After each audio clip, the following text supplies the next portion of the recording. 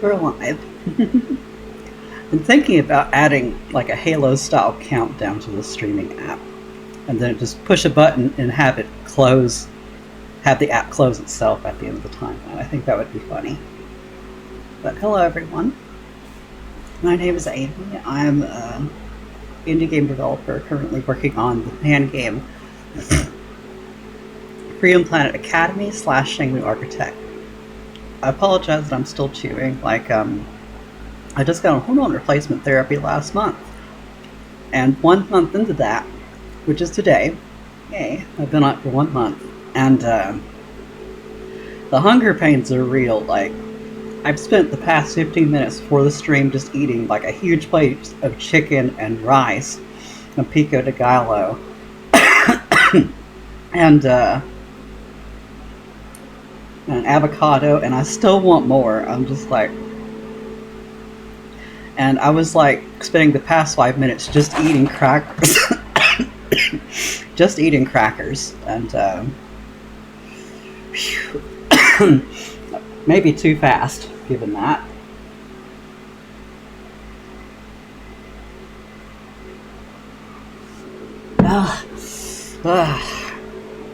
I have not feverishly desired food this badly for most of my life. Oh my lord. So yeah, what are we gonna do today? Apologize for the coughing. Oh my lord. Can my nasal passage be clear so that I can do this today? So, on today's agenda, we need to make the tile set for Beihai Bay. We would have already gotten a start to it on Sunday and Monday, but yeah, another thing that happens with hormone replacement therapy, as I explained in the Saturday stream, is that you get muscle deterioration too. And all my upper body strength is just gone now. This is like all noodle. It just disappeared over the course of the month and bit me in the butt this work weekend, where I overextended myself without realizing that that wasn't my upper limit anymore. So, spent most of Sunday recovering, and so I could do the Sunday night shift, and then after work on Monday, I just fell asleep, talked to a lady friend on the phone for like 4 hours, fell asleep again, talked to her for another 4 hours on the phone while doing kitchen chores and cleaning up and making pico de gallo and rice. And I fell asleep again. Like, I need to learn to pace myself better at work now, to respect the fact that I have noodle arms now. I have girl arms, not like, sleeper arms. Like, we ain't got those.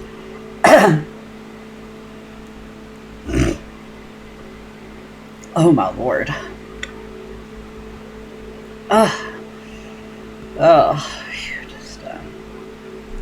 I was eating really fast. Like, I was feverishly eating that chicken, y'all. Just like, it's so bad.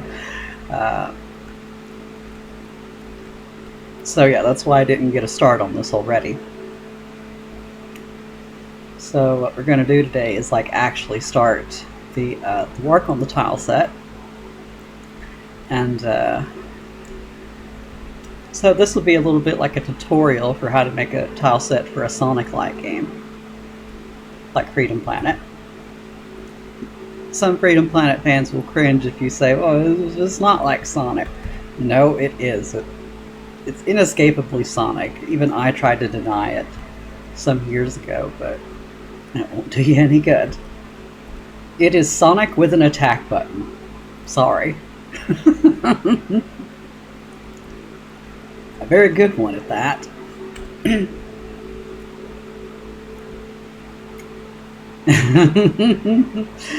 Yeah, that's accurate, Alistance. Ugh. Sonic with a gun. Oh my lord. I don't think the world is ready for that now.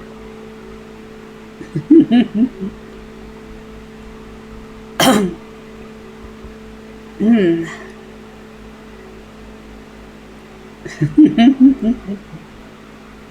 Oops. There we go. So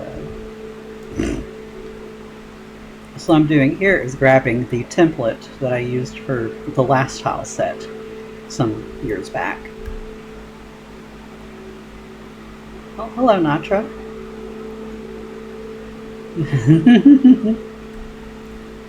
So let's get this new tile set started. Okay.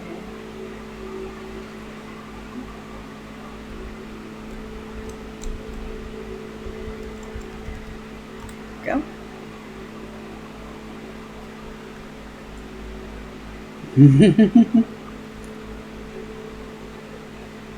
Spin off. So, yes, like basically this is how I do things with Freedom Planet tile sets. Like you have these dimensional boxes to work with. We will not be using these today. Like, I've realized like tiny tiles are no good in Freedom Planet, not that small. You only want like things like this size usually, so you don't want to go smaller than 32 by 32. That helps keep the Mila in check, because if you give her anything smaller than 16 pixels wide, she's going to go right through it in her usual ways. And so will Lilac. Carol's a good girl. She respects the walls even though she wished she could break them. Oh lord. So we make them 32 by 32 at the smallest, and then we have these boundary boxes that help me decide like what the dimensions of each tile should be. So like say we want like a long flat piece, we want it to be this kind of dimension. And if we want to make slopes, like you kind of make them within these boxes, for instance. And for certain slope masks, we unfortunately have to break the 8x8 grid a little bit, just because of some ingrained technical debt from the early parts of the project. But you know, for most scenery pieces, you'll want them to be like either this size or like that, or maybe even this size, 64 by 64. And that's why these slope pieces didn't work originally, because they couldn't connect to anything else, only to themselves. That made them pretty useless for making a variety of geometries for a stage. So what I did was make them respect this box instead. And then I was able to make Live Lagoon a lot more geometrically interesting than it would have been if I'd stuck to the old tiles. And admittedly, there's still some more work to do to polish that tile set, but hey, I'm pretty happy with what I'm done. I just need to just need to remember that next time when making like a texture this big and needing smaller variants of it. You gotta handle it better than that. Like that, giving it a completely different texture only kind of works.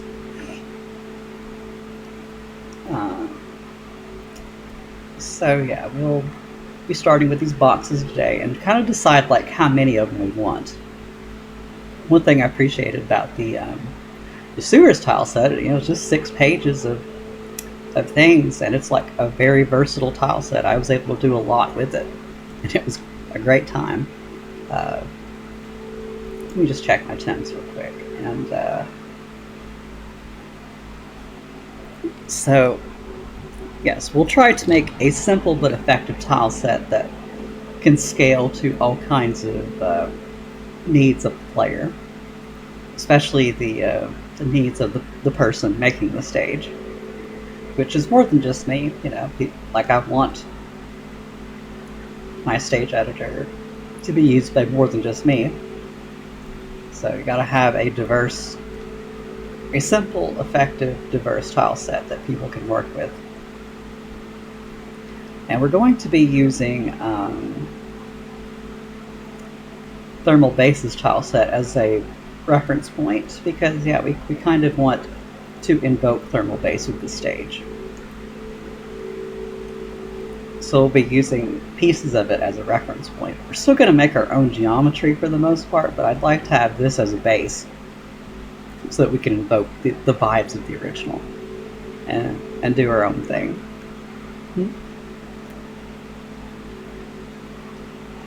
And we'll need a lot of pieces like that if we want to invoke thermal base.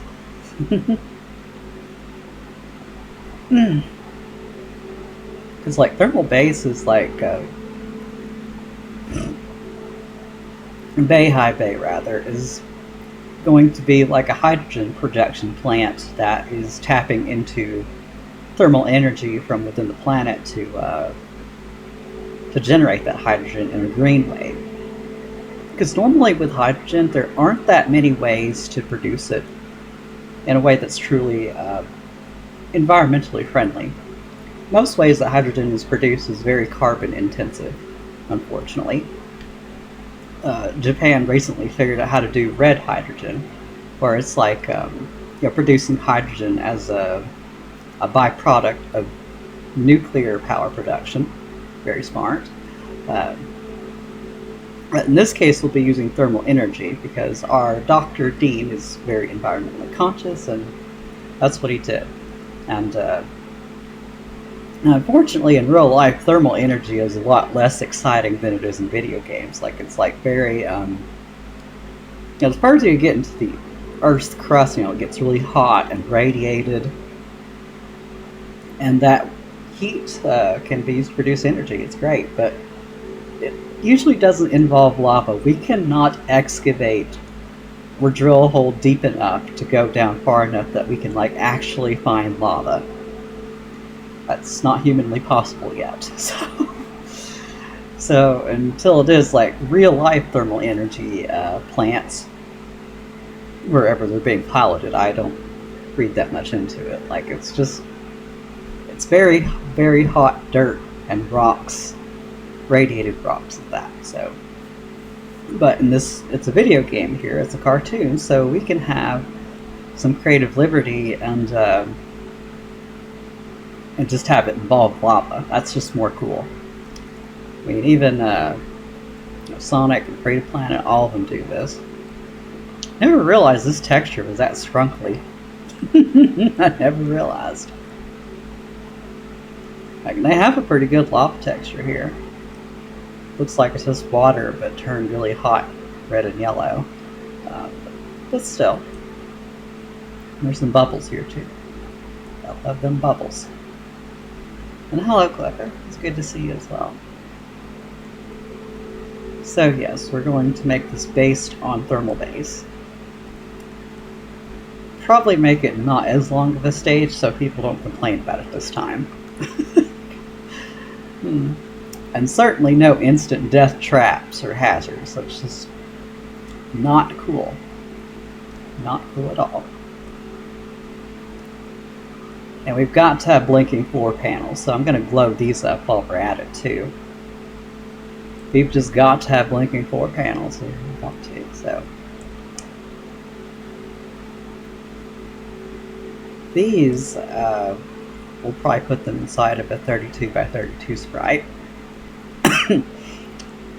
So yes, that can be one of our first tiles below the template.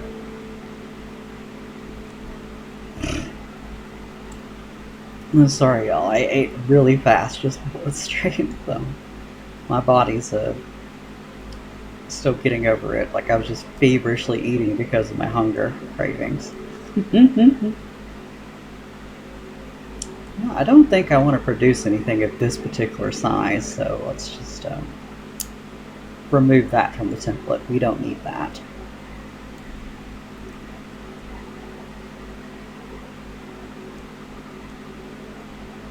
What we do need is a little reference point that shows you what a tile set generally needs for a Sonic or Freedom Planet game. So you kind of need these big donut pieces and two-sided pieces and inside pieces for loops, a variety of different blocks and ramps too. You gotta have ramps as well. Helps you create more geometrically interesting situations. And curved pieces too.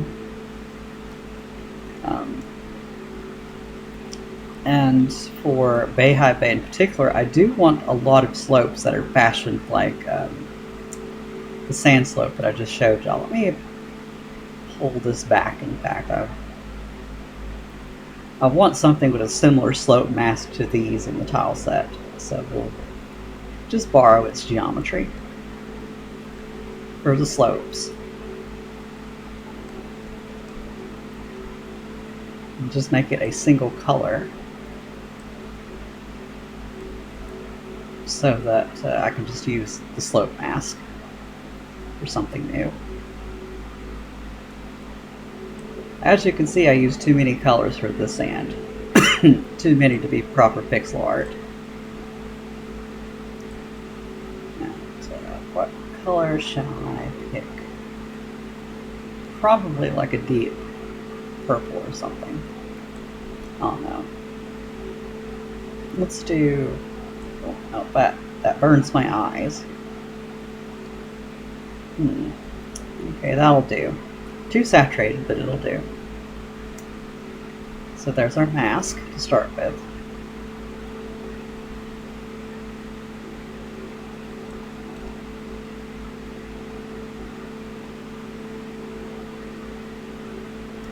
Okay. That's our little boundary box for the tile set. Ew.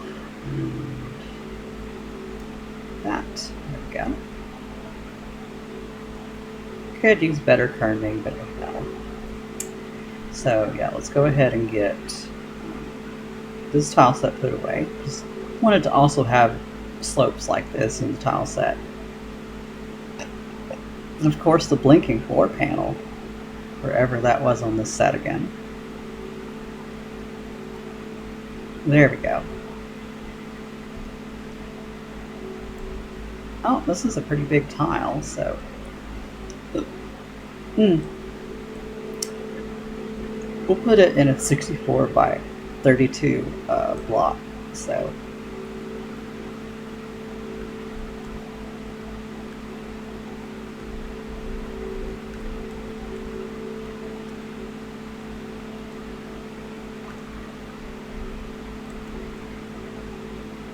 So we'll have this. Oh, and another one for its second frame.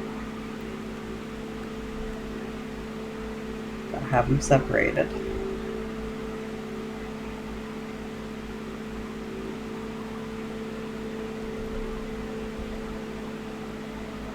I'll glow this up with like more colors so that it, looks like it was refreshed for a sequel instead of just reused as is from the first game. I think people will appreciate that. Like, I don't reuse anything from Freedom Planet 1 without glowing it up first.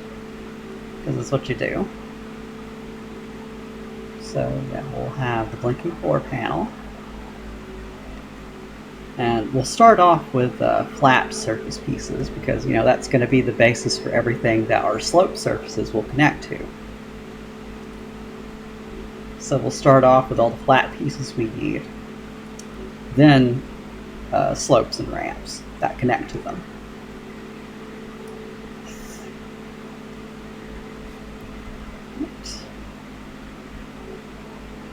So yeah, and it looks like we want to invoke thermal base. We could not have anything smaller than 64 pixels, basically. So yeah, you're not making anything as thin as 32 pixels in that case. This is going to be a very big tile set.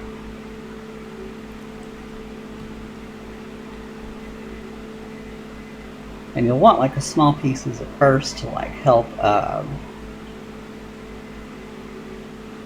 supplement the larger ones and help connect them too. So the first thing we'll probably want to do is make like this piece, which I think is like pretty geometrically interesting as well. It's pretty neat. So We'll just like copy it onto the canvas as a reference and then try to make something like it.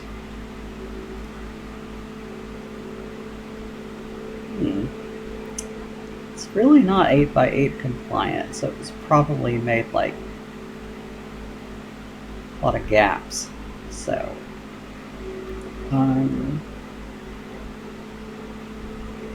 yes, so something like this, but we need it to be like compliant within our editor tool so that we can do fun things with it. And let's go ahead and pull up the backgrounds for the stage 2. So that way I know like what exact color theme we can pick for the tile set. And I kind of do want something that matches the sunset version of the background that will be seen in the second half of the stage. It's like this is our background for the stage. Put a lot of attention to detail in this one. Lots of distant rocks and hopefully compelling dithering patterns too. It's not pixel art without some careful dithering. And I think like a strong yellow pink tile set will not only stand out really well against this background, it will complement this one too when we get to this variant. Should be pretty nice. And there's a lot going on here, as you can see, even on the sand. Like, the most important things I've learned about background design is like the further away things are, the more you can get away with things not being very detailed from that distance. And it's a better emulation of what our human eyes and cameras are capable of too. So the further away something is, the less obligated you are as an artist to give it detail. Especially if that distant detail is not the focal point of the canvas. Like, you know, like I want the eyes to be drawn to this big rock here that I did from scratch. Just this really nice rock. Then with this rock over here, you know, it didn't need that much detail. It's further away, it's not centerpiece, but it needs to be there to give the environment its life. And then I put all of my attention into detailing this instead, because that's what you're going to be looking at. Like, I gave it lots of bright patches too for that reason. Whereas if I really wanted this to be more subtle, I would have made it darker. So, yes, let's go with like pink and yellow. That's our colors. So instead of like red and yellow, it's going to be pink. So let's go ahead and like sample the palette from this and try to make our own palette.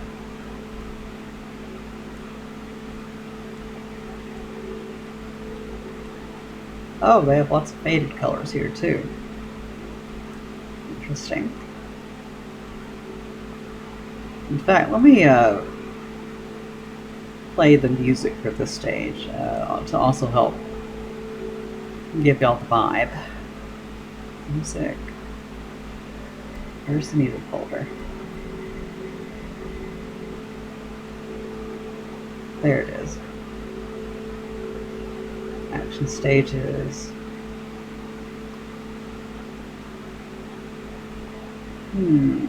Yeah, we have a remix by Dusky and a remix by String.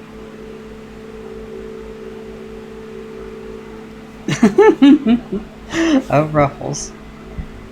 Sorry about that. Also, dear Lord, the cable from my mic was under a lot of pressure. There we go. Should be a little better. Just happened to notice. And hello, Ruffles. Good to see you today.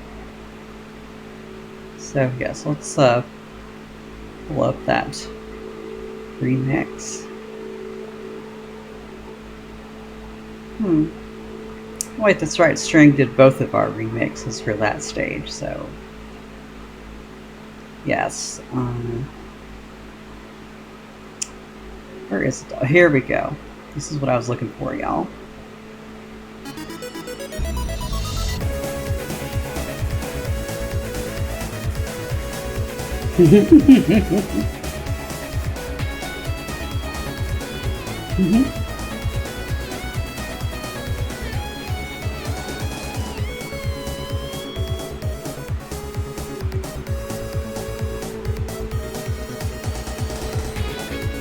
Now let's make it our own.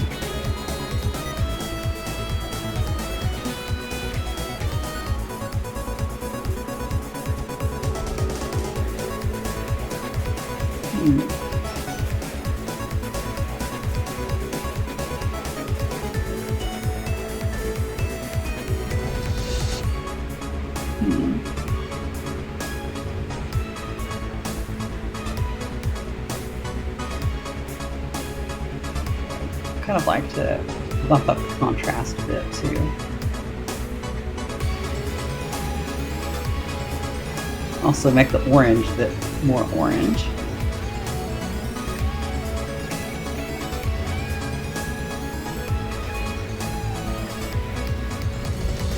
This needs to be more yellow too. Just a bit more.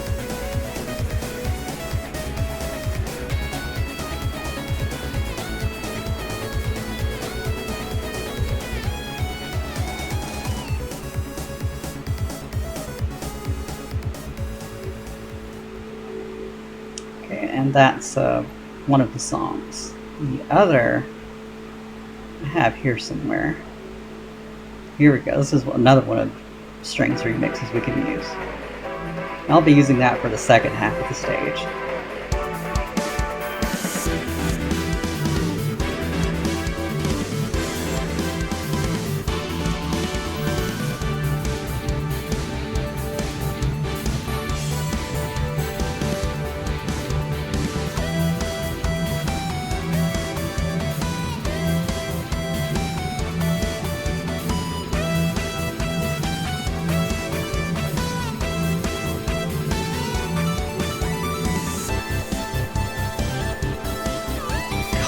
Still great.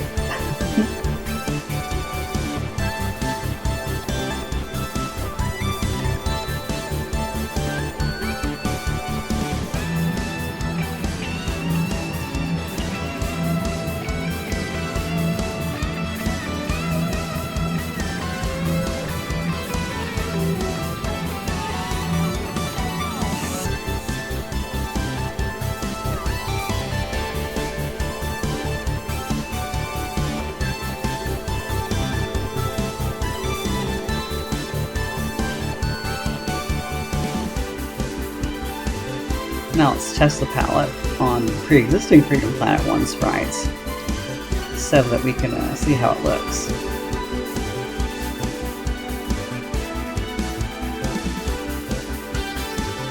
And if we like it, it's time to make our own assets with the palette.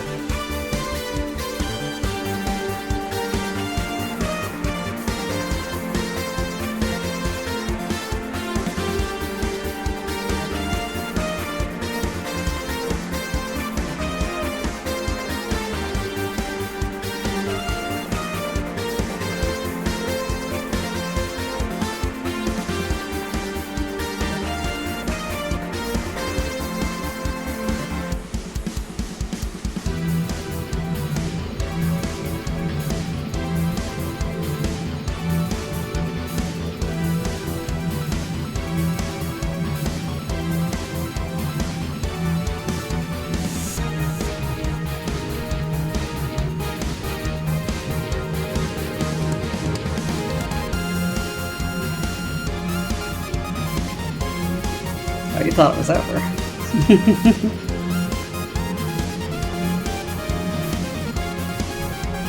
Ooh. Need to be more pink.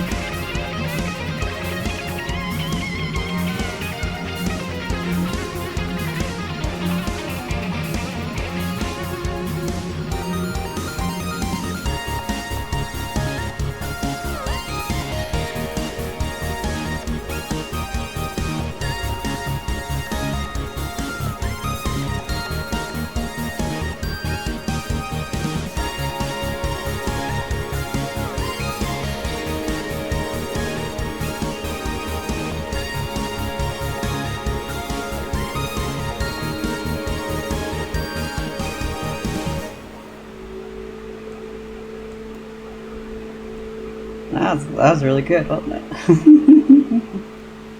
I want to loop that one more time. I still love it.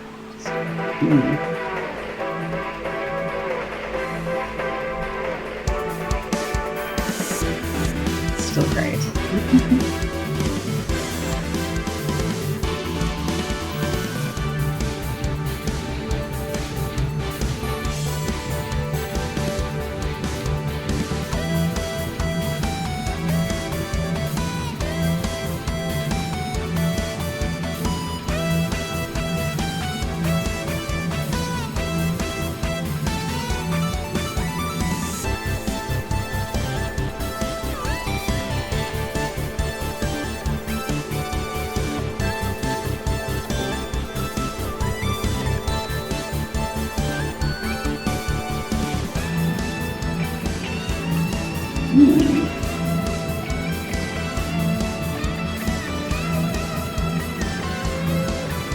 I agree, Nitro.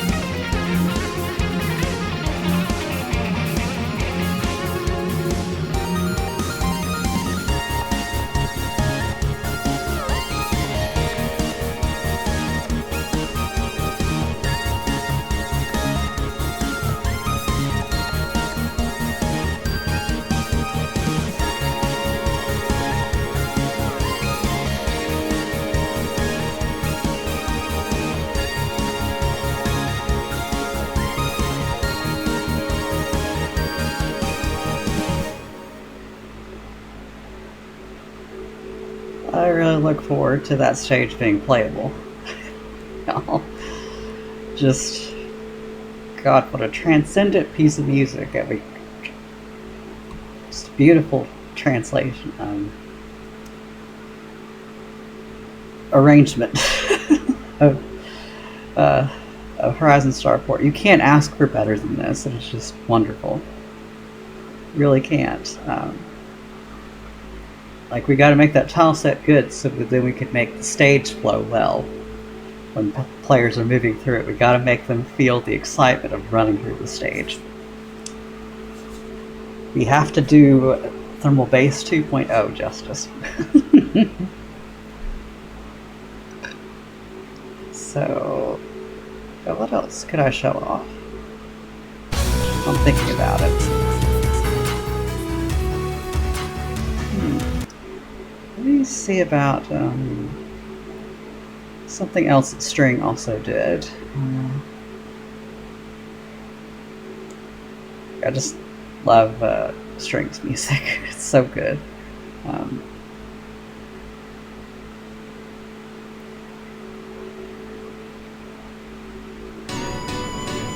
This is something that I wish had a finished version that we could use too.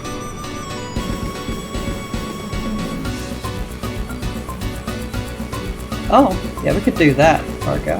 I mean, Ruffles, we can do that. Yeah, where is it in this folder? I didn't name anything properly, I just stuck to the file names that people gave me, and everyone has their own naming conventions. I think this is it. I'm trying to remember. Oh, this is an older take on it, before he punched it up some more. We'll play through that before we go to the finished version.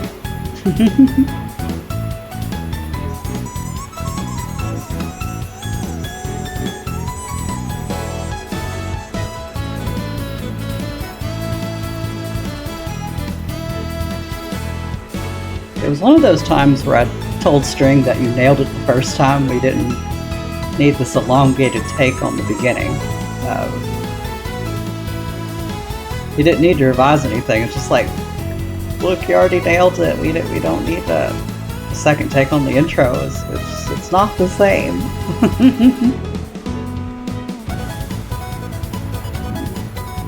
But as you can see, it went through a lot of revision work before the final one.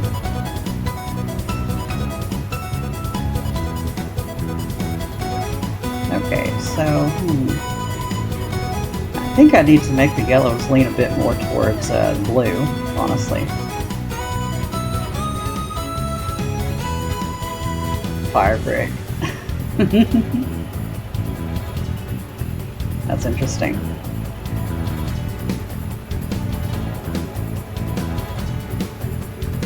As you can see, it sounded pretty different.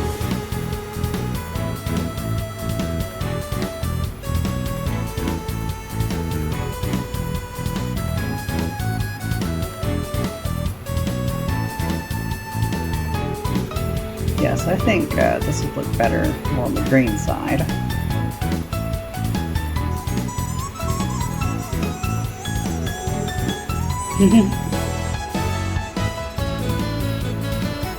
Aww. Yeah, same Nitro.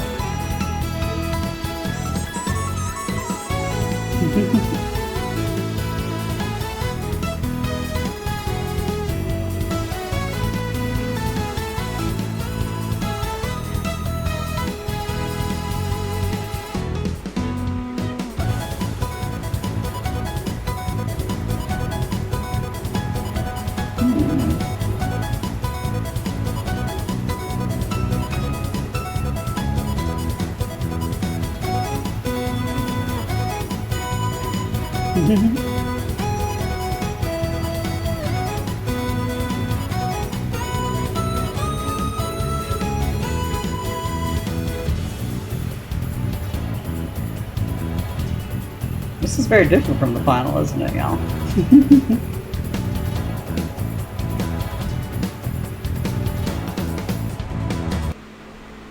Yes, I think my bias for green metal is about to come through for this tile set. I think pink and green just work so well together. But the greens need to lean a bit more towards the yellow side still to match the background, etc., etc. So that's what we'll do.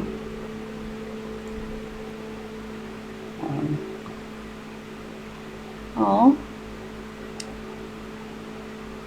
I'll release the soundtrack in full eventually, Ruffles, but I guess I could also email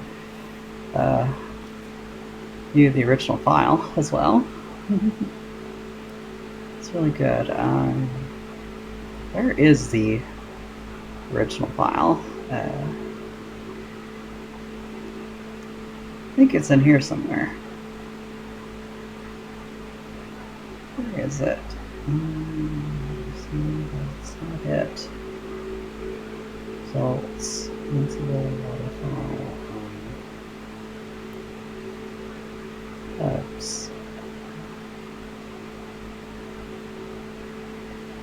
I have been meaning to use this in the game too. It's one of String's remixes of Shang-Hu that I really like.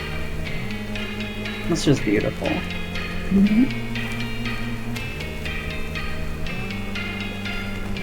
And no, I don't, Ruffles. Oops. Probably send it to me on Twitter or something.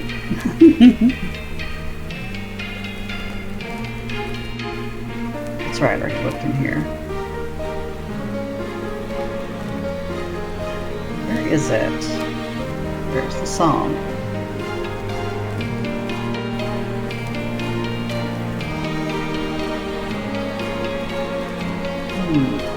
Oh yeah, I think that's the finished version.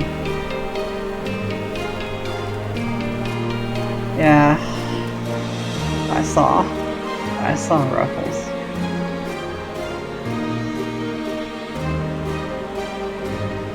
I think this is it. Let me just yeah.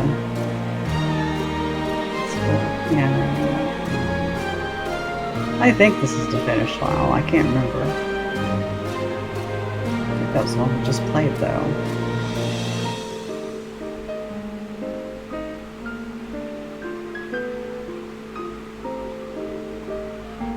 Aww.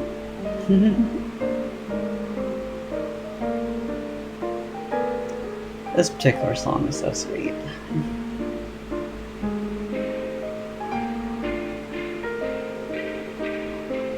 Let's see if it is the correct file.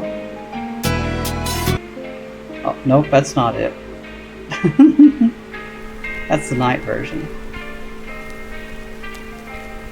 Aww.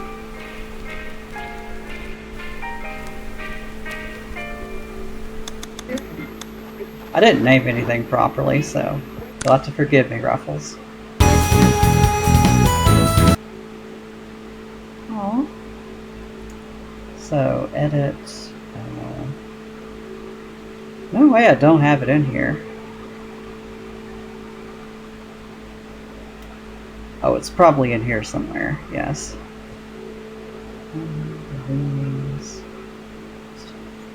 Maybe this is it. Let's check. Nope, that's the oldest version that Alice Dance had. Where did I put it? Oh my god, there's no way I've mislocated this file. There's just no way.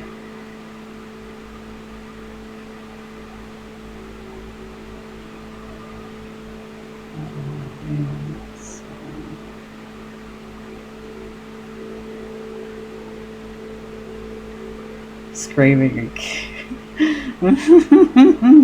Where is it? I'm sorry, Ruffles. I'm looking for it. Just give me a second. Little jazz. Screen. Hopefully this is the correct file. Find it. What would? Oh, here we go. There we go.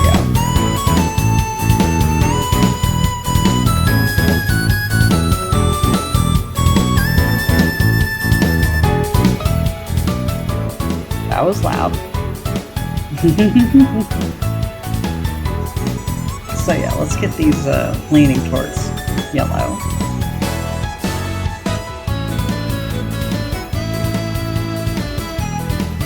Turn it back up. Oh, Ruffles.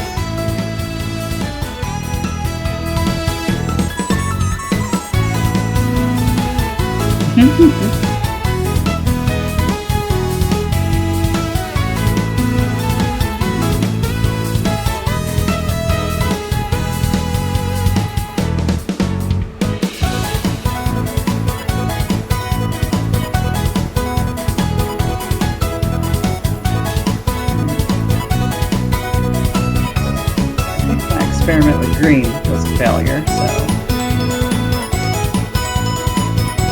let's stick with yellow.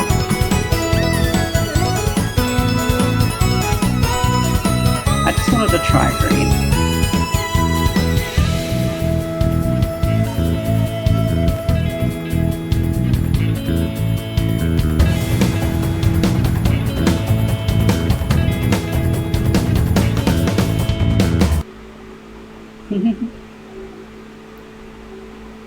Now how about another listen just for Ruffles?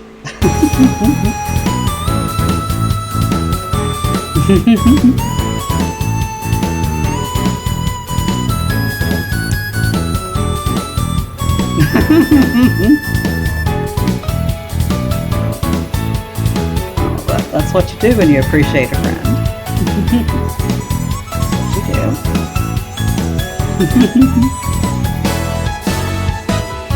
Okay, so let's try and make some metal.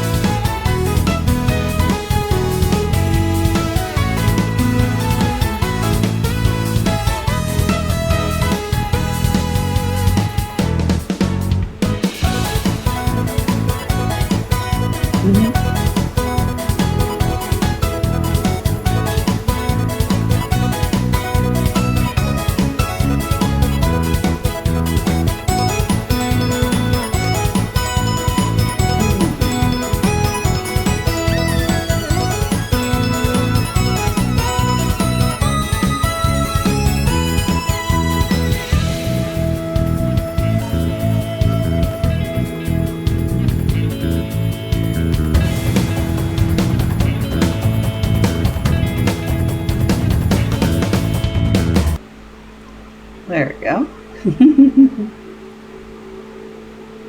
There are a couple more bits of the soundtrack I'd like to share with y'all too.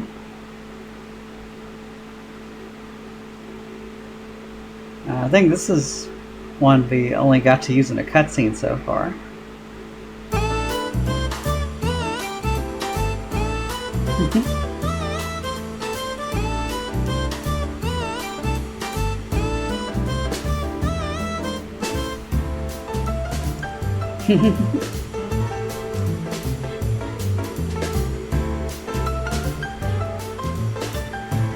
Oh, you too, Ruffles. It's good to see you. Oh, wish you a good day.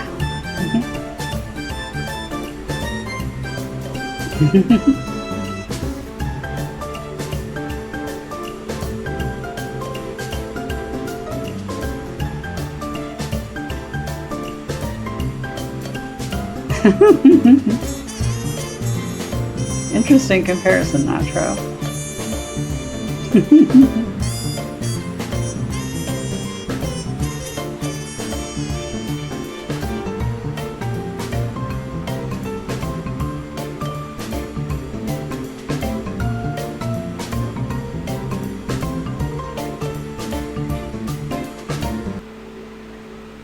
Yeah, still love this one. It's so good.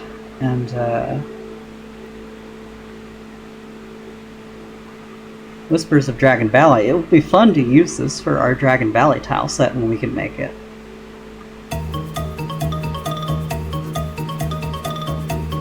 I ask myself that every time Arco is like, what do you mean? What a horrible thing to say in a hospital. You know, just like that one film. A horrible thing to say. Guess because it's not, they know everyone's gonna lose a Pokemon battle eventually. Everyone.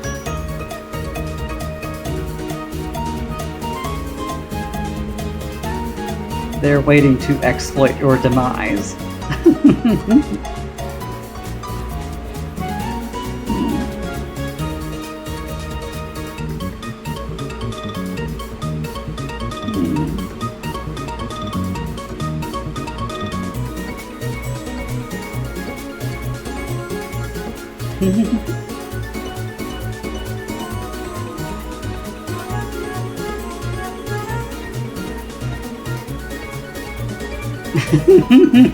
Always be here for you. Just waiting for you to mess up.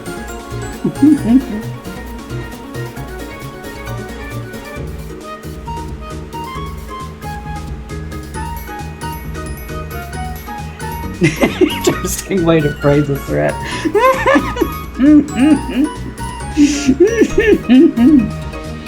Oh, Nitro. That's a good one.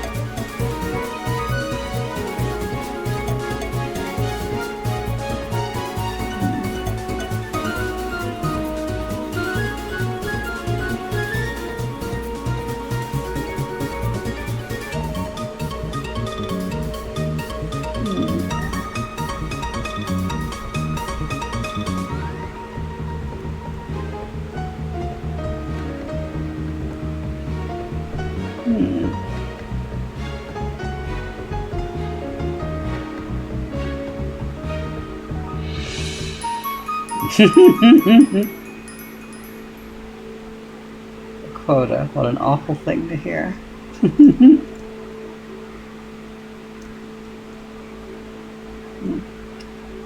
That's another one I can't wait to hear in the game at some point. And there was an edit version of it that String also produced, which it'll be amazing if we get around to using it. I hope we have a use for it.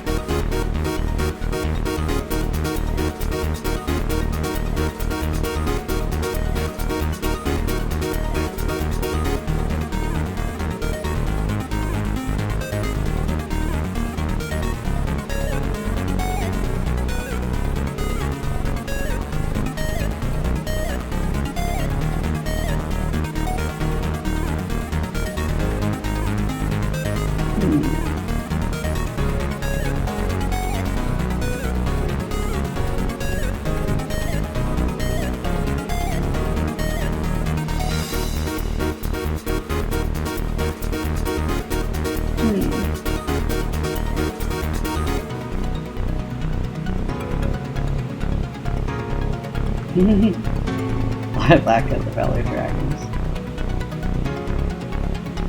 I still need to watch Studio Ghibli films. I have not yet.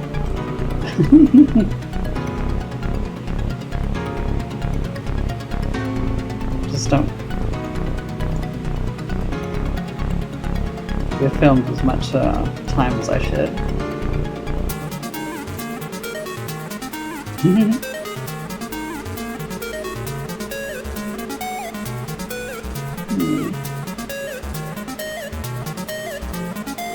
Spirited Away. That was one I heard talked about a lot. Yes.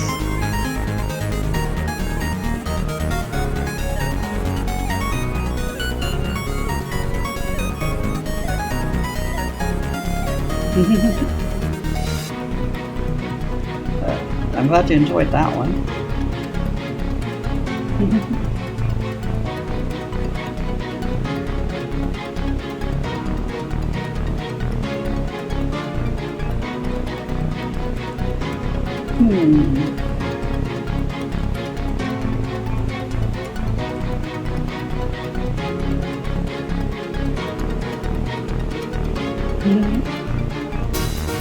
That's good to hear.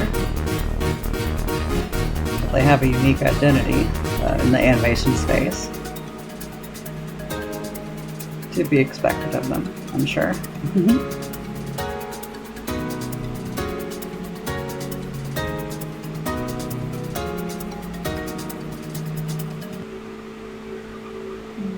Aww.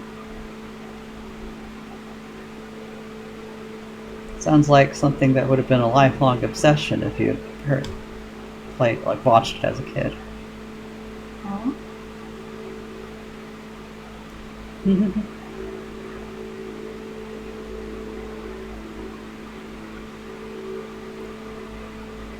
Let's see, what else was I going to show y'all? Of the upcoming pieces of the soundtrack. Oh yeah, I did get permission to use Lotus Cascade. That's going to be the very next stage.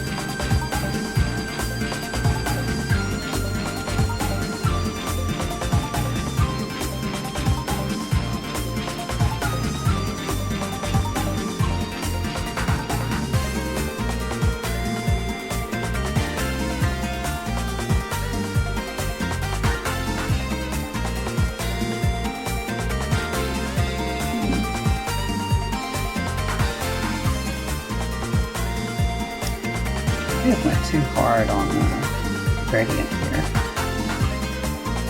Just maybe.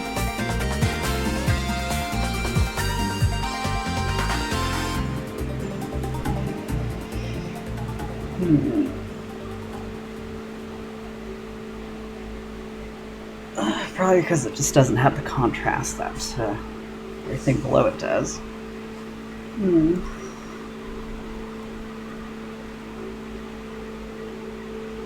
I very much look forward to that being played in Sapphire Jungle. That's going to be great. And how about some beta music while we're here?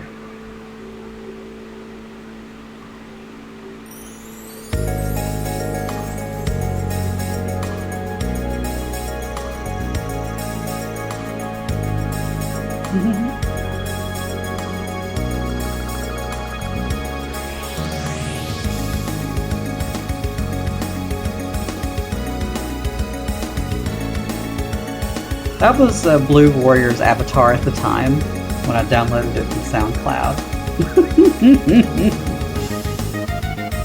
And Blue Warrior is trans now too, last I checked. The trans radiation is quite real.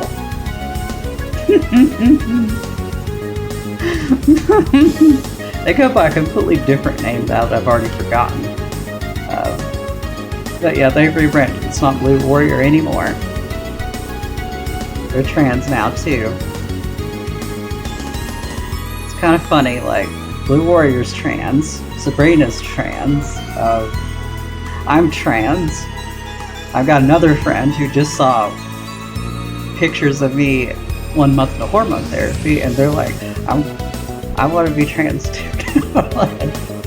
Yeah, Woofle, yeah, they're also trans. Just, yeah, can't forget Woofle now. I was trying to remember Woofle exactly, honestly. So yeah, the game development sphere is just surrounded by everybody with programmer songs now.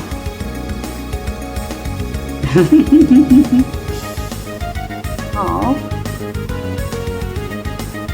If you're referring to me, Alice Dance, thank you. Aww. Yes, I've been passing around pictures of me topless. I've just been so excited about the changes to my body. And some people who otherwise wouldn't have asked for them have looked like, oh, aha, I knew you'd be curious, I knew. Aw. Well, that's good to hear, Alice Dance. Aw.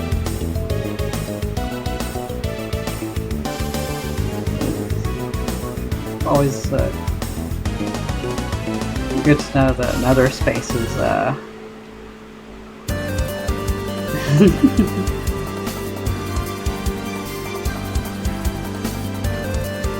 oh yeah, this is the original Relic Maze.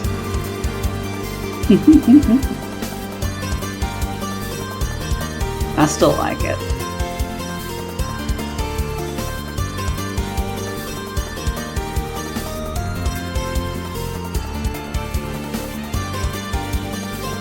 Aww. I'm still not over the fact that you want to paint me, Alice Dance. Like, I never thought I would become the kind of person people would want to paint. And I've got another person who wants to paint me now too, and it's oh no.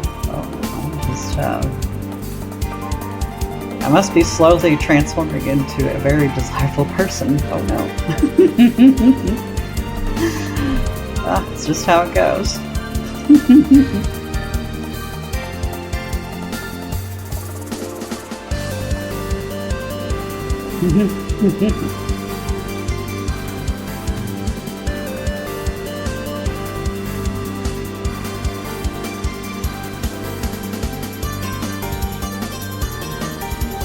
You know what, since this is an area that Dean has designed, why don't I pull up concept of art of him, like maybe project some of his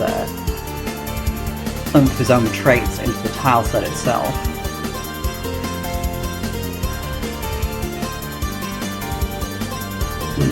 Aww. Oh, you want to send it to me? Wow. May or may not. Wow, it's have a girlfriend who would also be interested in that painting. Oh boy. An art battle. That's a funny thought.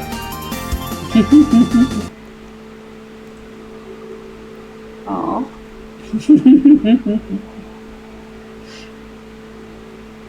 But I'm sure she'd also like to see your painting. Go back to the music folder. There was something else I wanted to show off.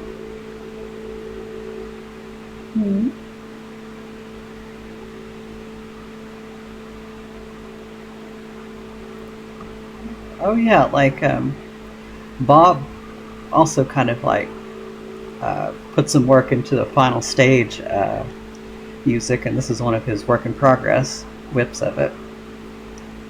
Not finished yet, but there's an inkling of something great in there.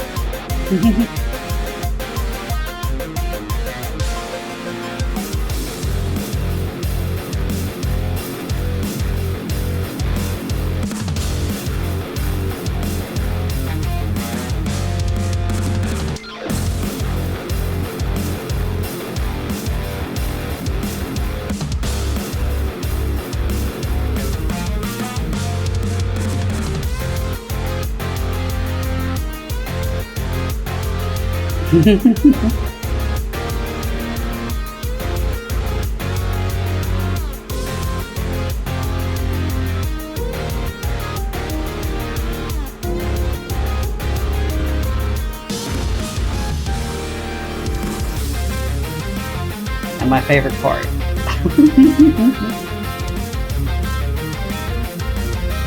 Oh boy.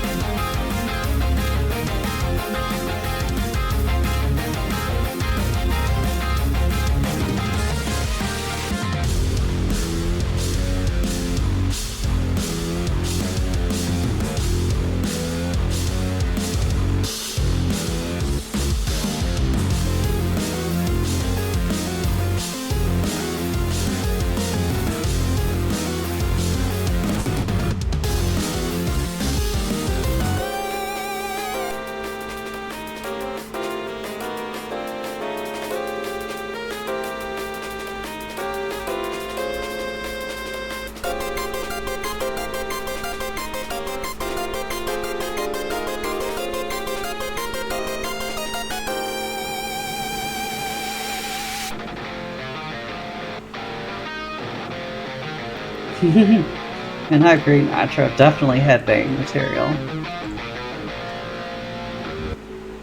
It is really good. I'd be interested in the final version, to be sure. Very interested. One more time, because damn.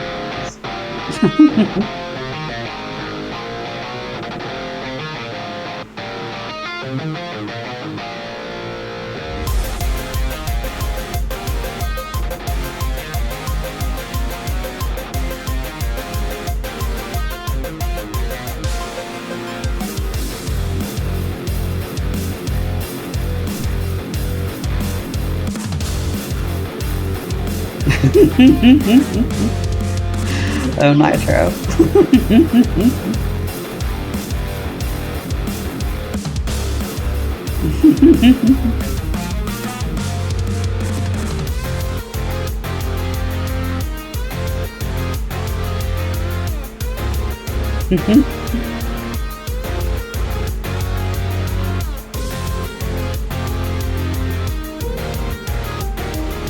There we go.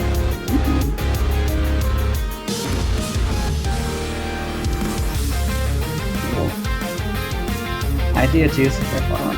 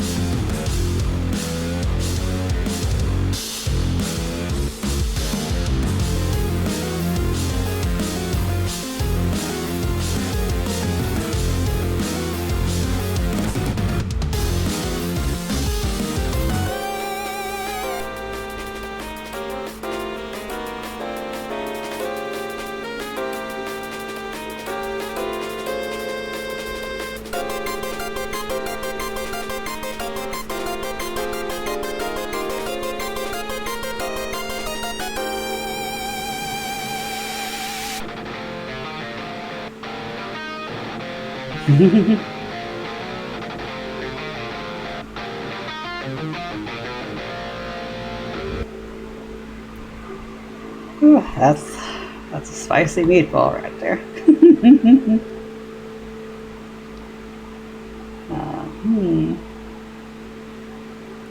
What's another one you'll probably like to hear? We have lots of good music to look forward to.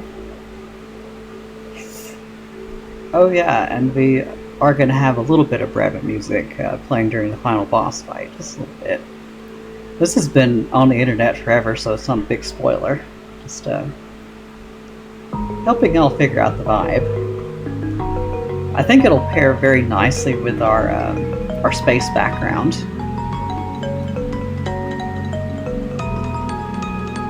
Like, imagine this paired with this song.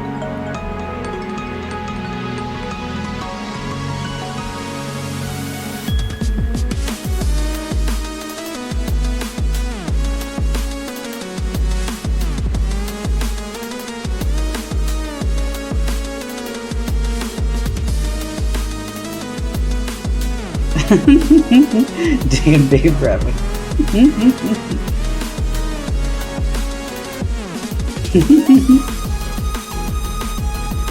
That's one way to describe it.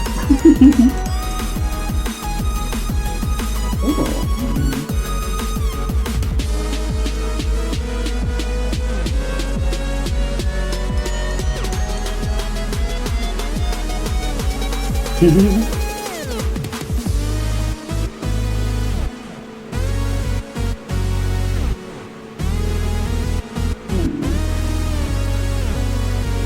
That's right, concept art of Dean. Let's pull that up while I'm thinking about it.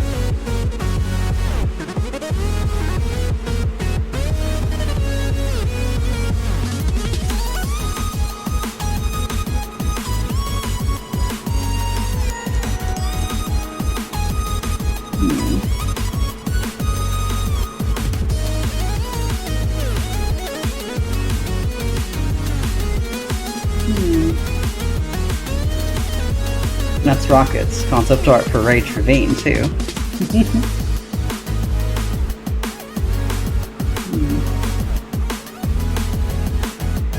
He also did this beautiful Art of Lilac too.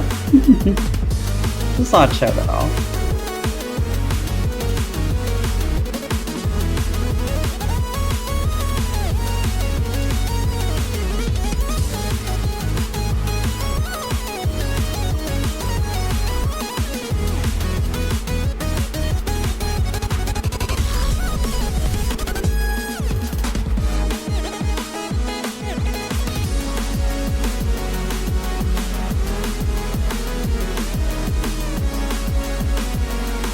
Yeah, I think I want a Star Trek vibe for this tile set the more I peck at it.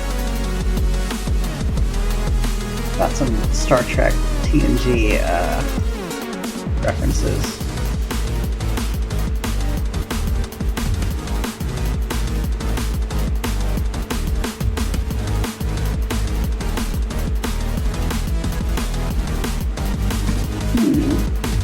I think that's where our texture identity will probably need to lie.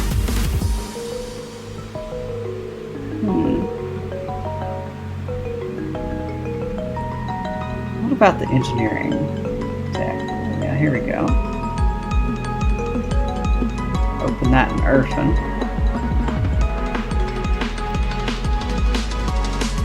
Okay. Let's grab another.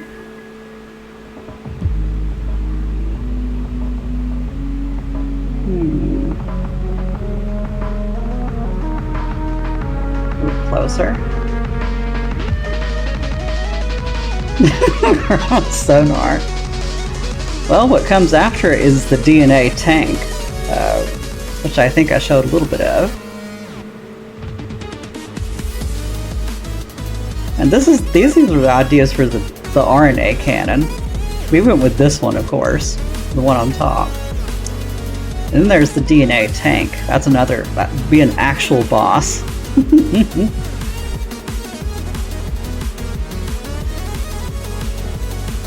And that thing is gonna be scary. It'll probably make Sabrina jump out of her skin when she hears that thing roar. Well, yeah, we already have two. Well, yeah, we're gonna have two tanks. Like the DNA tank is gonna be a little different, of course, but yeah. We do have two tanks in the boss roster now. Okay, that's Discovery. Yeah, not looking for that.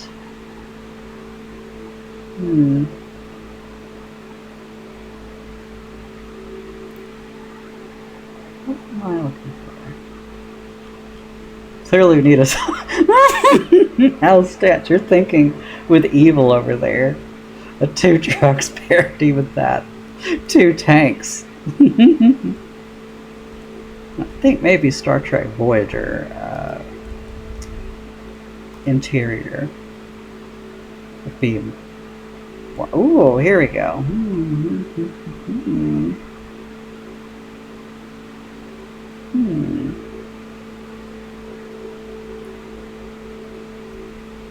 Yes, now this is giving me this. Making the brain juices flow a bit. There we go. Copy that one. Such an evil idea, Alice. It's evil, terrible, awful idea. And you will probably do it.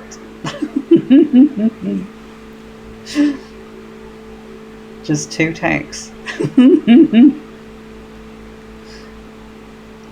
Ooh. It's Star Trek themed studio flat, but still, it's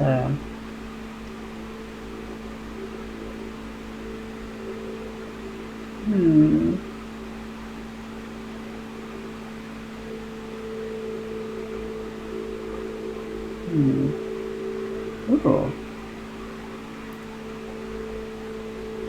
Oh, that's Prodigy. That's a different thing. Looking for the interior of Voyager, y'all. Not the ready room.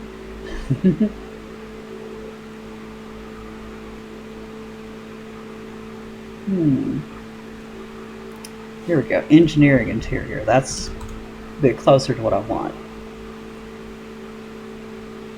Lower decks.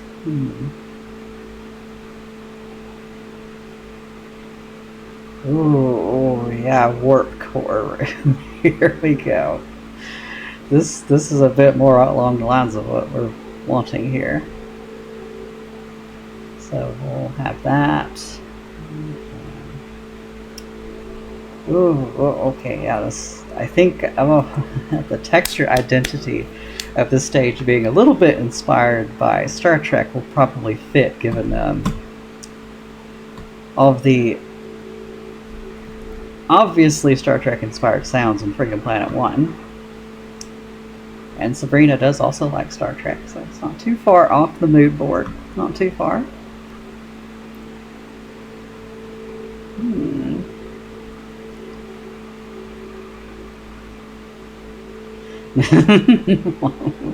That's pretty accurate.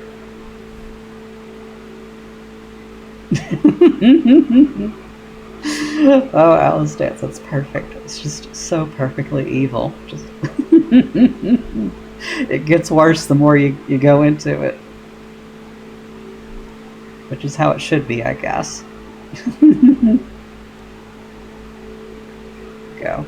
Higher quality version of that scene. That will do.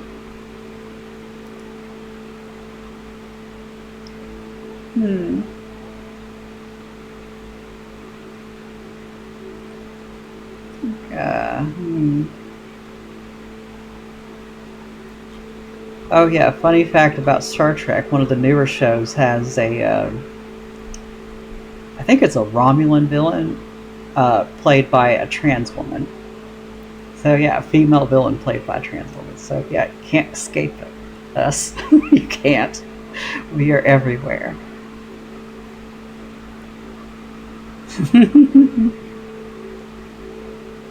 Alright, so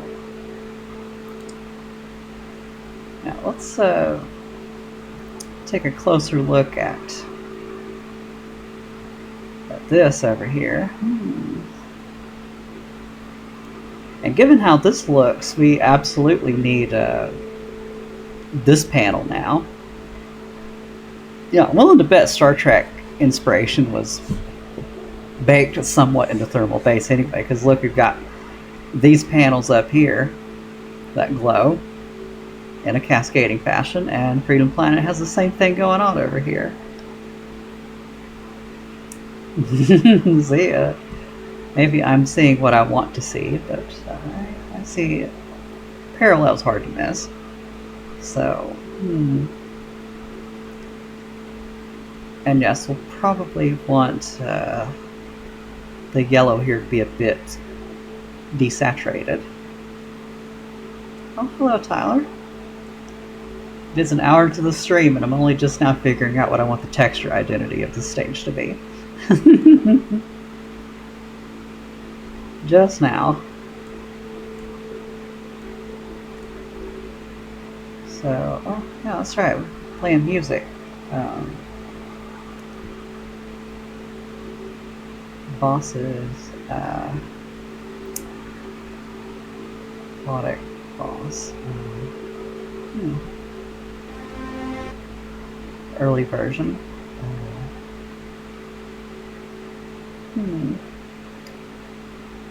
Yes, miscellaneous.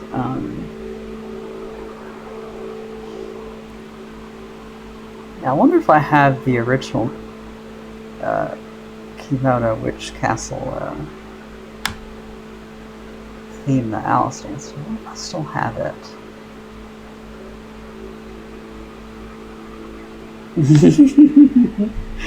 Murder machines.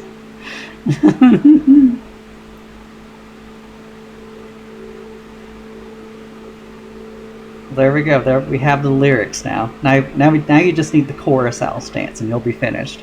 The chorus line. Oh boy. Oh yeah, I think. Let me see what this is.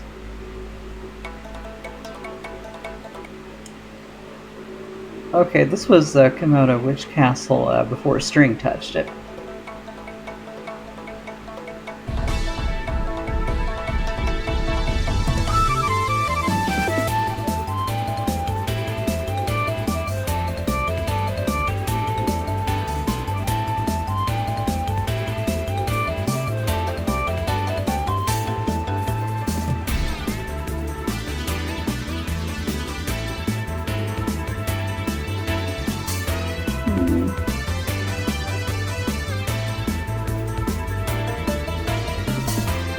that explains it.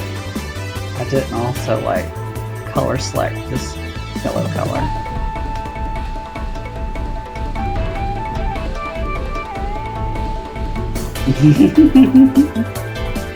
Aww.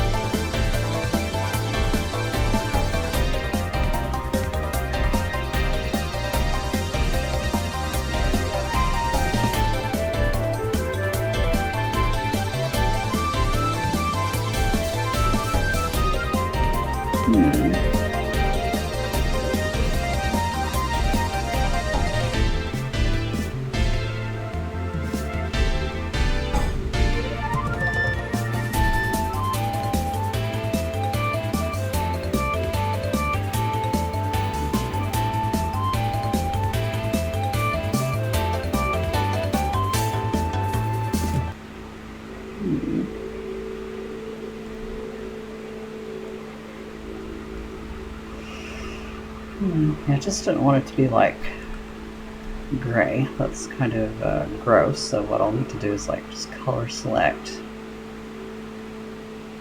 these colors and just don't attempt to desaturate those ones.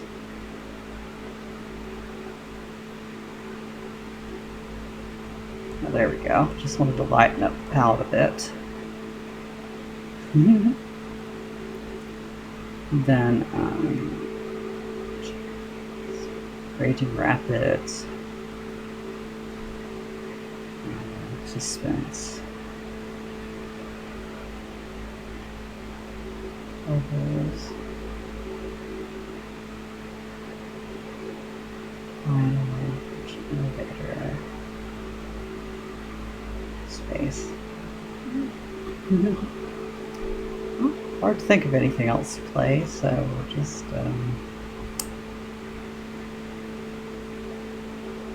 thinking about, yeah, you know, Sonic CD would probably be a good soundtrack to play as well.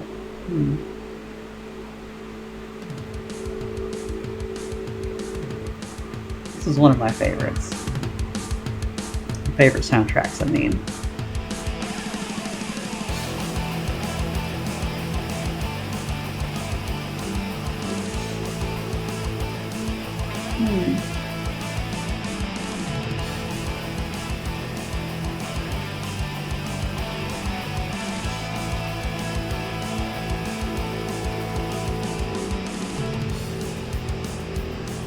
Yeah, this ought to be a good album to keep us going. Should be, at least.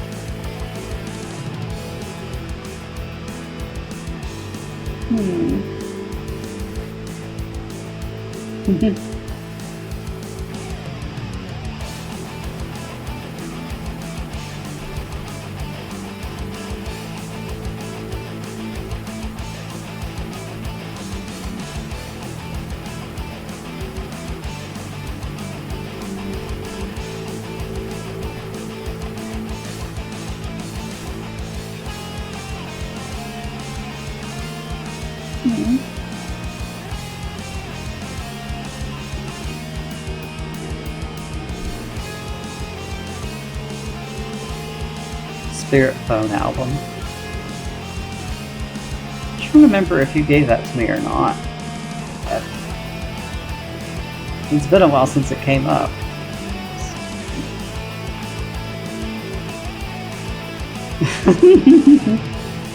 Oh, that's good at least. Quite as memey.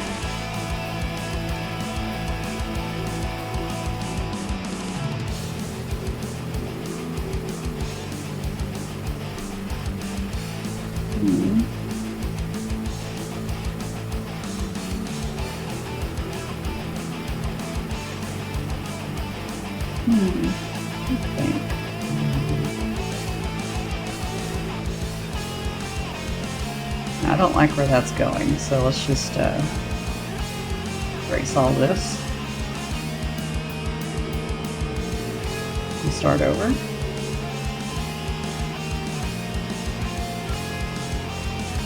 Just don't think it reads very well with the kind of texture I was going for anyway.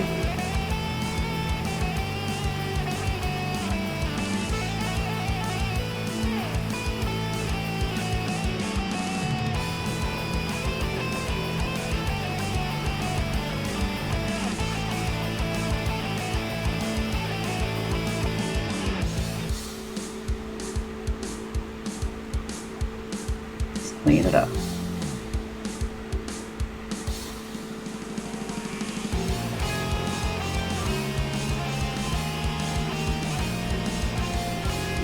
Okay, let's try to take some inspiration from Star Trek instead.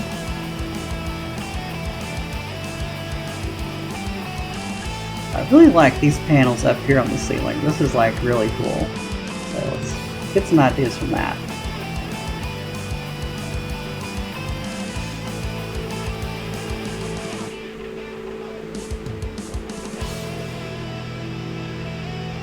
Windows? Why you gotta make window management so weird? There we go. Really like these ceiling panels, so let's see if we can take some inspiration from this instead.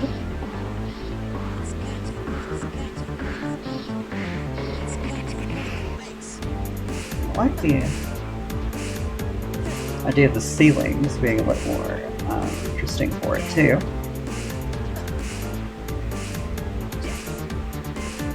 Let's do a really gay Star Trek tile set. About that, y'all.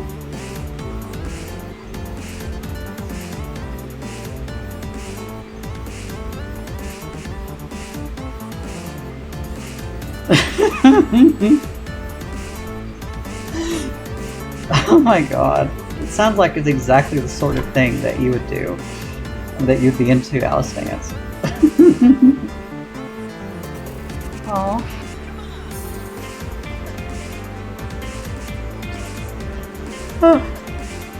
Oh. Drink some coffee.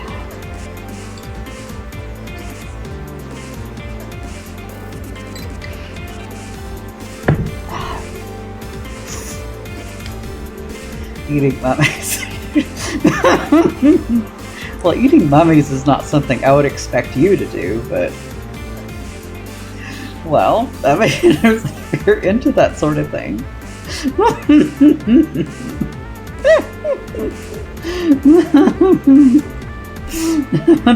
Arco, don't encourage it. Or do. It's that kind of Tuesday, y'all.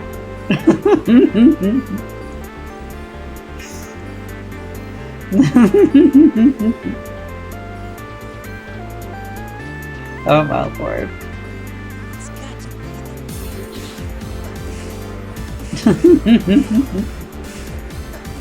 Such a cursed thought.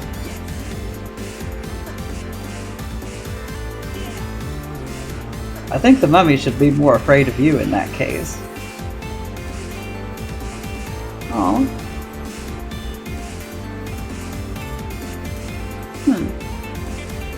I didn't know you liked the album that much, Nitro.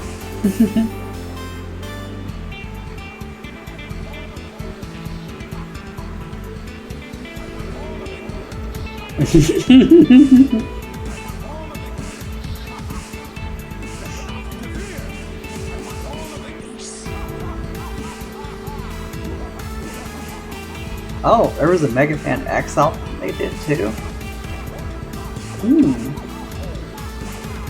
Interesting. Never was crazy about the X games, but ain't nothing wrong with their music. That's literally on fire.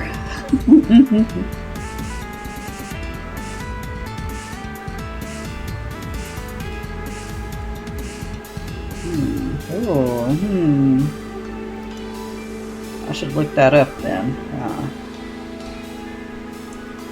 I'm too curious. Oh, sorry, Mega Man X.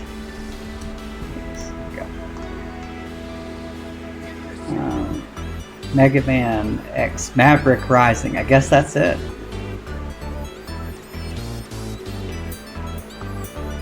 Ooh, this is a pretty big album too.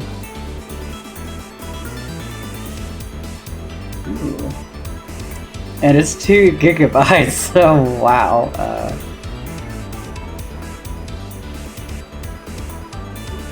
Here's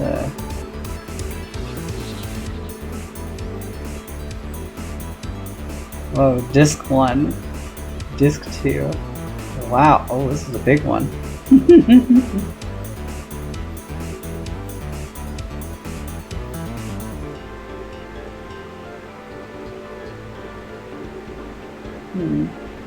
Oh, these are the individual songs.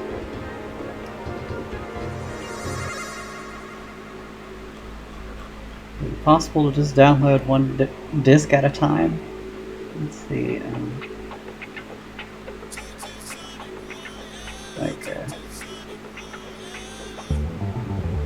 Download the MP3 Smart. Oh, here it is.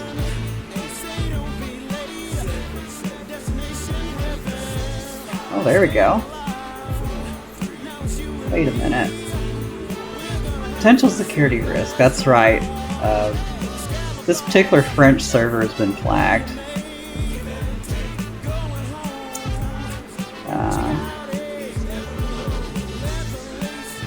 How do I get it?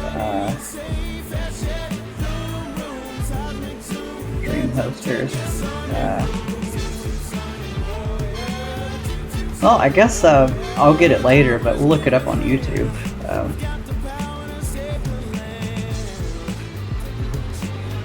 Don't you already have a YouTube link? Oh, yeah, we do. We got a trailer for it.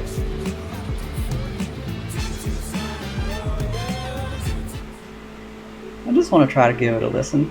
See if I want to download the whole thing. There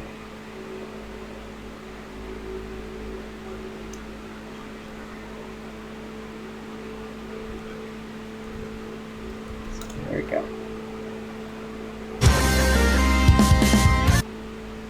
Here we go. Let's see if we can play this while we work on video games. Alright.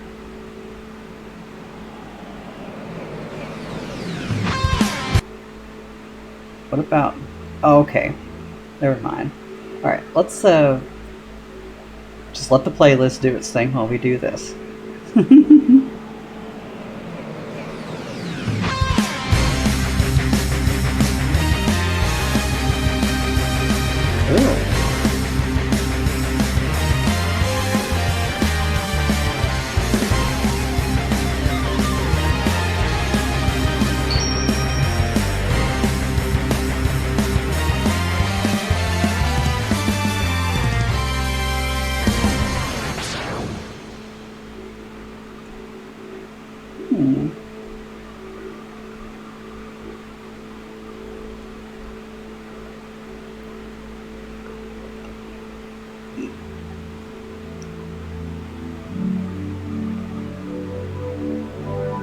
Oh, I've seen China do similar practices with like dinosaur bones, just like grind them up into this fake medicine.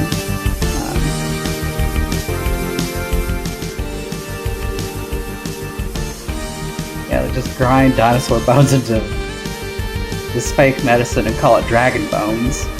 It's like, okay, and people unironically buy that.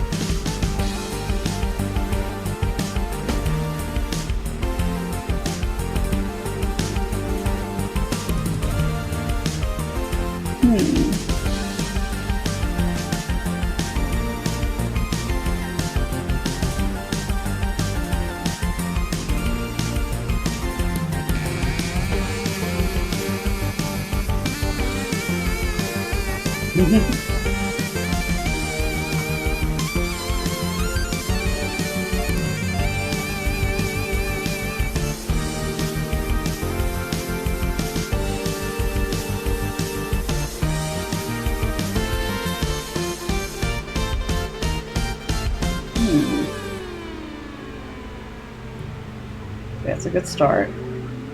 Curious about the rest of the album.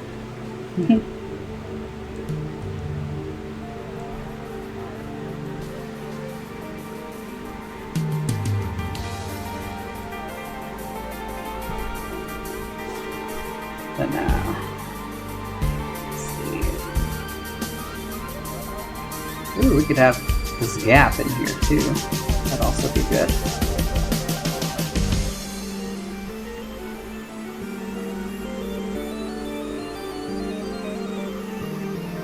How much space for the gap?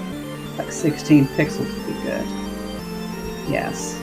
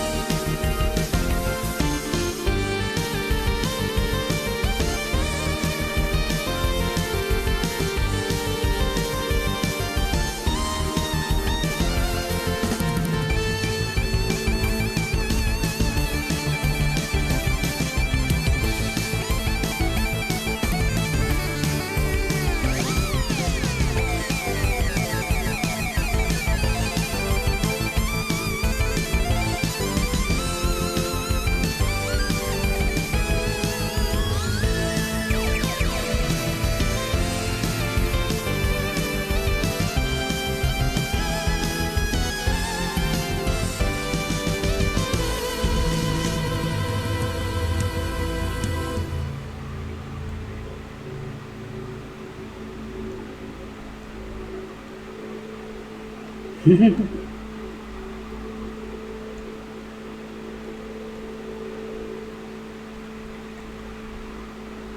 that was still going? Okay, yeah. Ooh.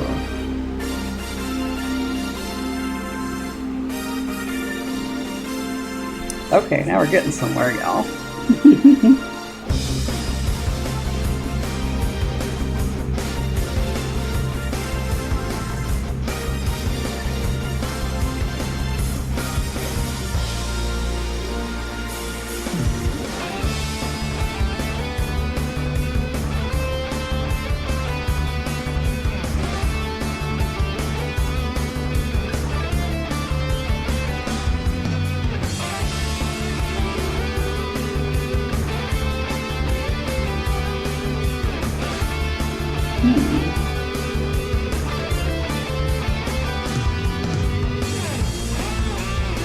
Cool my jets with rim lighting.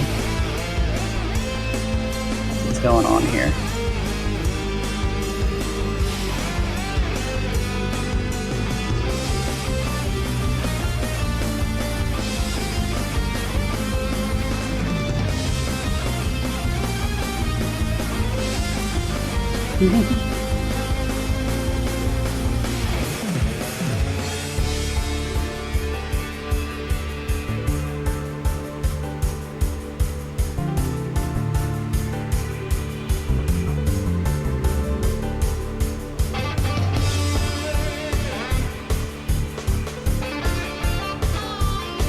I think that's good.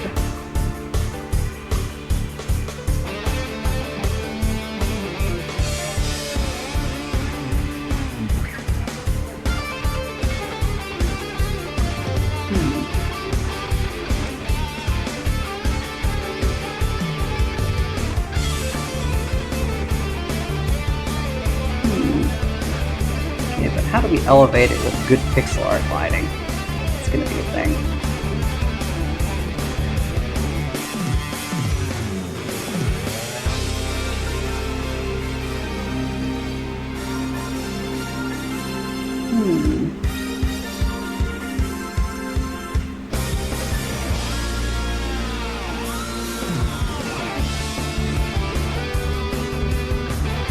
This is really good, Nitro. I'm glad you recommended it.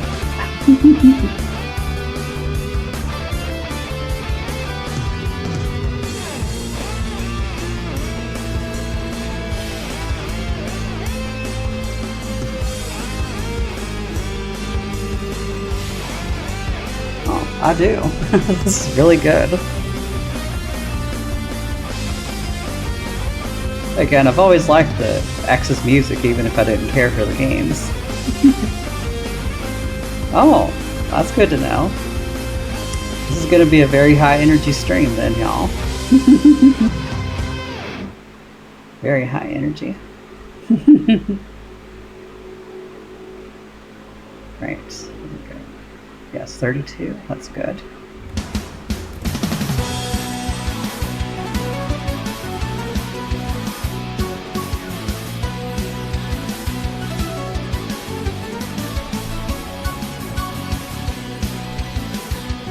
Ooh.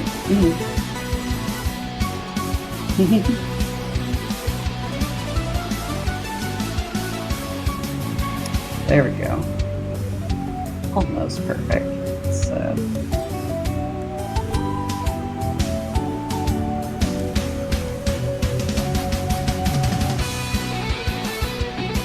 Ooh.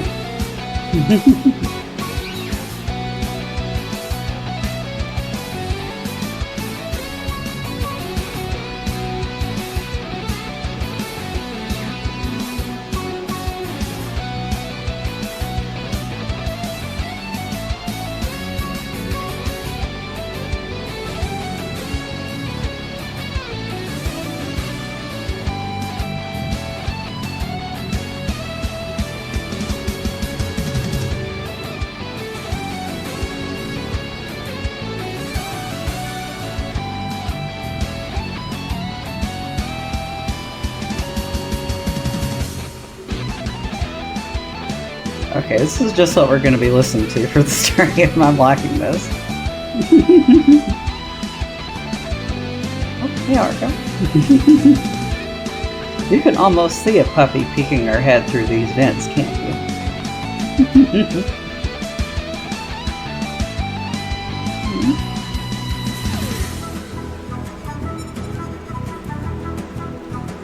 Yeah, I never was crazy about butt rock, but give me some real rock, I will tap my feet to it.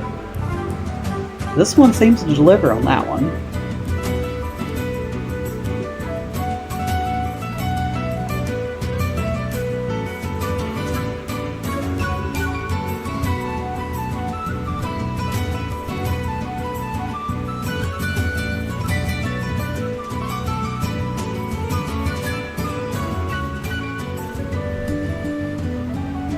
Also love a good flute section too.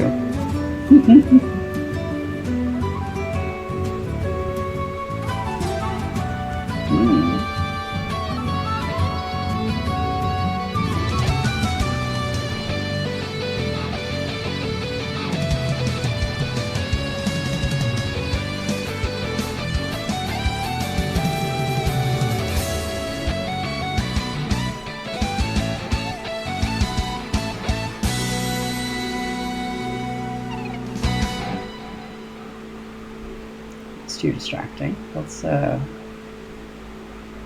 this instead. Yes. Whoops. Wrong color. Ooh.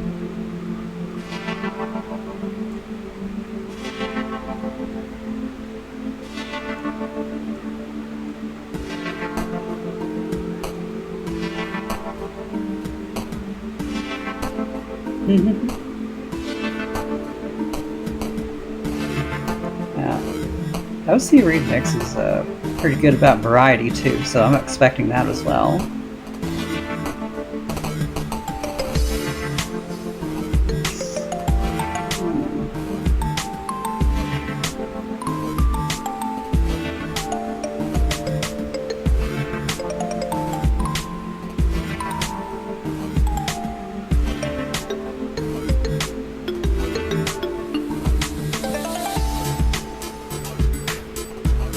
Xylophone moment.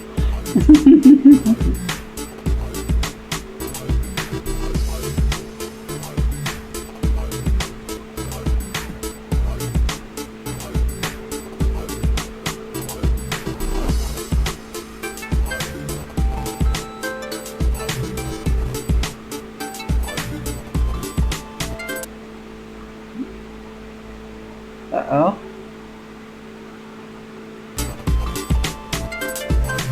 Got stuck on some buffering.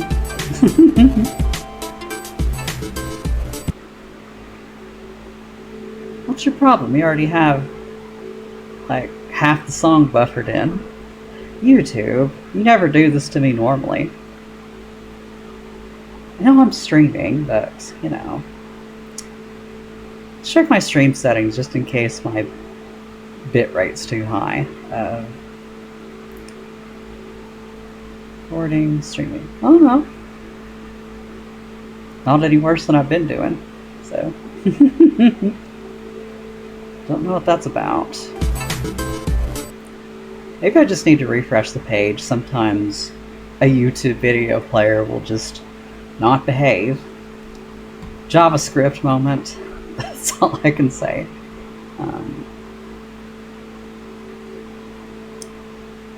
Oh, I'm down right now, that's why.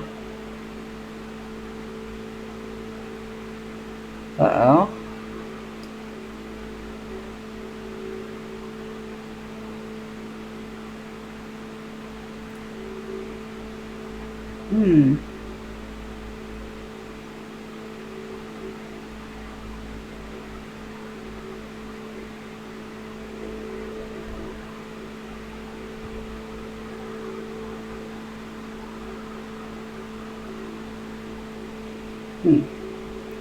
Okay, y'all able to see the stream still? I think it went down for a second.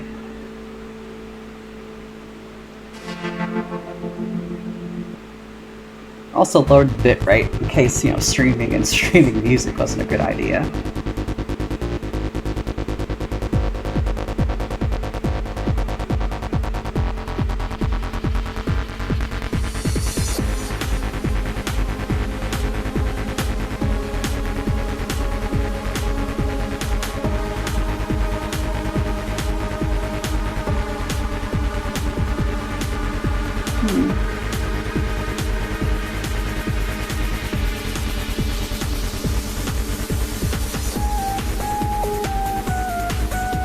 Ooh.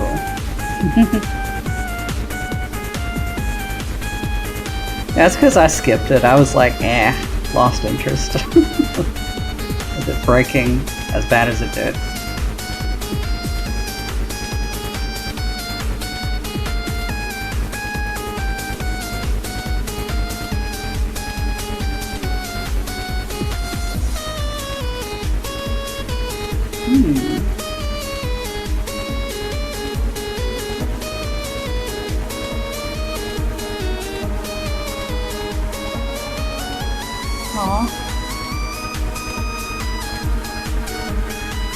Well, it's a shame it didn't want to play correctly. I'm guessing it wasn't encoded right, because that can also break things sometimes, so I just kind of gave up on trying to play it on YouTube.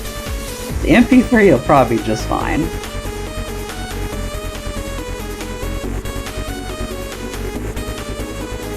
This is pretty good too.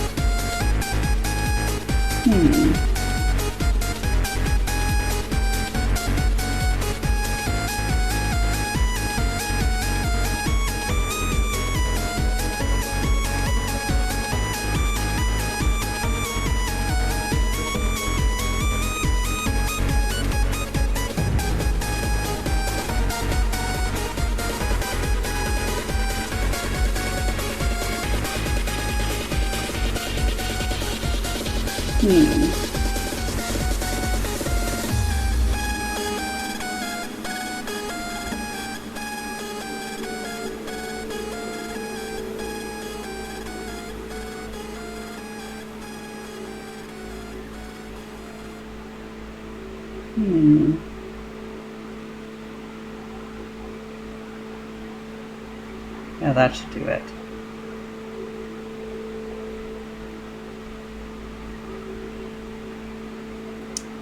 Wait, no, we're gonna have problems with the tiling if I let it do this.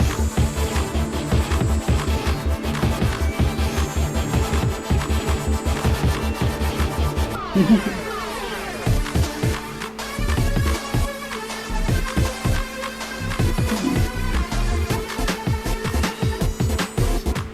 one thing I love about Overclocked Remix's older albums. Like, they did pretty good even for less exciting tracks in a video game.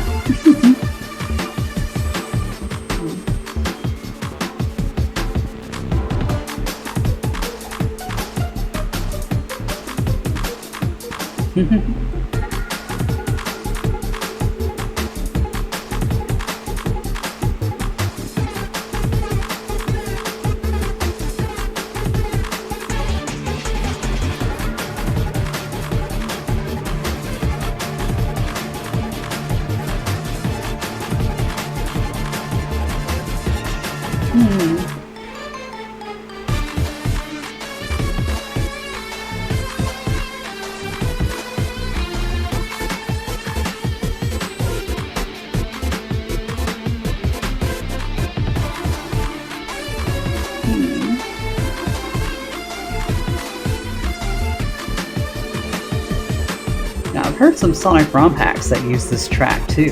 This is interesting.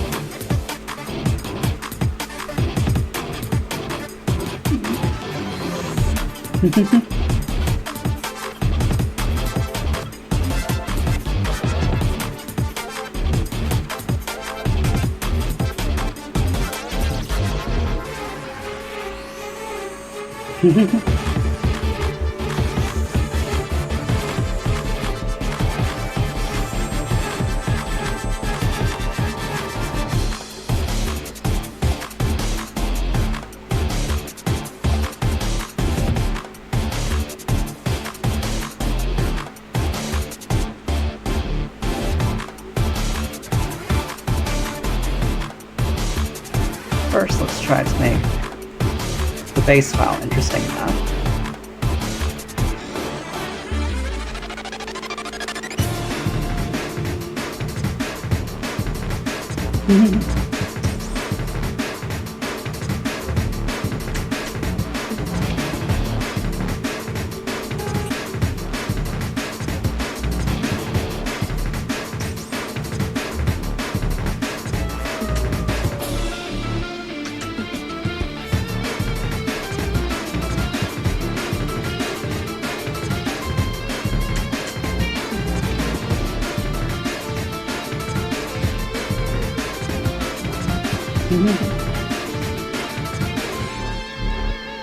See, Argo's ears are a fan.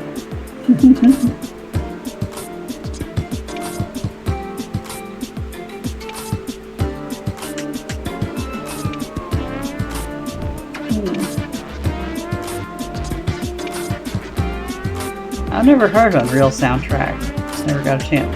No, I never got around to playing the game itself, rather. Just saying. I have so many games I have not played yet.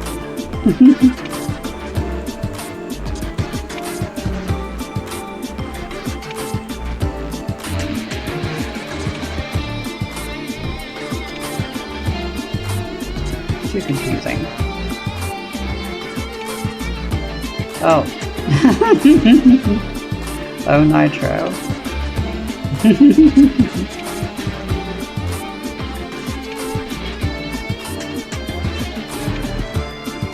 Oh.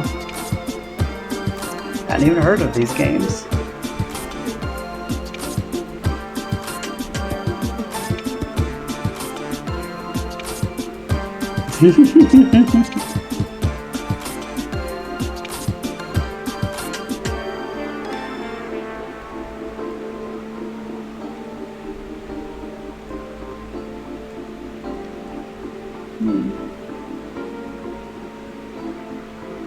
I was thinking the same, Lua, too. Like, I was thinking, like, oh yeah, that's right, Pizza Tower's on Switch. Maybe I should at least try the game there.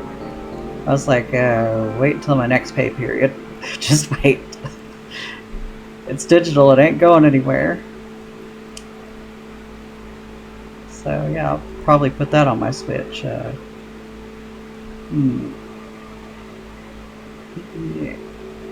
Yeah, sometime next week. Yeah. That's when I get paid next.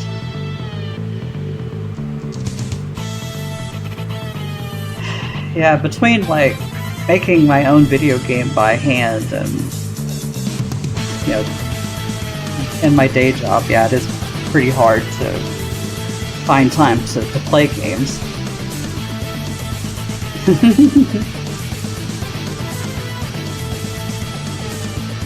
Sometimes I just make time for games. Like, you know, the monkey part of your brain is just like, oh, I need to breathe. I need to do something that doesn't feel like a performance act. No performance pressure. Just be doing something fun, you know?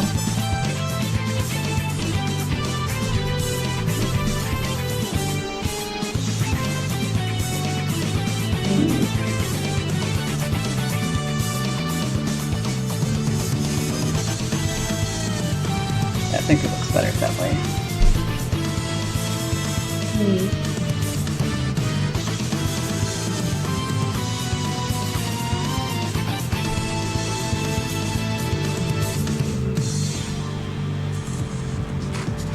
Another way I test things is like seeing if lilac looks good on something. Wow, I just realized she's pretty huge, so... yeah, let's make these grates bigger then.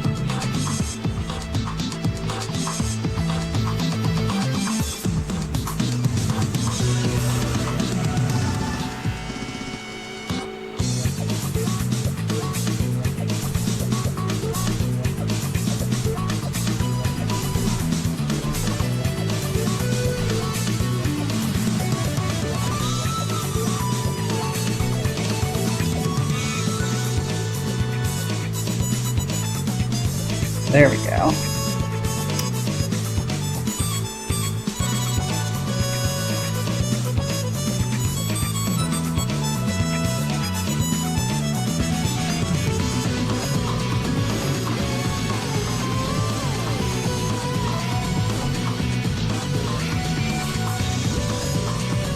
Oh, well, thank you, operator. Didn't even know you were here.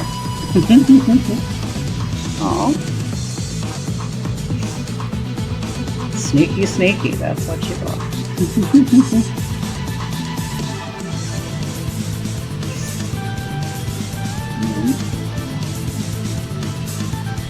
Okay, this is looking better already. Just having lilac in front of the tile set to compare it. Like, yeah, I made with these like too tiny.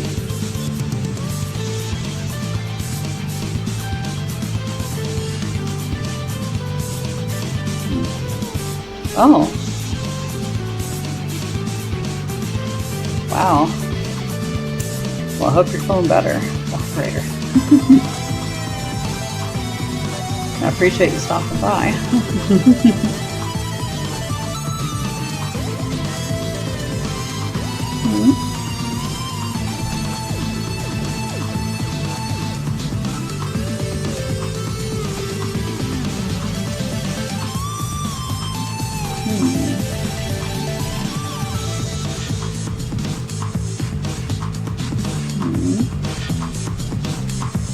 Yeah, I think this looks better as like continuous shape.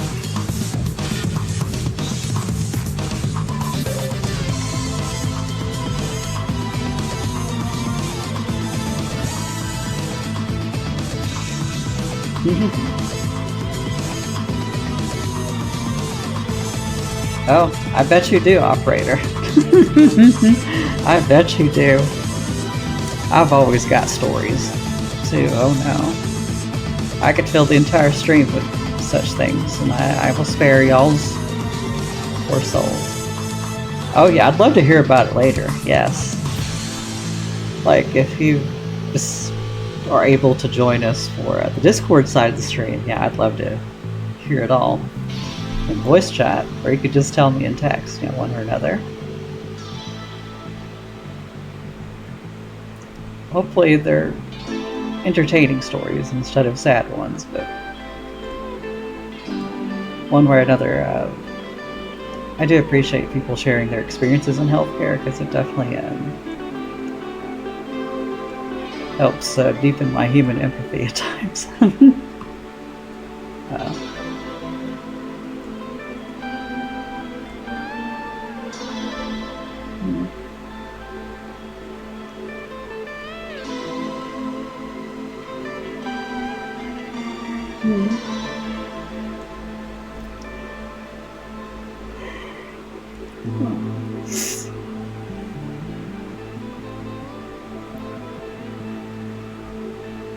Oh, I remember seeing those cartridges too, Nitro, because even though, like, video game distribution was on a pretty tight leash for years and years, like, there would still be cartridges, like Famiclone cartridges over here too, with multi-game cartridges. Those are pretty neat to play with. Not all of them were great. Some of them would just have like 50 different versions of Super Mario Bros. It's just like, come on, just why?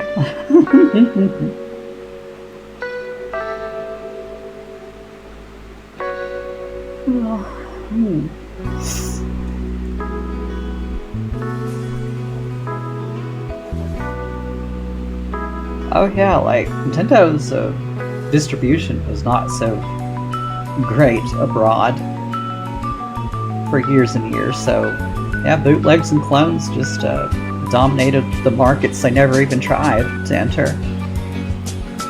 And that's their loss.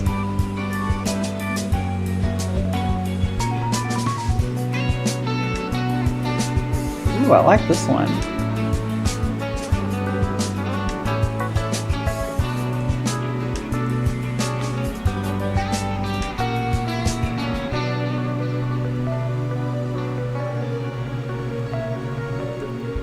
I've played Sonic 3D Blast 5 as a teenager just out of pure curiosity, so I know what game that is.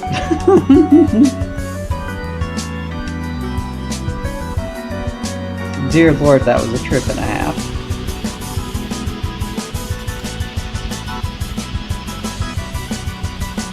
Ugh.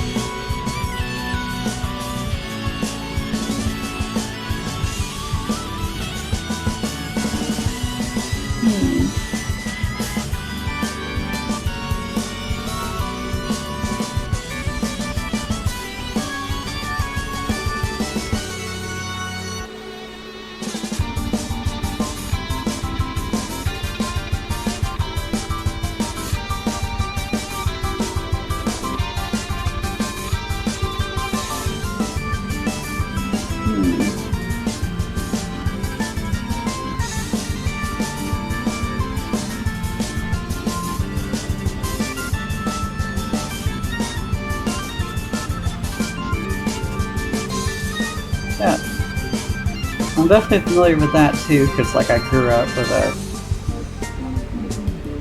a lot of pirated PlayStation 1 games myself.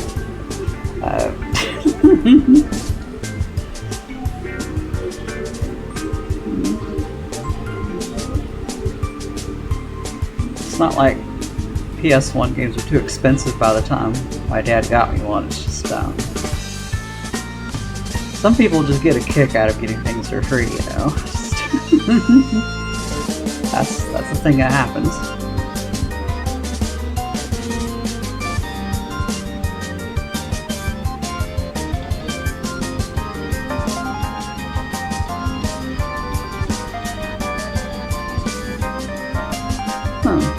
It's very different from the US during the 90s, I'll say.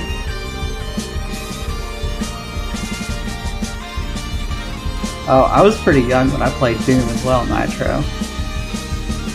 It didn't scare me because it wasn't... Like, I already seen enough full 3D games that Doom couldn't scare me. But Return to Castle Wolfenstein scared the pants off of me when I was 14.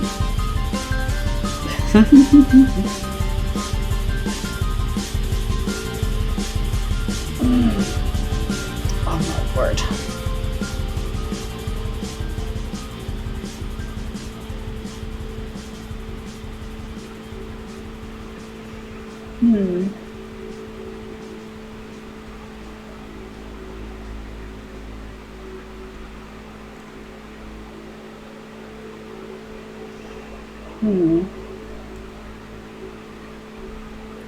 I think I'm making these two compositionally cluttered, so let's try to keep it somewhat simple. Somewhat.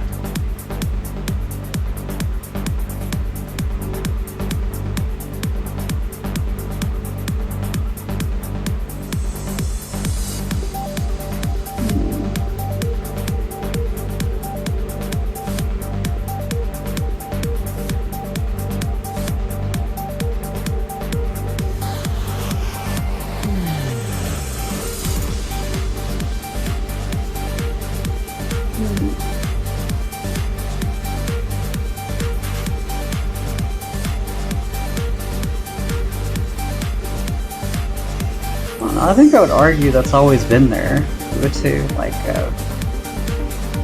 the US has been home to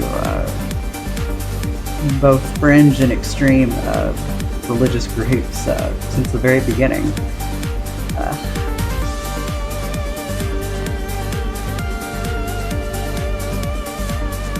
So I'm not sure if it ever really started at a particular time so much as it was always there.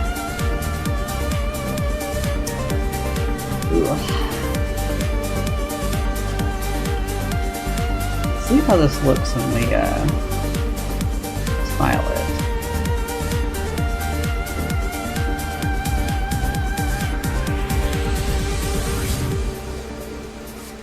Put this in front of our current background.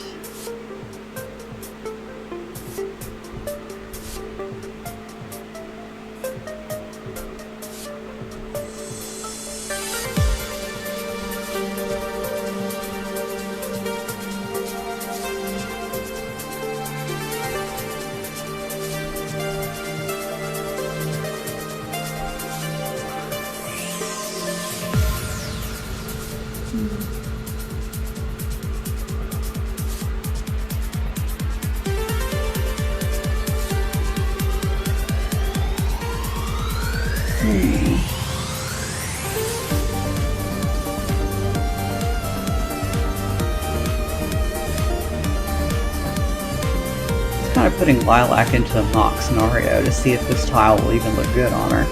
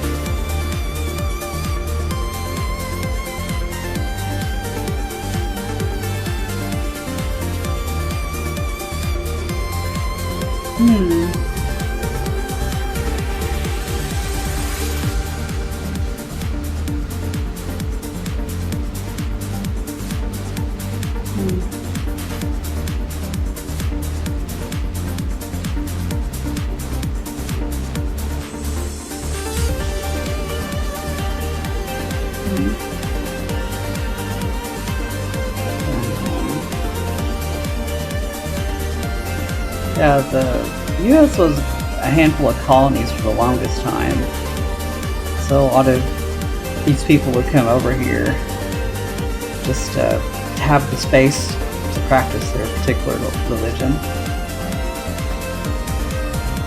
It's always kind of funny when they use their entrenched privilege to try to oust anything other than their own beliefs. They came over here because they were persecuted, and now they're the persecutors. What, you mean the rest of Europe couldn't tolerate how extreme and disturbingly twisted y'all's beliefs were? And you came to America to believe it, live in your little fairy tale version of reality, and then you impose it on everyone else and just restarted the cycle. U.S. history is very grody when it comes to that particular thing.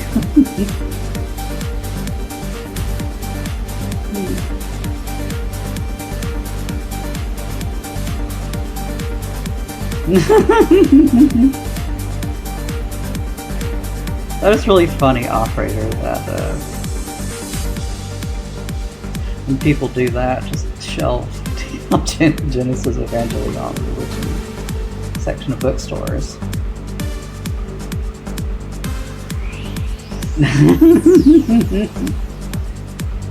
Yes.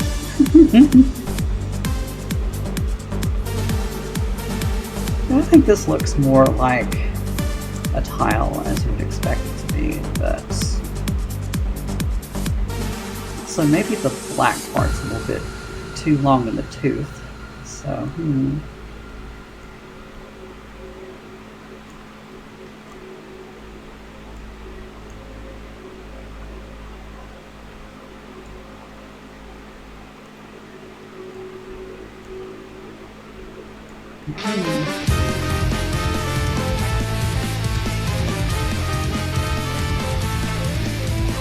yeah, that looks better. I had it like contrast too high in a distracting way.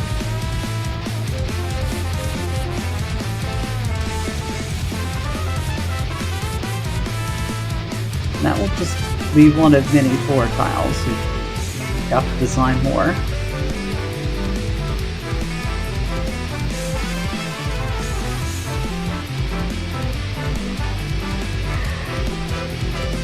Like this one. When I was younger, my old father would say, the only thing worth having was found at the end of each day. But that was then and this is now, and he's far gone. And his voice had lingered on for far too long. He said, my fearless son, you can't be stronger than them all. Their blades control the sky and which on will likely fall. And you need an alibi just to pass by in this life. Cause your shield can't protect you from death's sight.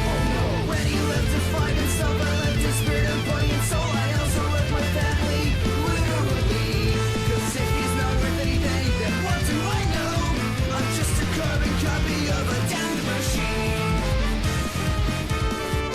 Ooh, I like this as well. Grooves.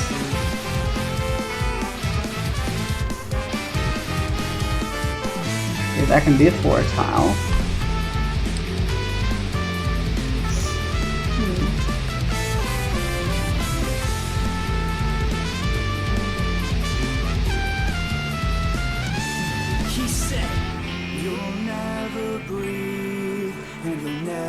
Touch the water, you'll never see the sights that I, your father, have entrusted to you, entrusted to you. I'm sorry, but you will never touch the sky.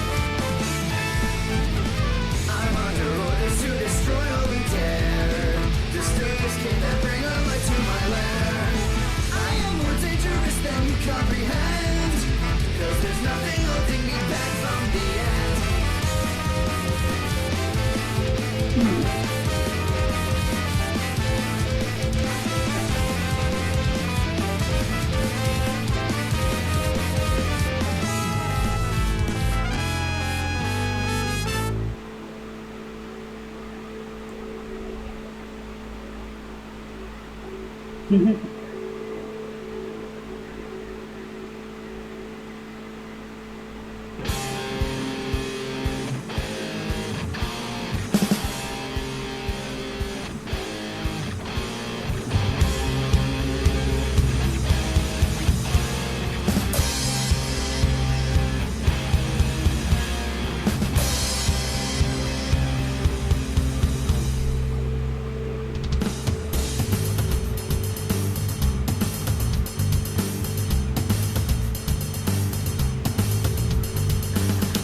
call this a bridge piece. Yeah, it doesn't make much sense, it's just a normal flat surface. So we'll separate it from this, now that I've thought about it.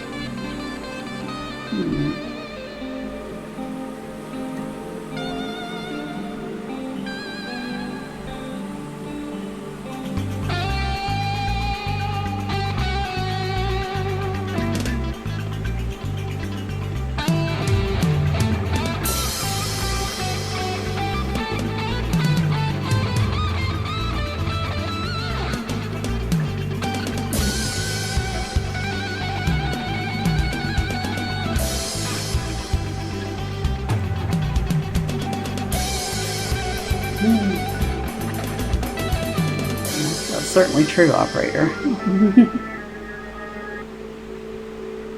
the loud side.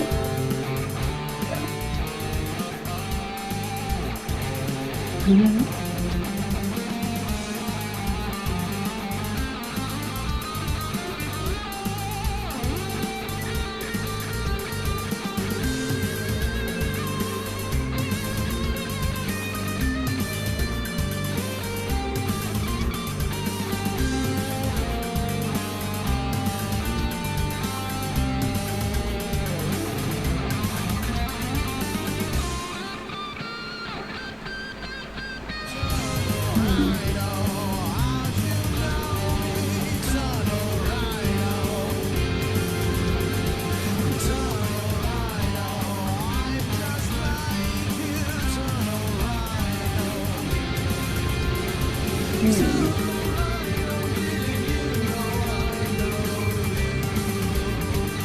Yeah,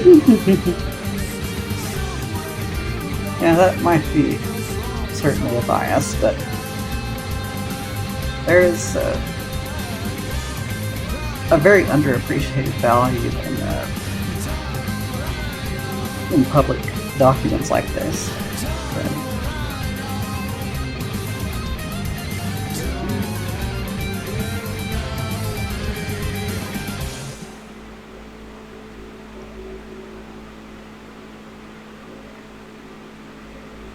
Like, what Wikipedia is more important than anyone gives it credit for, I think.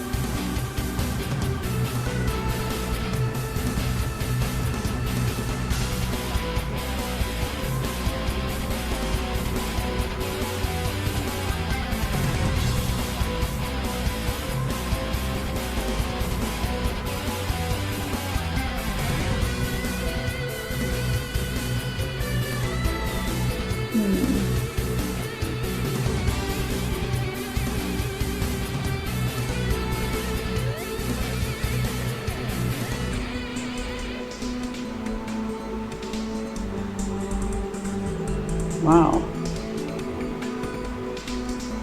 Well, that's crazy to think about, operator. That we haven't had anything of an equivalent size for all that time.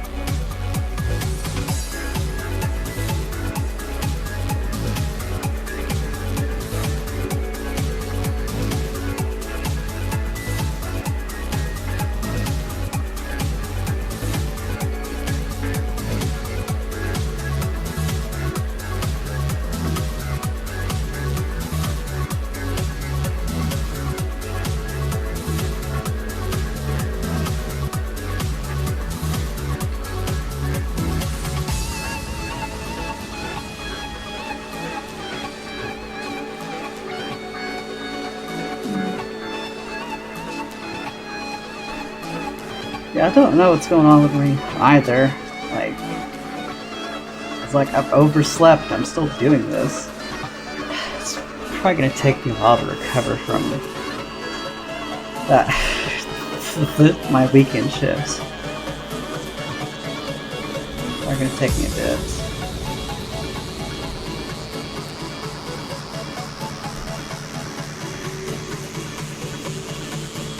I don't really get it either. I should be plenty well rested.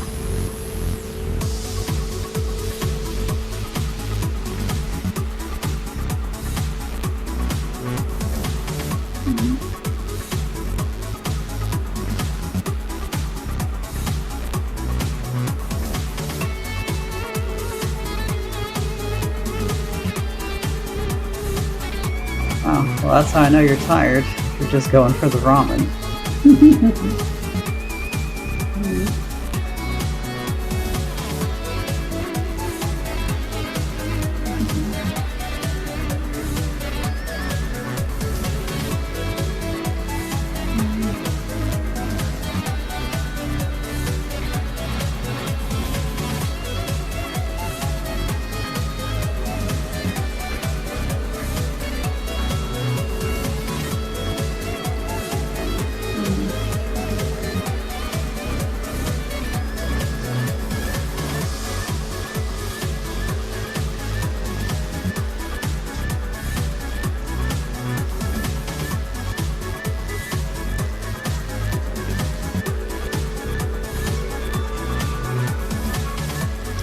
Those are my afternoon nap alarms that I don't need.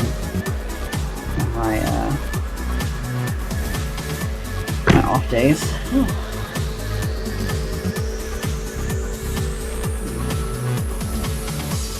Oh, that's good to hear, operator.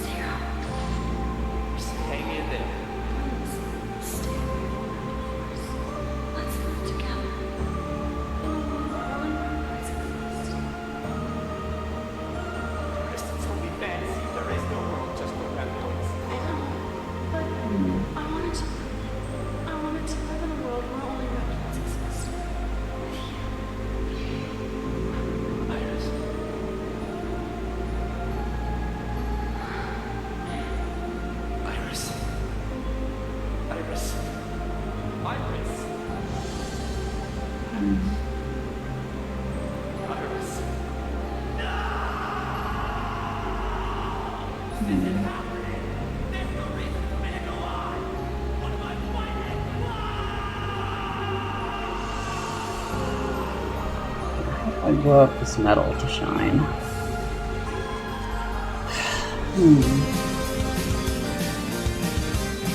Oh, better idea. Circuit board lines, that's it. That would make these look really good.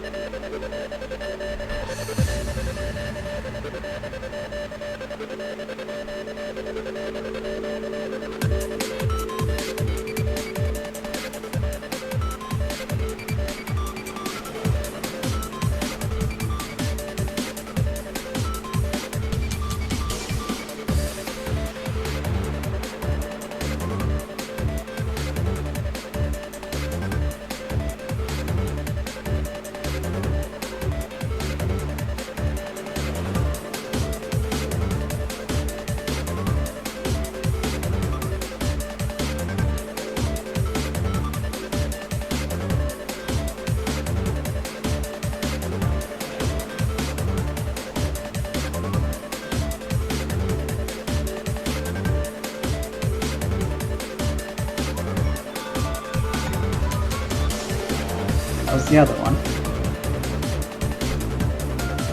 It's a little both right now, Nitro. And also, I think I left the music too loud. It's hard for me to talk or think over it.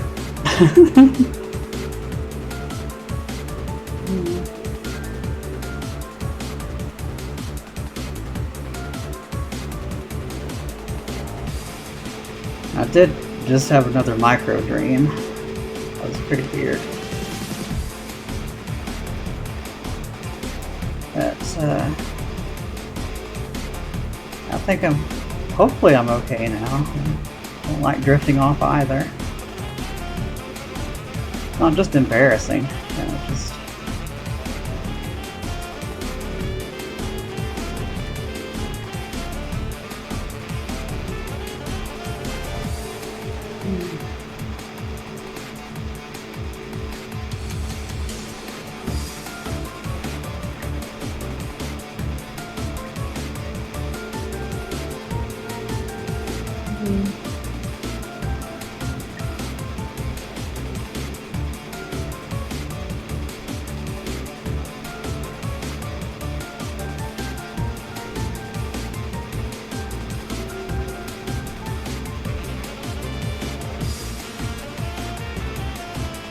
I did for a second, yeah. Sleepy Zone is definitely accurate.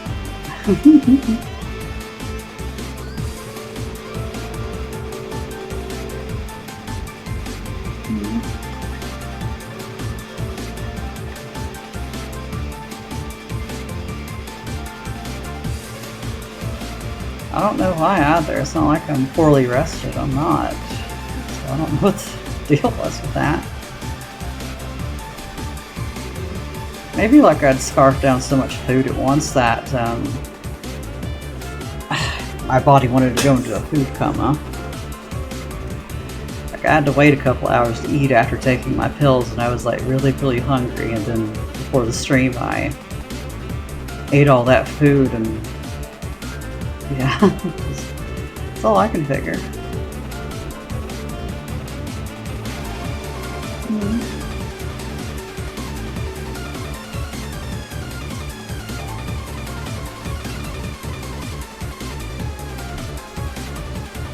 Nom indeed, Argo. I had like a full dinner's worth of food for lunch. Just, I was a hungry girl. Hungry, growing girl. Developing all new organs in my chest, and my body is burning all these calories to make that happen. And a lot has happened to me in a month with hormone replacement therapy. Took some pictures to show people. Quite a few people were impressed I got that much progress for starting off so flat, you know?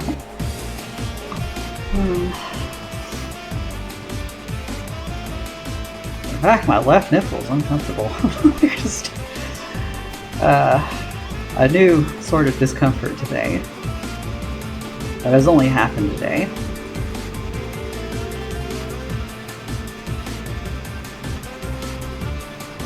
Don't know what that's about.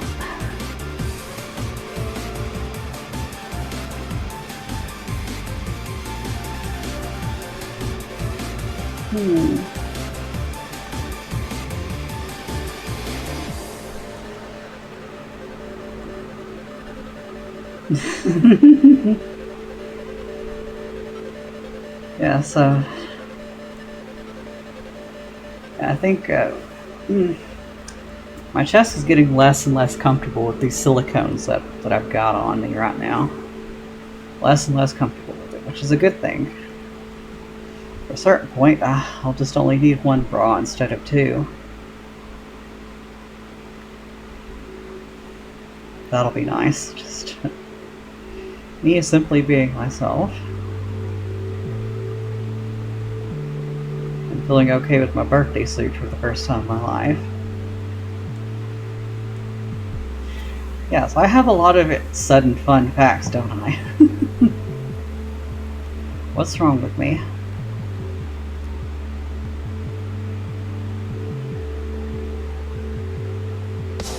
I'm so used to being TMI that sometimes people have to remind me, whoa, I didn't need to know that. I'm sorry, I'm just so used to being around people who are okay with all this extra information. Oops.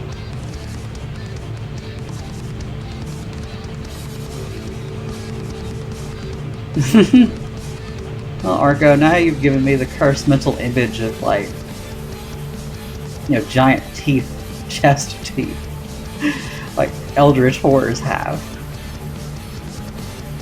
That would be disturbing. I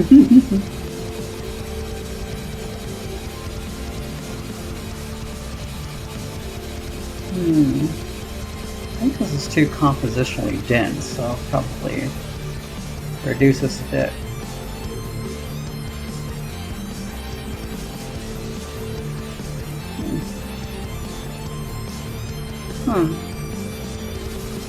So you think I'm off to a good start with it too? You think?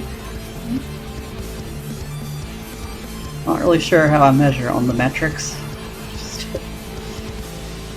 Okay, yeah, this was too compositionally complex. Let's reduce that a bit more.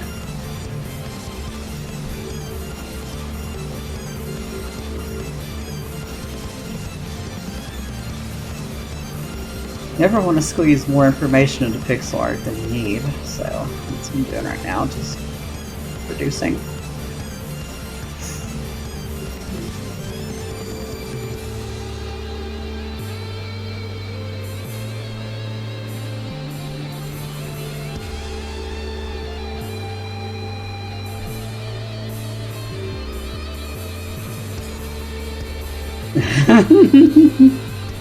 Yes, I am, apparently.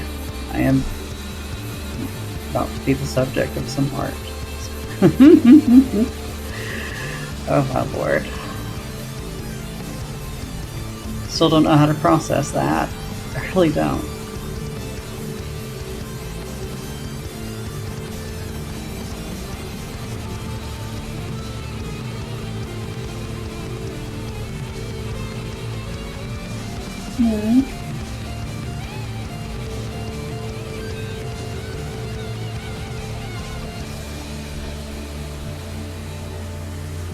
Okay, that should be better. It's a bit too crowded. Now I could add other types of things to the circuit board aesthetic to give it some compositional background details.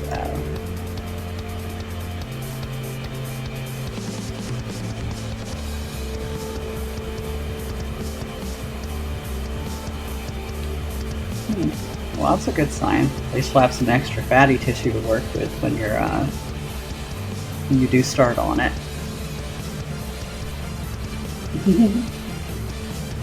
It does help.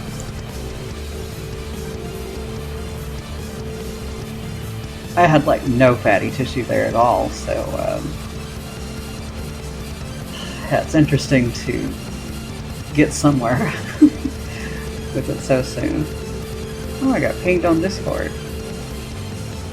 On the very steamy server I shouldn't open up on stream. Yes.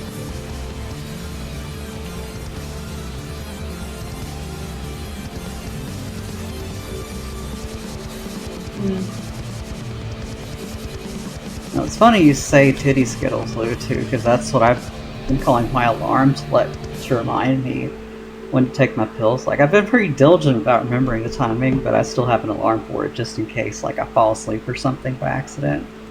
And, yeah,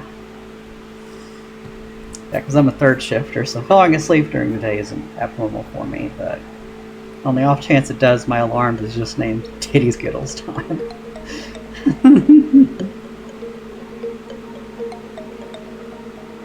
Funny facts about me.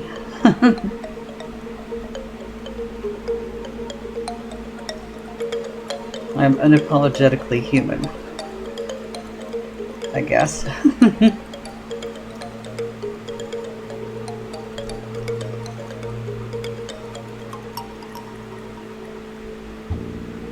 trying to think of how I could shade this. Yeah, we definitely need gradients in these walls like that.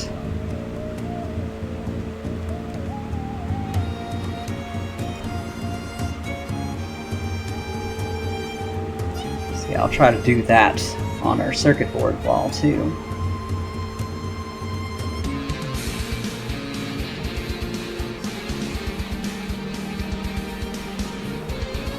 Let's which means I'm going to need to expand the palette that we have, because we don't have enough colors for that much of a gradient.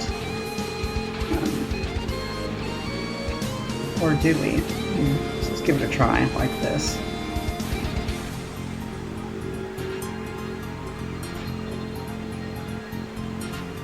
Oh, that absolutely is the subject of some art. I mean, have you seen Devil from Skullgirls? That's only the tip of the iceberg. There's teeth everywhere.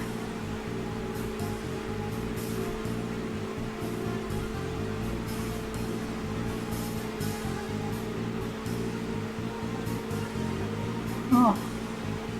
I didn't know you could just get pointer information. That's interesting.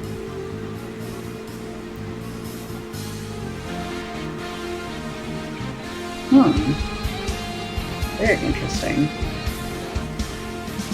Yeah, it's a lot easier to look at than all this other information I never interact with for pixel art, so. Now, how about we just get rid of that?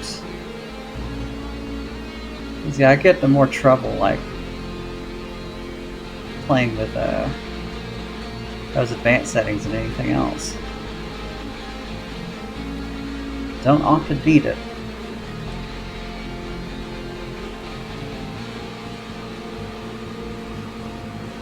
And I guess this is also like useless information to me, so I'll just get rid of that too.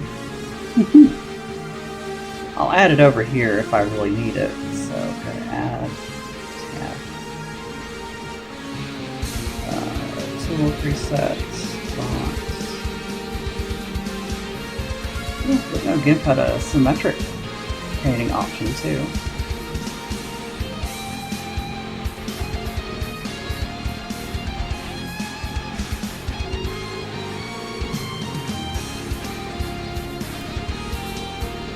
Tab style, just an icon. There we go. Now if I really need it, it's over here. Or I won't accidentally mess with it.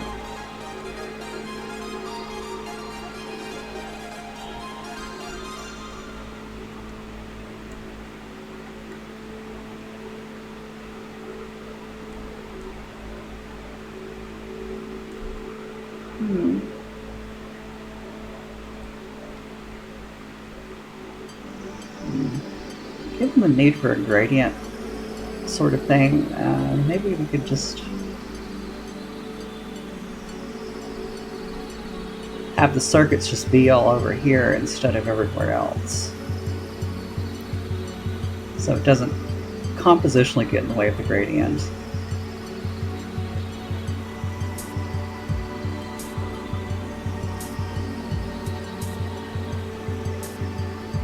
So we can have a little extra detail off to the side that won't be so distracting. So just kind of be like a circuit panel going up the tile.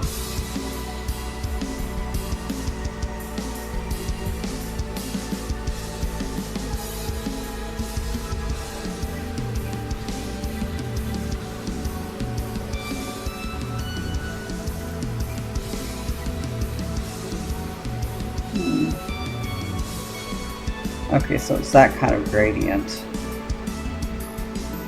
For each step has a previous has a pixel of previous colors in it. Makes sense.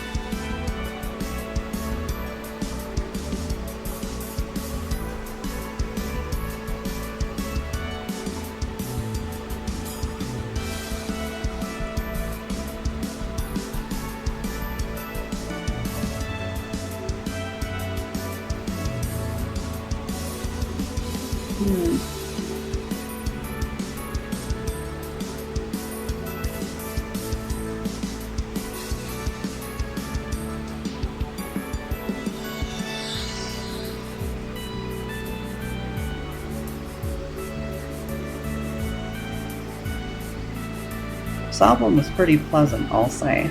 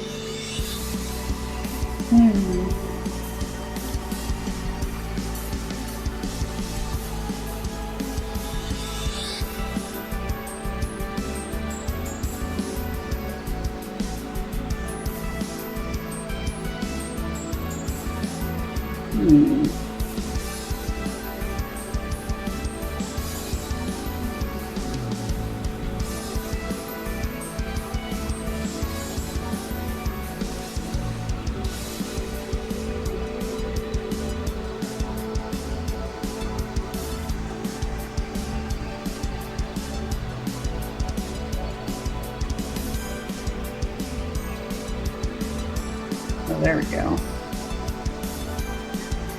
That way when it gradiates out to pink, like that.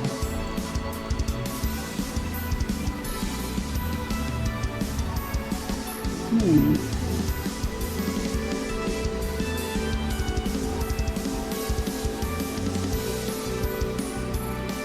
4 pixels. So we'll need this to be like that.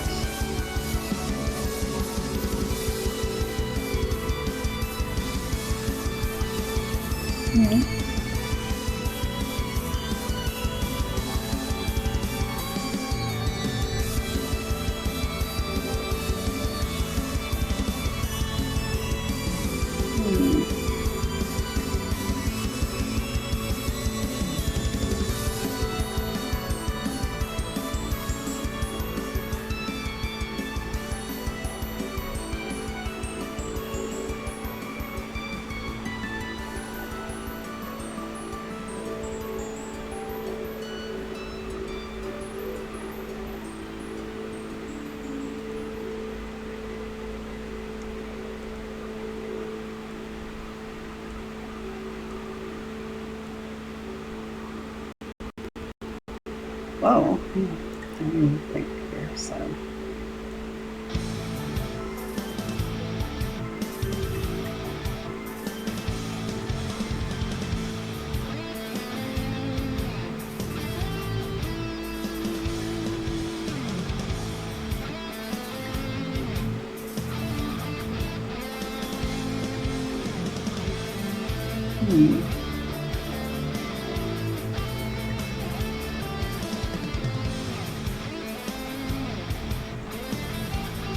I've been spending quite a bit of time on finding the identity of this tile set. I'm sorry, y'all.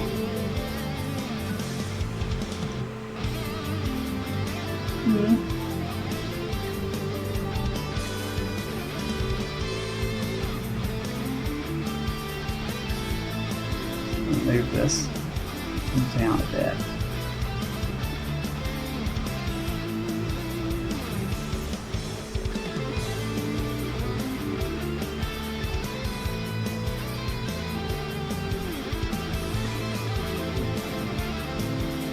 Yeah, that's just clutter. At least at this resolution.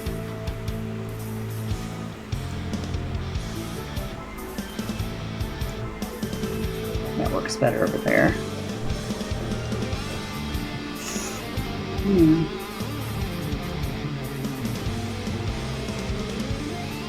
But yeah, I'm gonna need like more subtle colors for the gradient inside of this. I was just gonna try it with the darker colors to see if it still worked, but nah, it doesn't, unfortunately. Also, no, wait, that's right. I am gonna need this toolbar over here just because, like, I need to flip between different paint modes. So, whoops.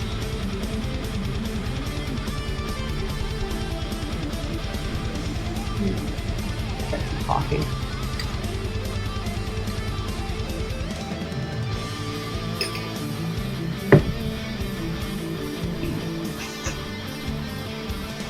Okay, so let's grab these.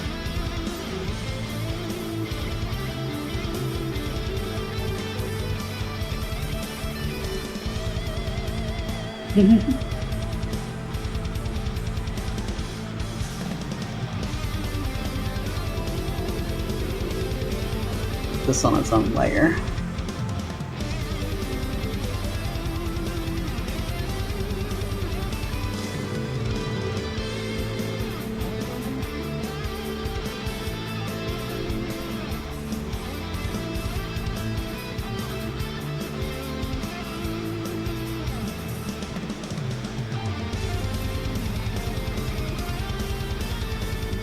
Okay, that won't be the way to do it, so.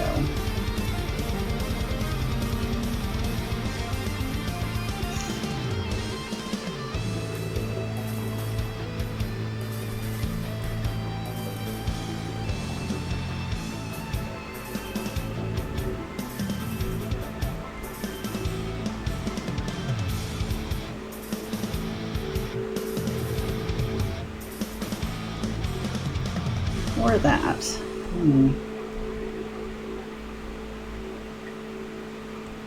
I make it more subtle? Dear me.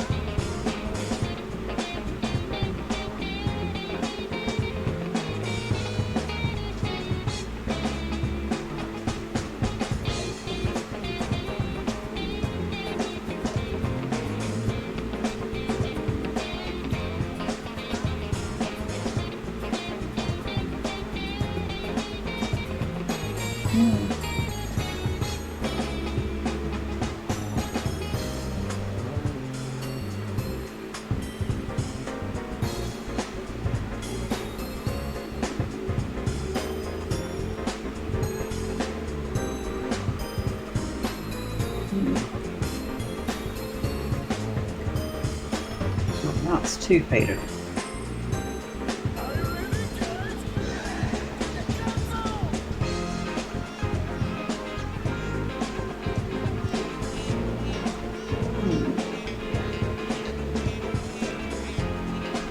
Well, I can see why, Nitro. I can see why. Overclock Remix is very good when it comes to variety.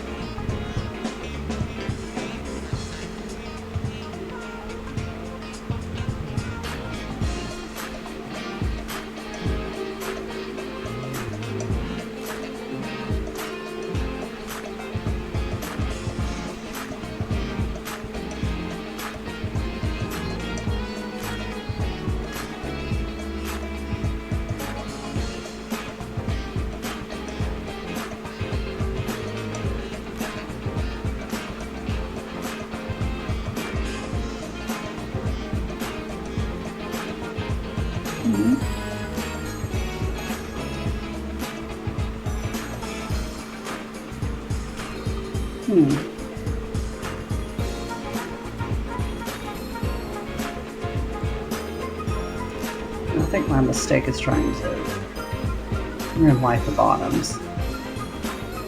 Do the tops instead.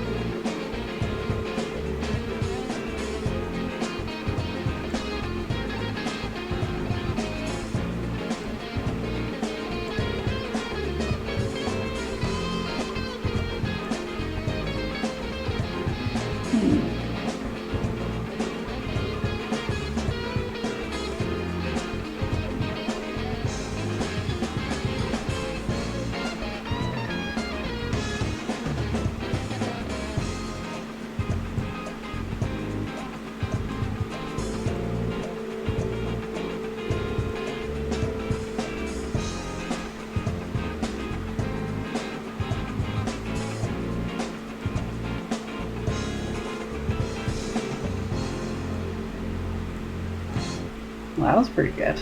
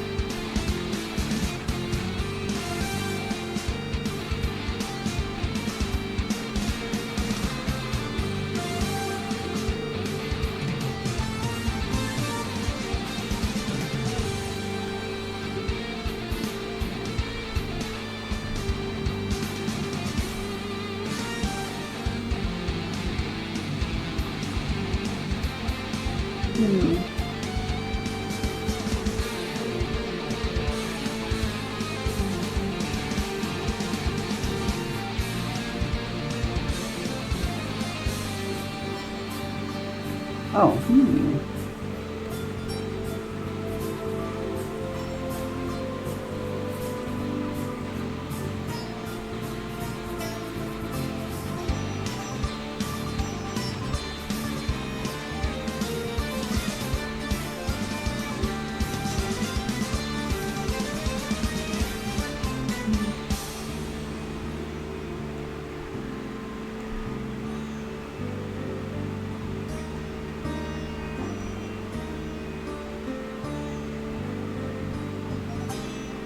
okay, I think we got a pattern here. That will make sense after I'm done with it.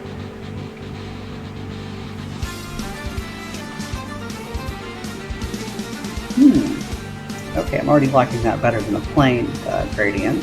That's good.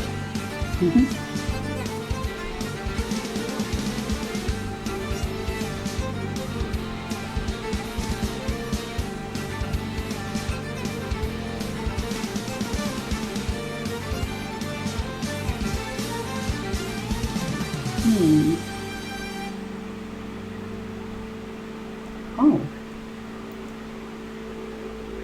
So yeah, now the inside of the gradient could be different, but like trying to vary it up on the outside was more distracting. So try to do a mix of both.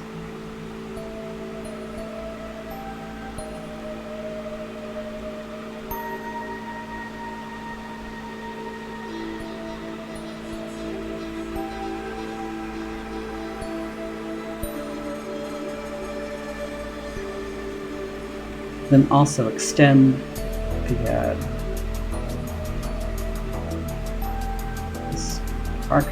this arch in here a bit further out.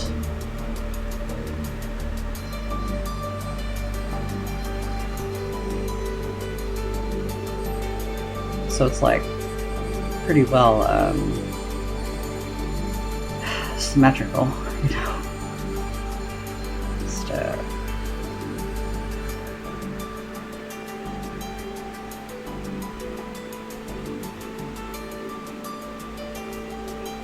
It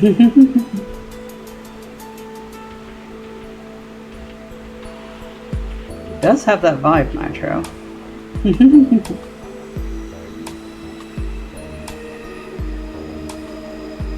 Infiltrating a cold place. Yeah, that looks more consistent.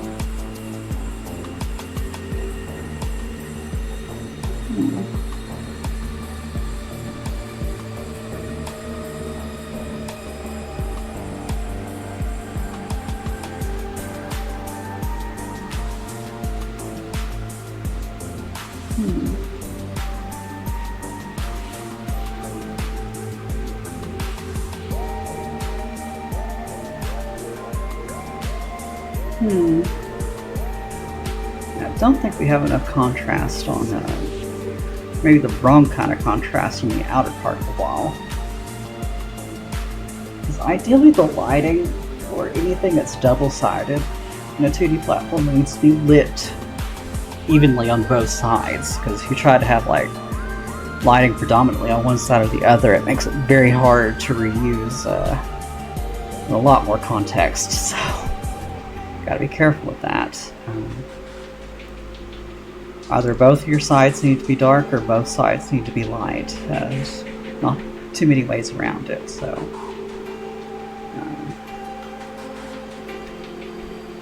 let's try to lighten this up. And usually light outlines around tiles is the best way to let people know, like, hey, this is the wall. You can't touch that. At least with artificial things. With like nature, you could use like rim lighting or outlines on your natural things to indicate, like, you know, this is a surface you can interact with, like, rather than a scenery piece.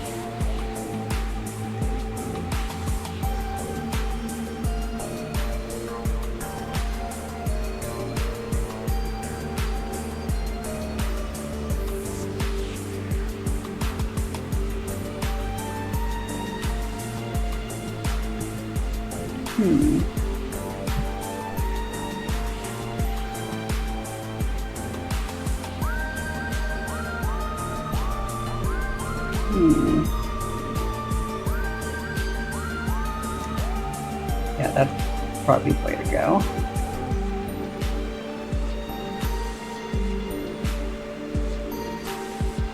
With gaps filled in with a really bright color.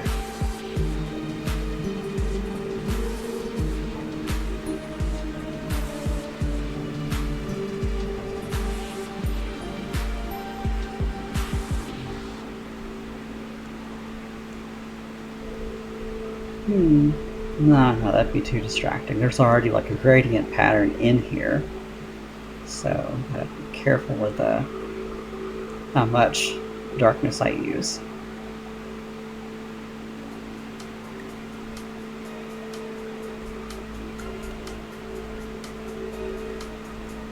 And gradients, of course.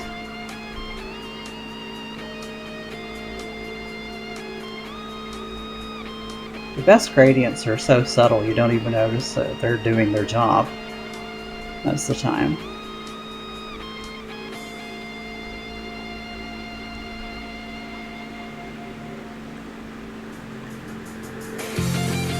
Well, dither gradients rather in pixel art.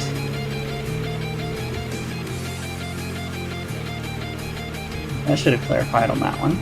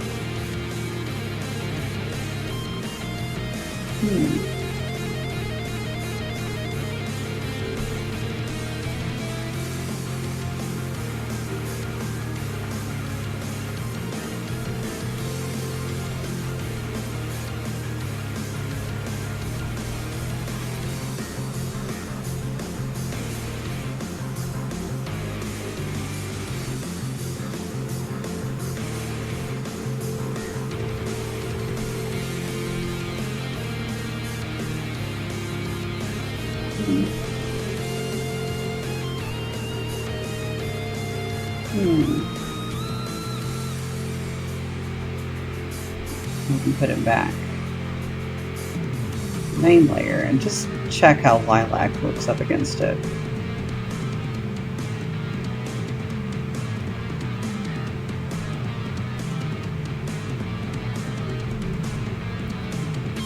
Well, let's add it to our mock-up so we can see how it looks as a wall in a normal setting.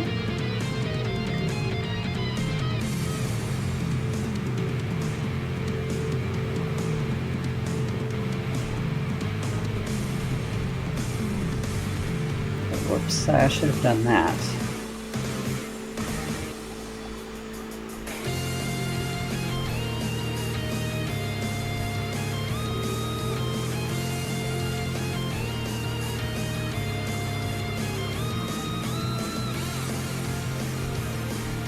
There we go.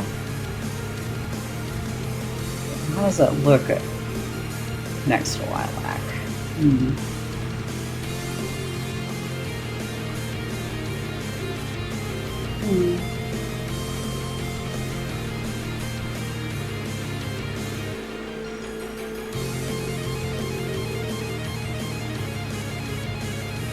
Okay, definitely better.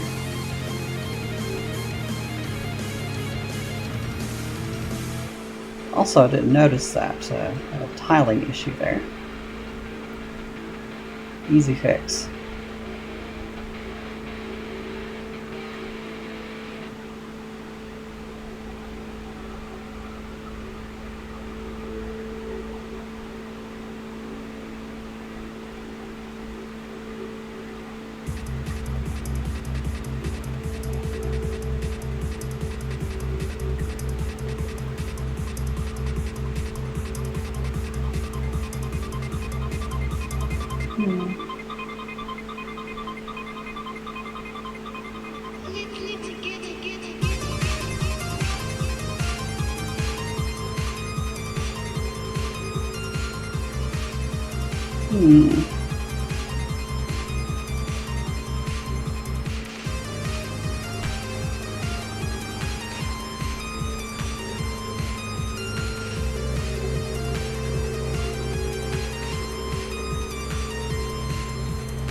Oh. Celebration of X4.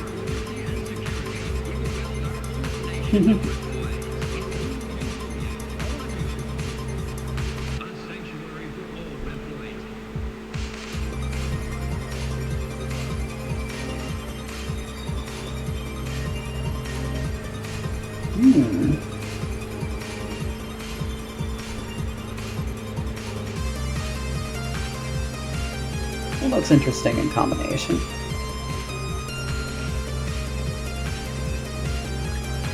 Aww. Is X4 the one you played?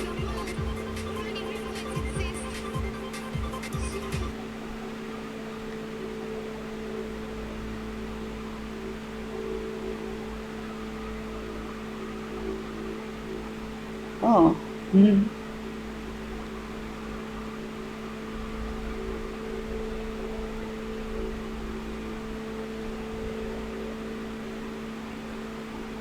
Rest impact on your preferences.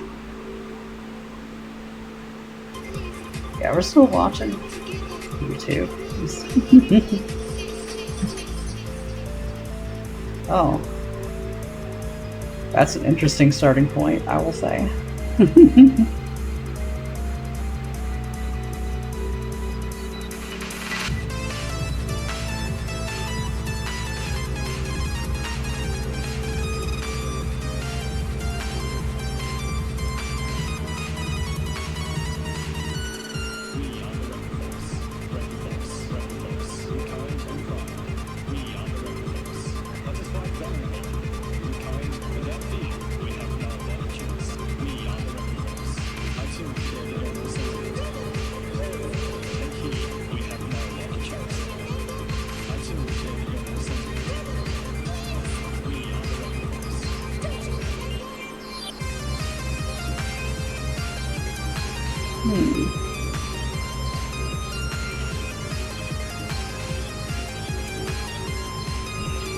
This sort of pattern would work when flipped.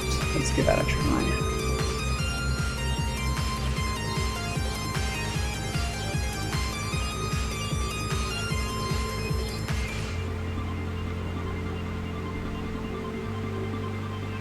At the very least, for consistency's sake, it makes the most sense if this window's in the same area as its counterparts.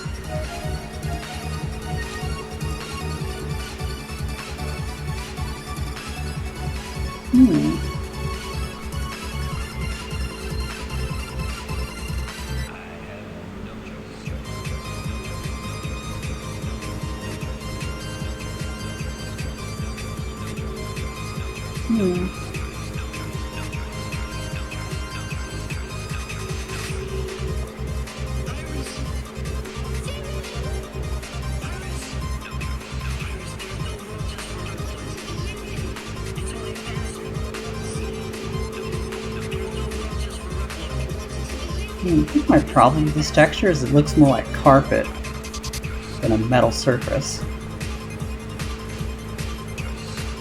So maybe the middle should be highlighted. Yes.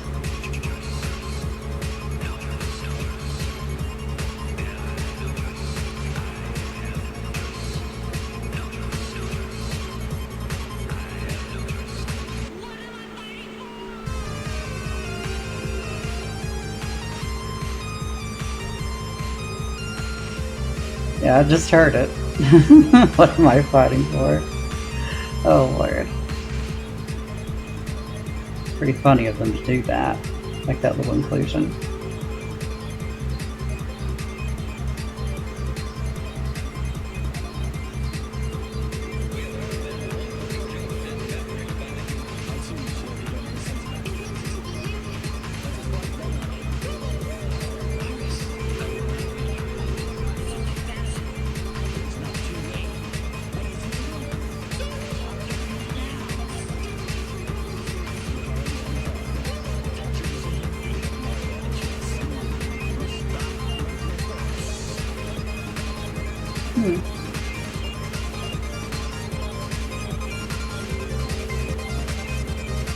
Oh, yes, I just saw your message, the yellow fellow. Are you working on that one stage?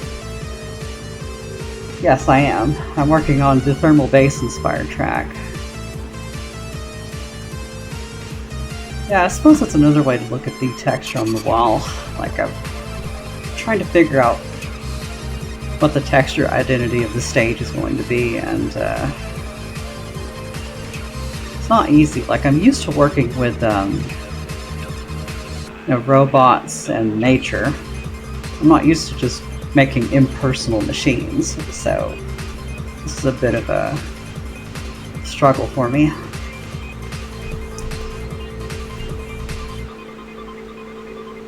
But this probably isn't the kind of texture I need, sadly.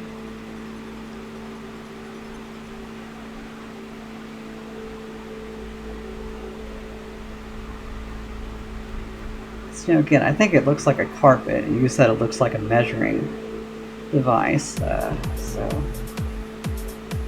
I'm guessing it's the indentations rather than the texture that gives you that idea. One of the things on the mood board was Star Trek related.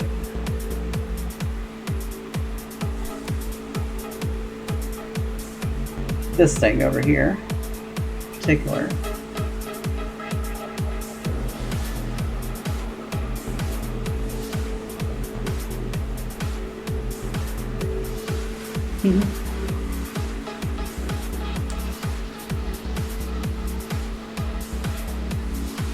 Just trying to figure out how to make it look nice.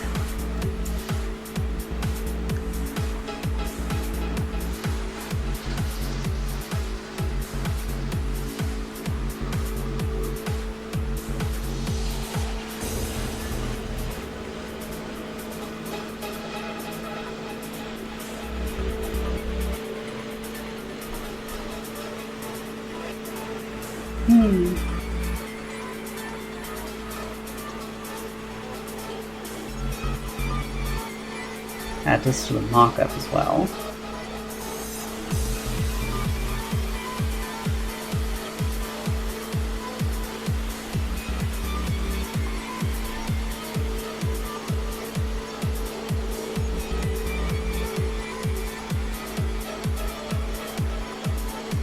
Yeah, that does read better on the bottom. That's good.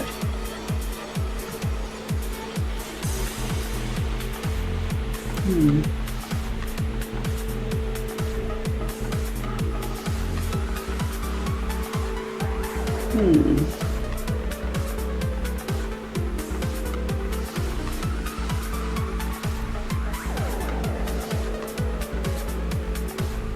Just trying to think, if I want like those triangular patterns inside the tile, or if I want like maybe a more squarish one. Yeah, it would be easier to do textures around, easier to read too, so I'll just make more squarish holes around them. I'll just like make a copy of this one so that we have it as a backup if I don't like what I did. So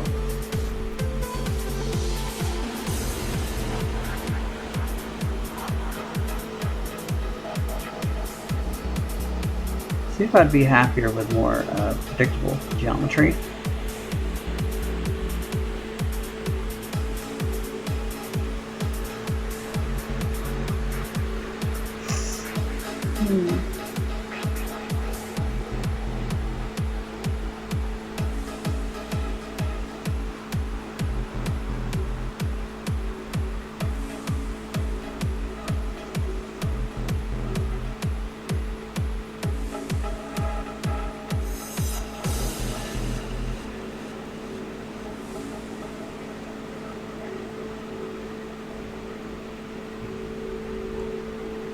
Yeah, that's why I made a backup of the triangle one, just in case I preferred it. So, yeah, we'll see if we prefer the square holes. We shall see.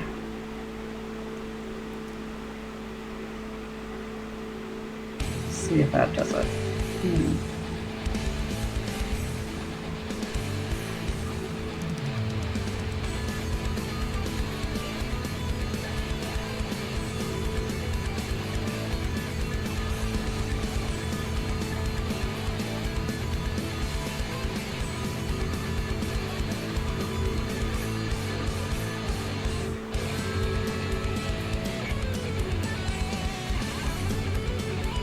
Let's see how it looks on this side in particular.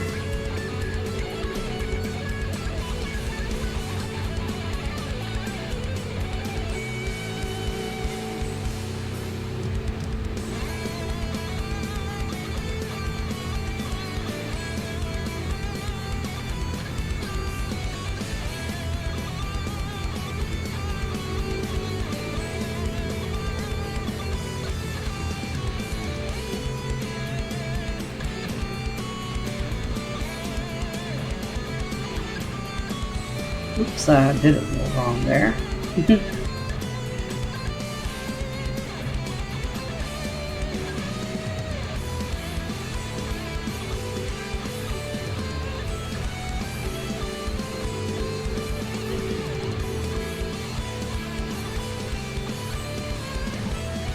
Okay, which do we prefer? I think the triangles do look better, sadly.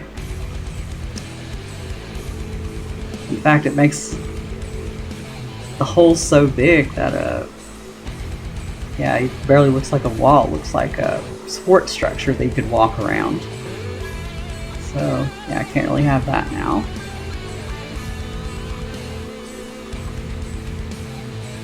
Well, this is the creative process for you. But you just have to experiment, see what sticks.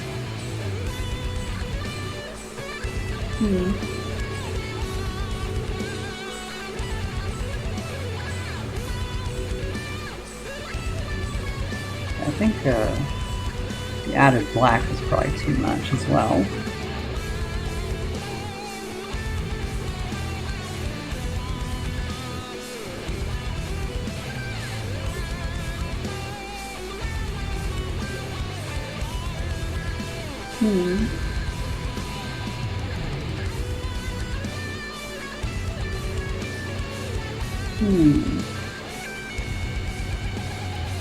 Oh, There's an inconsistency with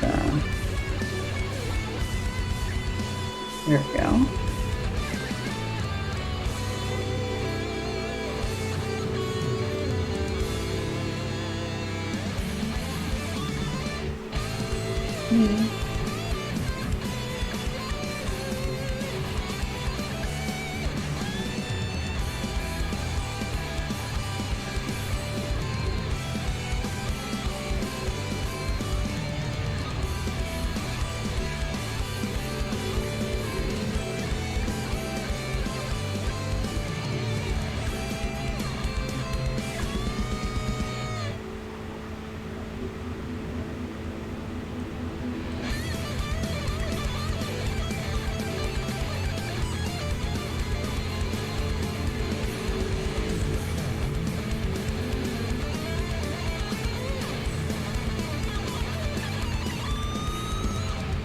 Oh.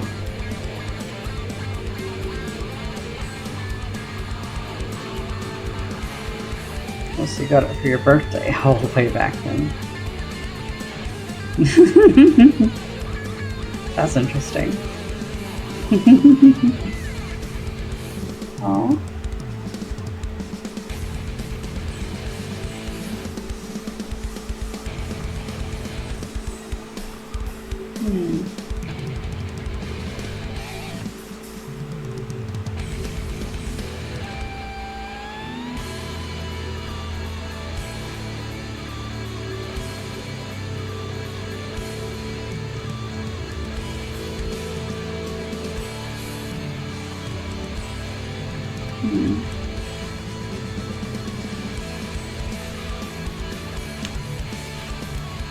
Yeah, I guess that would have looked like a huge jump from what you'd played before.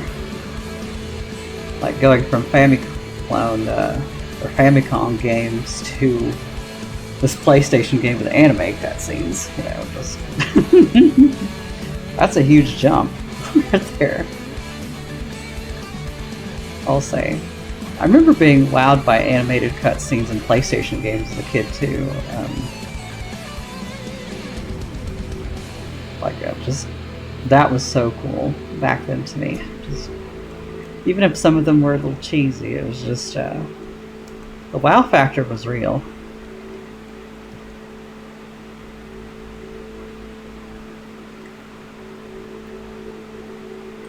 Sometimes less is more, so I'm gonna like.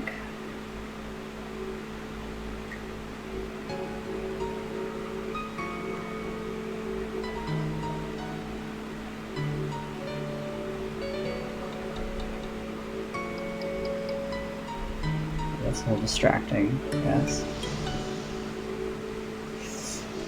Now let's see how that looks inside the mock-up.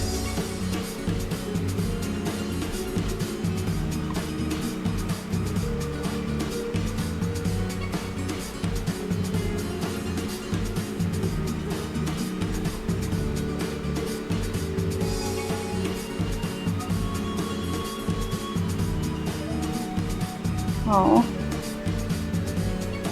Yeah, you missed out on watching these things explode. I would say the yellow one. Like, I was born in '89, so I saw a lot of things happening all at once. Like, the revolution in consumer electronics was so fast, I just don't see how our current era could even match the expediency that my generation had.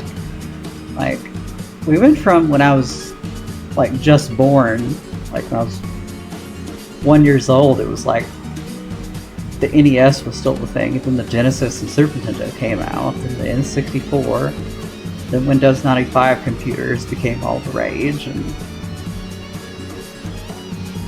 you know, we dial-up modems, etc., etc.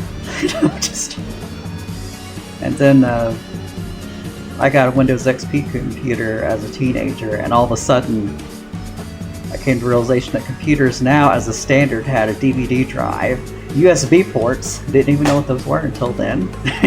Like Ethernet ports instead of just a dial-up hookup, and for networking, and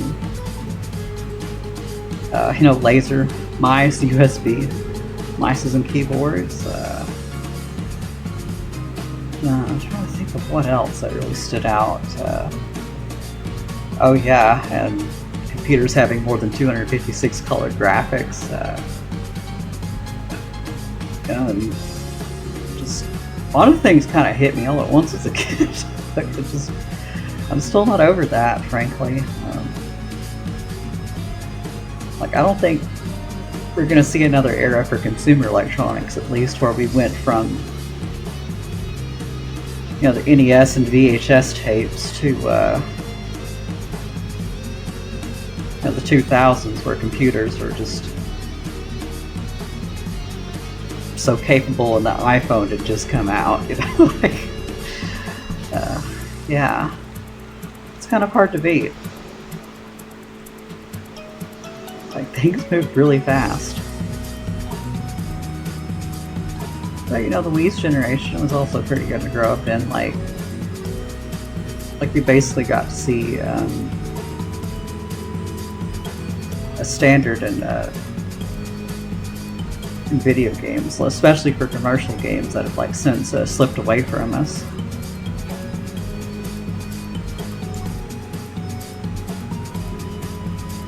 Like, Microsoft hasn't given me a good business case for owning anything more than an Xbox 360. They even told us in their PR for the Xbox One, we have a Xbox for you, it's called the Xbox 360. Like, okay. Not buying your next one then.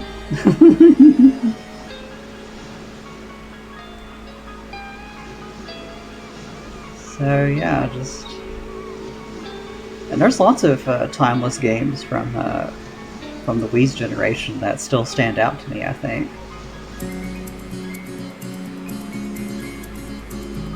Like, I think there's quite a few games that aged pretty well. Certainly a lot of shovelware, but lots of compelling software too is also a thing. Wow. Yeah, 16 million colors wasn't something I experienced until Windows 98. That was pretty cool. I had my first Windows 98 computer, and it had, like, you know, 16 million colors, a CD drive by standard, and wasn't anything too fancy. Oh, I hate hearing that your first operating system was Windows ME. Oh my god. You poor soul.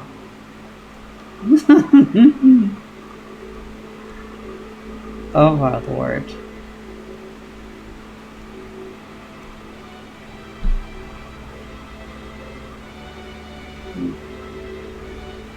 Well, it's like, innovation is certainly more subtle. Like, you know, processors are still getting faster, just not in obvious ways. For instance, like, you know, modern processors just have more cores, which lets them chew through more parallel tasks more quickly. And in our modern computing world, that's like an actually meaningful difference. You know, it's amazing. So we don't have 6 gigahertz processors yet, but we do have more cores than we know what to do with. It's incredible. And I recently heard something about some new logic gates for processors. I already forgot the details, but you know, there might be a new type of transistor coming in the future that will change everything. So you know, maybe we'll see some interesting innovations in the future. Maybe. Moore's Law is, as we knew it, is dead, but innovation isn't, so.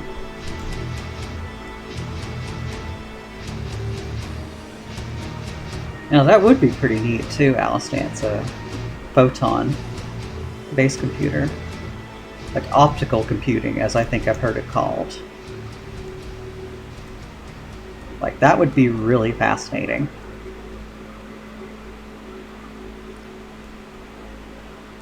Mm-hmm.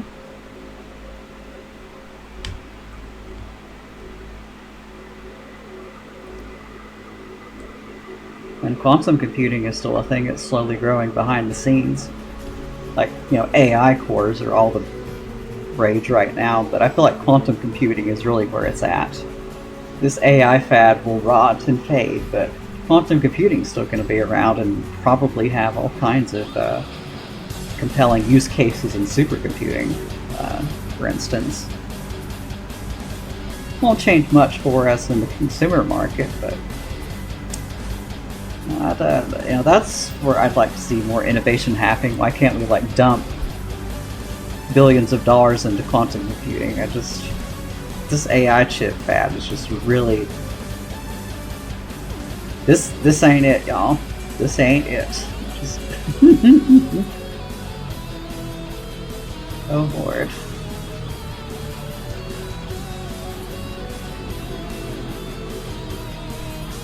Oh.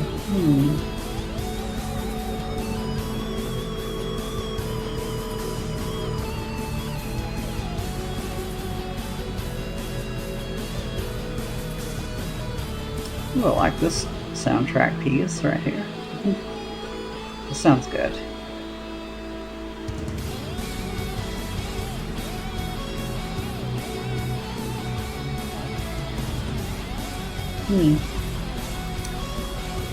Now that's a difference that would really matter to people.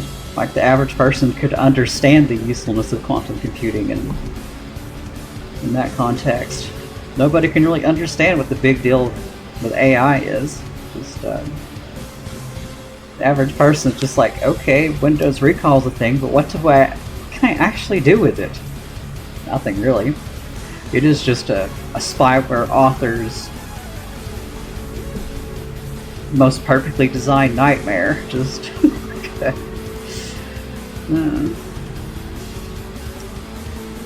there's no other way to articulate that, really.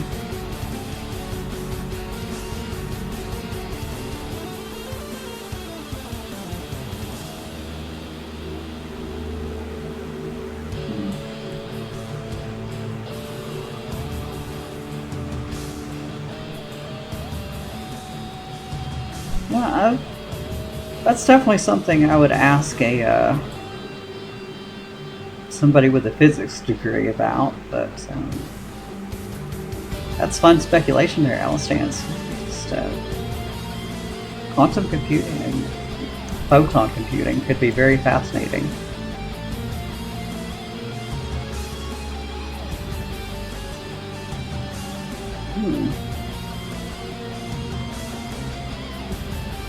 No, that's a crazy thought to imagine. Encoding a byte in the same space as a bit.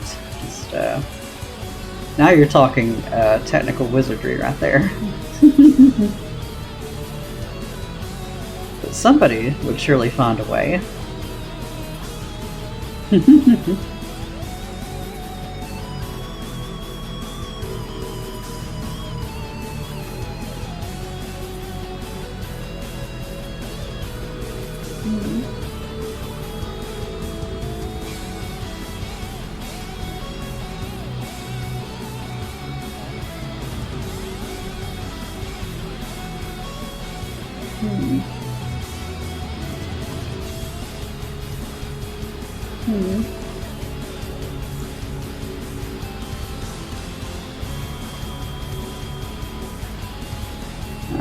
That isn't it. So just erase that.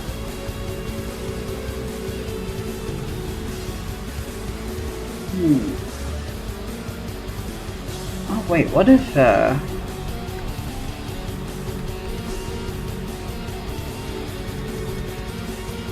was a pattern that closed at both ends, instead of one that just assumes it will connect to another piece?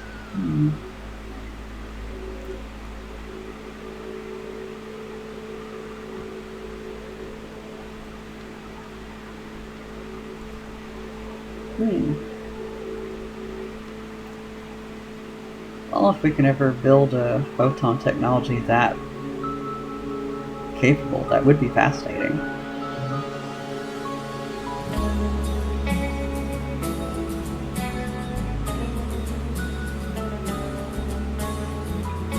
Yeah, that's like a pretty compelling use case for AI. Just doing things,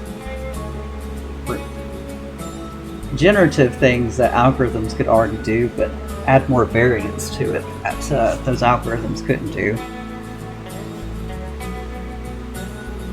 That would be neat, but yeah, I don't see it being everything that that people have sold it to us as. We're not going to be using AI to be having dynamic conversations with NPCs in video games. Artificial general intelligence, which is what we understand as artificial intelligence in most media, like that is just as difficult to achieve as breaking the speed of light. The theory for it is not even complete. Like, AGI is something that our grandkids will be speculating the plausibility of, not us. That's not even a debate to have in our generation. Like, we're just not going to see it. That's just unimaginable. Like, the scholars will just look at you like you haven't read their papers. You suggest otherwise. Like, we are so far from AGI, we can't cheat our way there by stealing like 10 petabytes of data off the internet. Like, all the people who think they can are only just saying they can. They probably don't even believe that themselves. I'm convinced.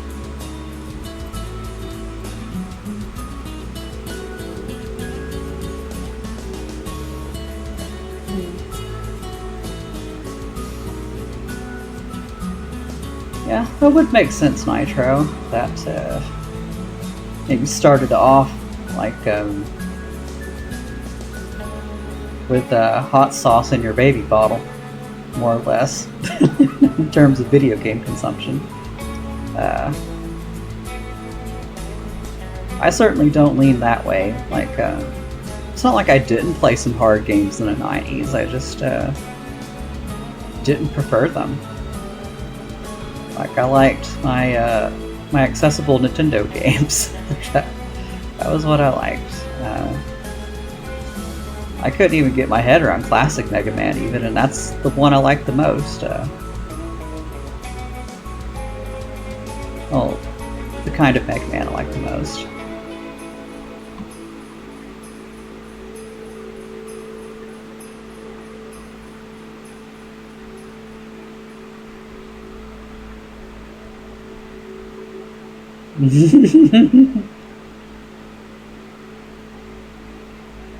You should have saved the prompt for it, yes. Oh my lord, Alice Dance. Hook, line, and sinker. Right there, just...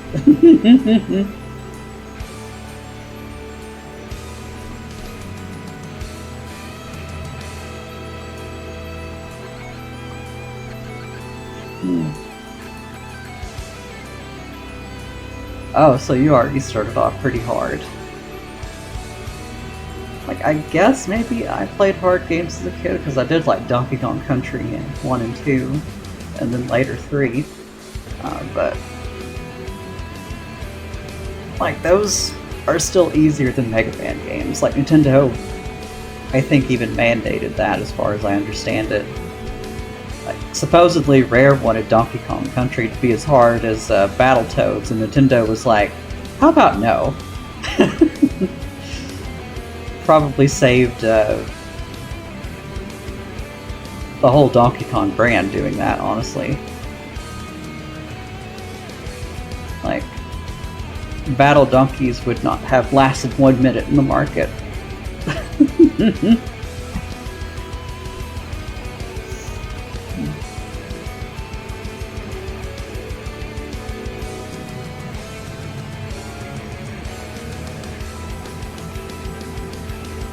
Yeah, I didn't really play NES games as a kid either. It wasn't until like I was like nearly 7 that I got to try any NES games, and I liked them too growing up. Like, I wasn't super picky about games, and And teenage me was obsessed with Zelda 2, even though I never beat it until adulthood. Like, I just loved it. Its style of gameplay.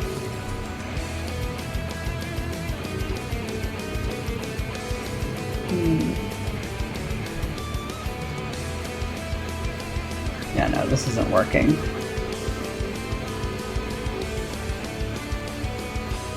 What I'm gonna do is have like little indentions in this one, just little ones.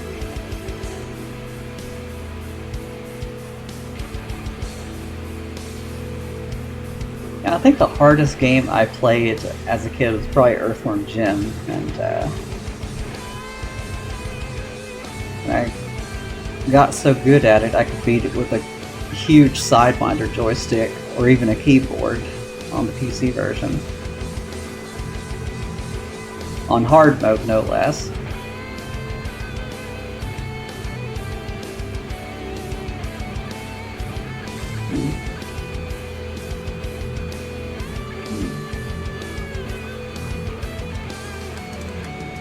Oh, a fan remake of which game? Hal stands.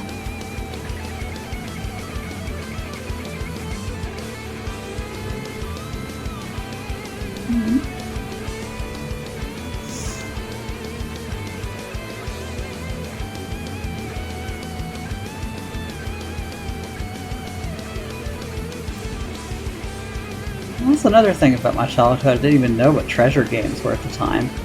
Like, I didn't even hear of Dynamite Headdy or anything in the Genesis. I just had no idea it existed. And as an adult, when I tried those games, I just didn't see the appeal of them. Just, wow, these games are stupid hard. Like, I think I'll go back to Dark Souls.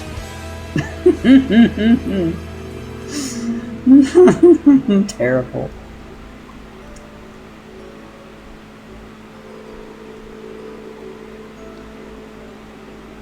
Oh, Zelda 2. Oh, that's right. You've been talking about that fan remake. Wasn't too crazy about the additional challenges because I felt like the original game was already a tough cookie. So it's like, Just, I'll check it out eventually. I'm just not excited about the extra things they added to it. I can live without that.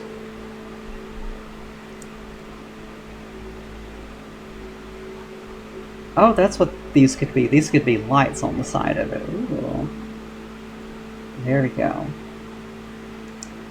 Like that idea.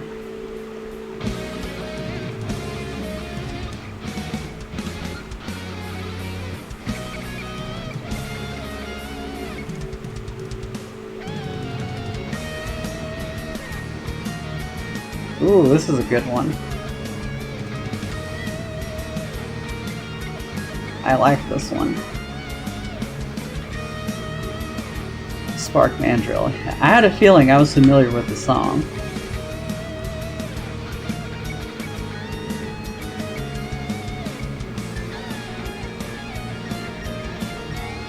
Ooh.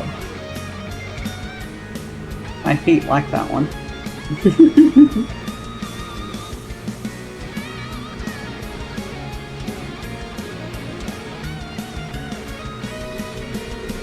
Yeah, that's a good one. Even some Sonic ROM hacks had to steal that song. The energy just too good. Oh yeah, I was gonna turn that into lights.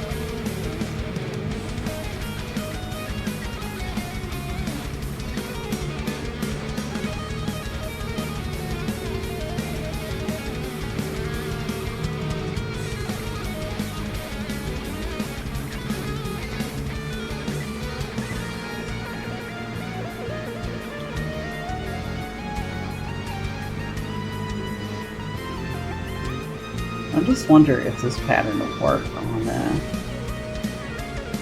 bridge. I'd like some consistency if I can manage it.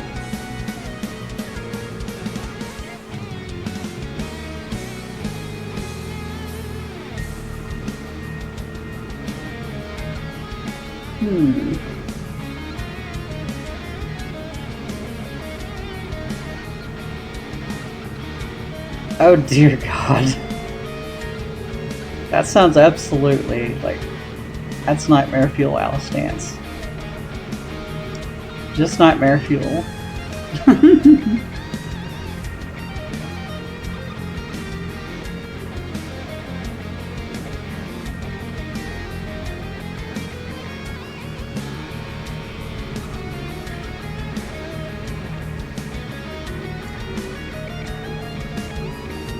Wherever somebody found it, they need to kill it before it lays eggs. Just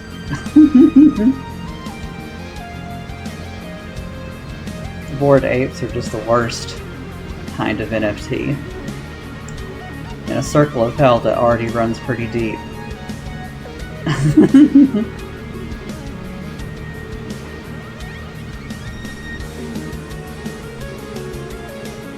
Oh, here we go.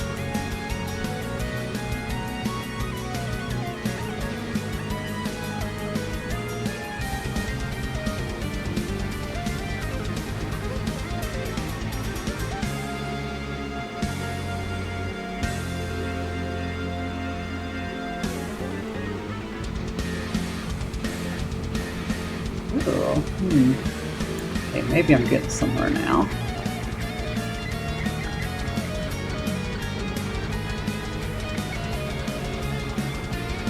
Oh! An extreme thirst, you say? I'm gonna need a very subtle color for that. Oh! That bored ape is so funny. Oh, but it's good to see some progress on that thing. Oh. I think I see what you're going for here. Oh, yes. But I looked at it on my phone. I like what I saw.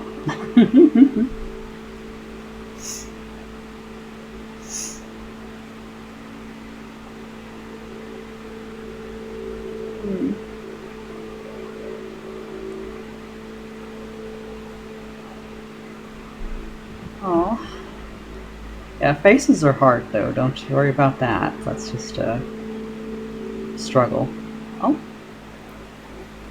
For every artist. At least you got plenty of references of me to work with. At least you can say that.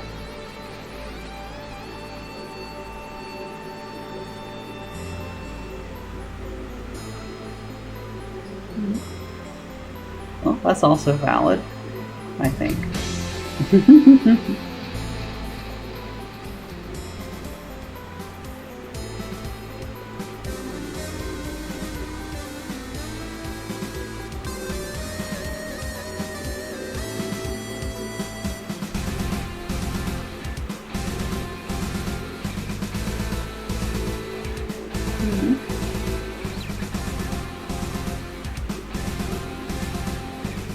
Hell's palette. Oh.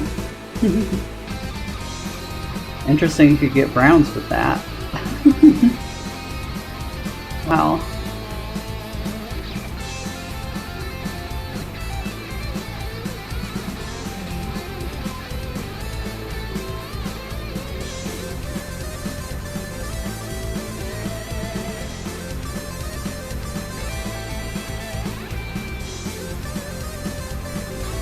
One of these days, one of us is going to make a joke about draw me like your French girls, and you're just going to be like, you laugh, but I actually did it.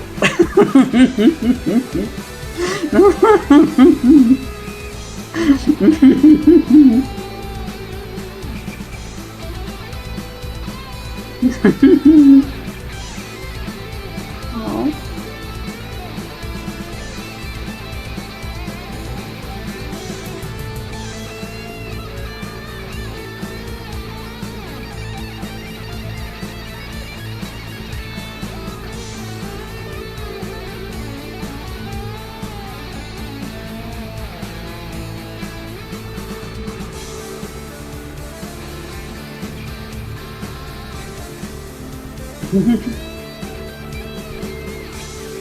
Oh, okay, that makes sense.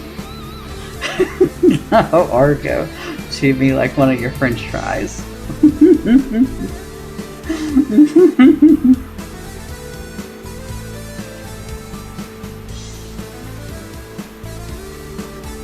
Yeah, like I've noticed skin at least usually leans toward like, you know, reddish, greenish hues and things like that. There's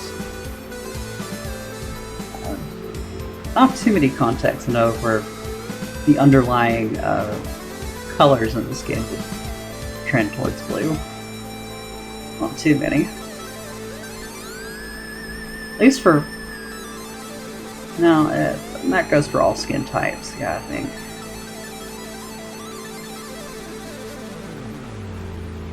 I had to think about that one.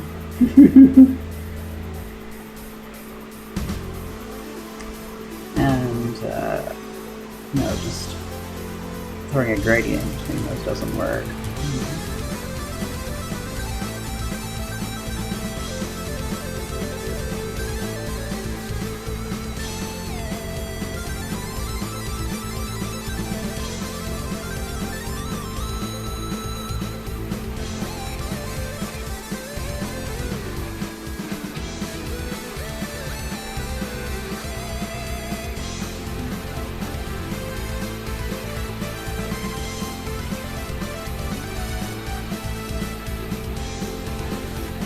That's where I'm going wrong.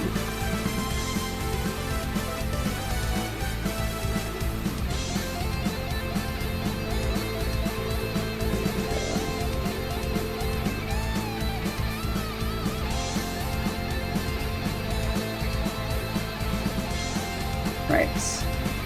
Now they're consistent. That was a little tricky.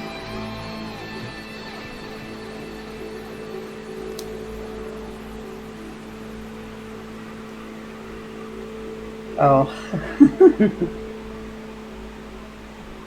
Now those exceptions make sense. You know, strong bounce slide. I didn't think about that. And I would hope Smurf's disease is not real. I would hope.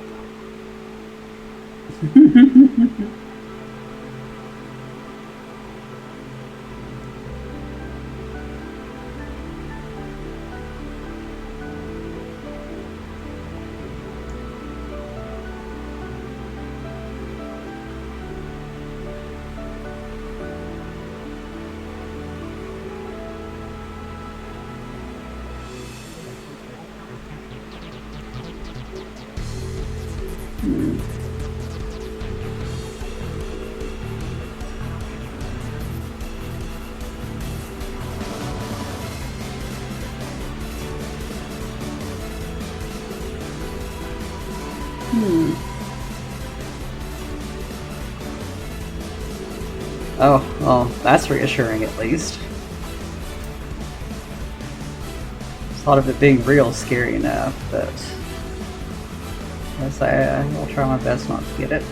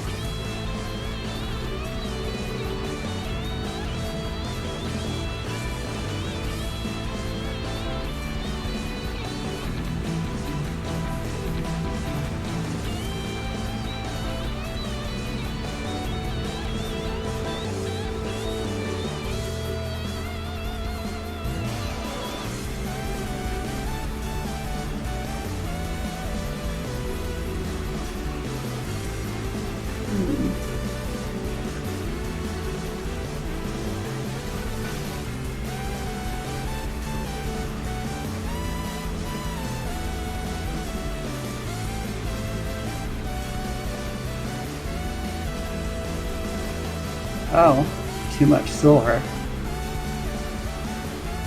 Oh, you don't have to worry about me snorting silver, at least. That sounds scary. Oh.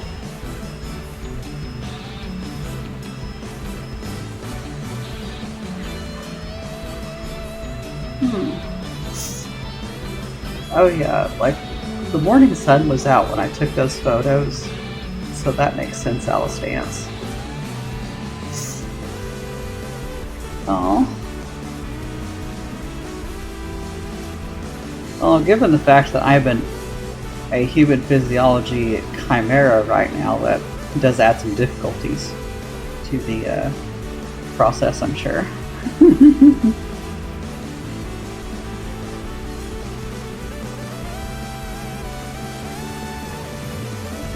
Hmm.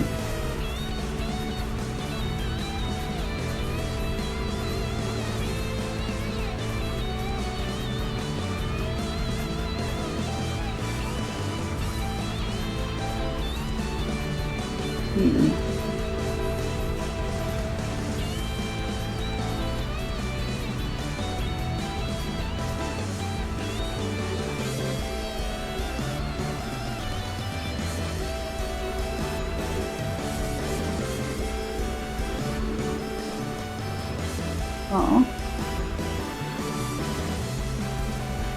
Mm-hmm.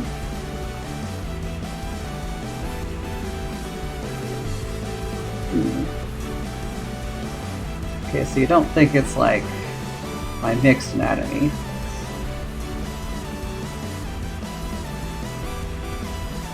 Oh. Well, I mean, that's probably what will help you push through doing it. Like,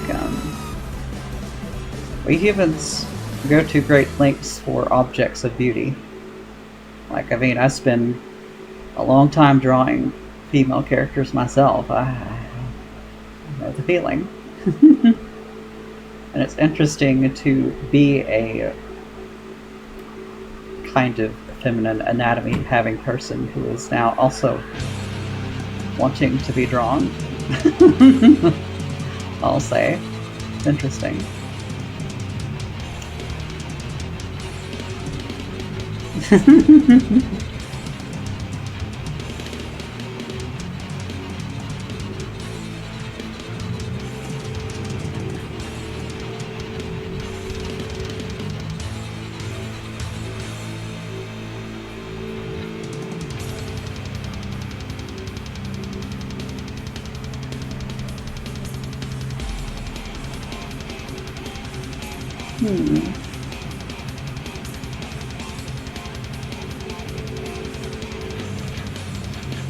Oh yeah, that's what I need going between these is a lighter color of purple, not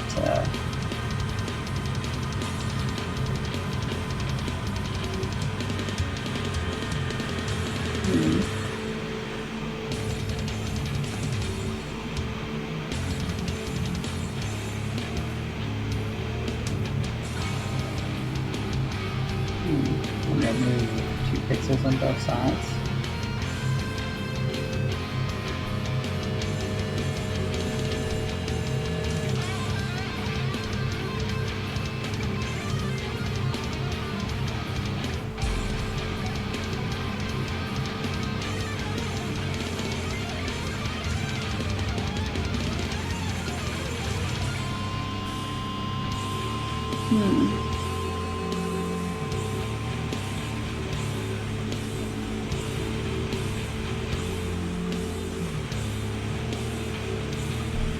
Oh.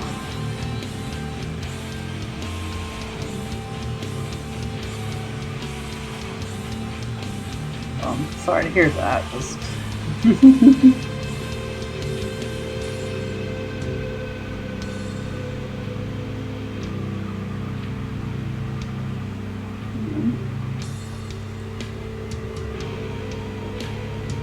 well, I mean that's fair enough, I think. Just given what you're implying here.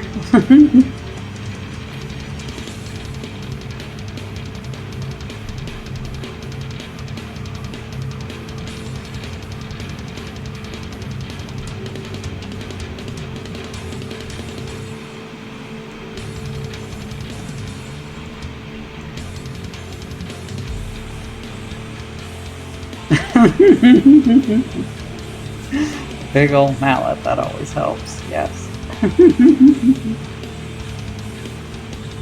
Oh, oh, the left breast decided to hurt.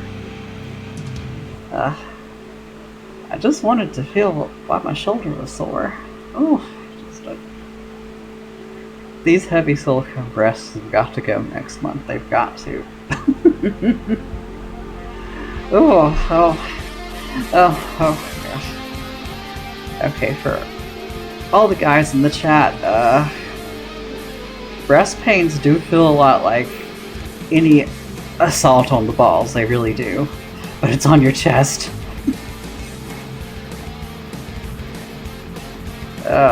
Just ball ache, but on your chest. Yeah. So yeah, that was a fun feeling. Let me readjust this real quick. I'm sorry. Not very professional, but just need to be comfortable while arting here. And I really hate that I've spent this entire stream only getting 3 tiles done, but you know, we're still trying to figure out what looks good here. It's not easy. Oh. I think I'm gonna have to take this one off camera, like, oh my god. No wait, the Twitch gods can't get angry at me, I covered it up. Oh. Yeah, this thing.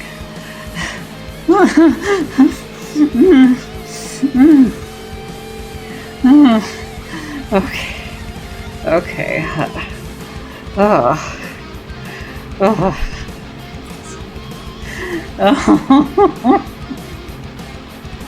I'm sorry I did that on stream, y'all, but my breast that is now developing inside my chest was like, very not happy with that. Oh, I'm sorry to hear you know what those pains are like, friend. No. Yeah, that was like not acute pain, but it was very uncomfortable. It was like, oh, like, you know, someone's just like grabbing your arm and won't let go. Just like, hey, did you forget me? You know, just oh.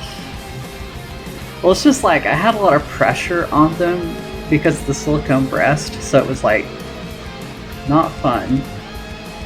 So it's just like these very sensitive organs that are developing in here just had a lot of pressure on top of them, so it felt like a ball ache. Like my panty gap isn't properly adjusted.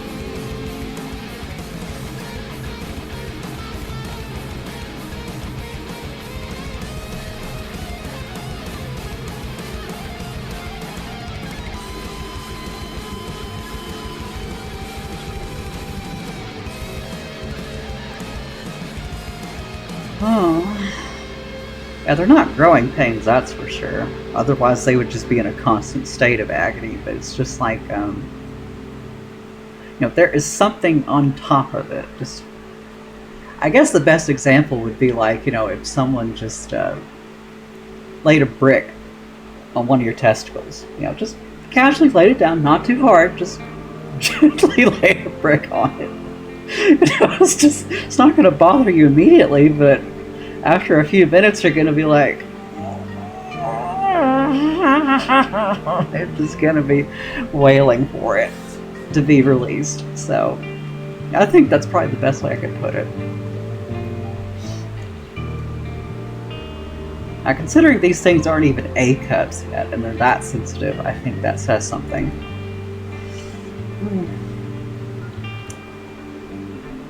Yeah, that's better. Just, well, I'll just take them both out for tonight. Just yeah. Yeah, this is better for now. Just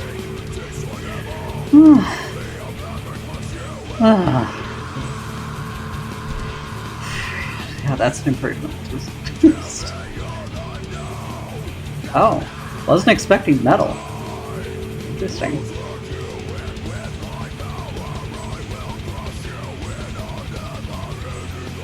And I don't think I'm happy with that, so what I'm gonna do is like...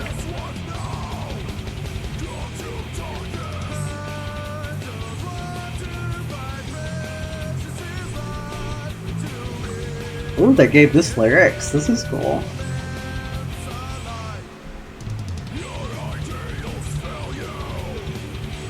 I like the normal singing the most there.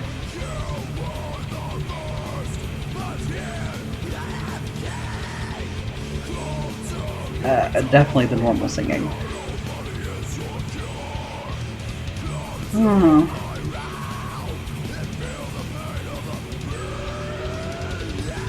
Also, Argo, yeah, it's quite convenient. I added a brick to the emote list.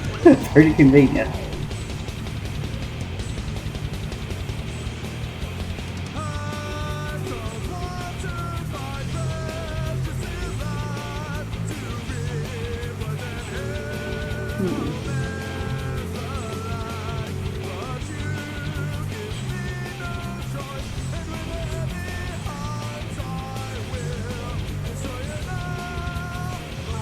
Yeah, I agree. I'm not into Screamo as much.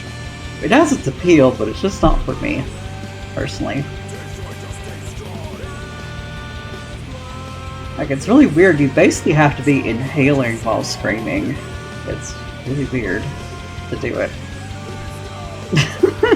Your brick is cooler. I like that you could just add emotes on top of each other in Twitch. That's just really funny to me.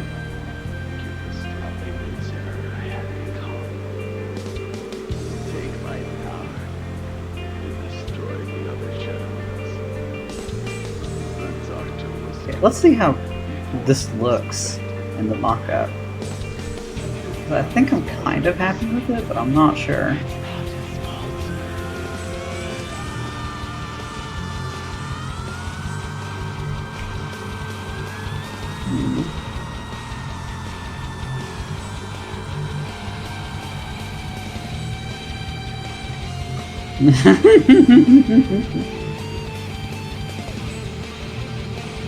Sunglasses on butts will never stop being funny. Also. Ponders keyboard existence. I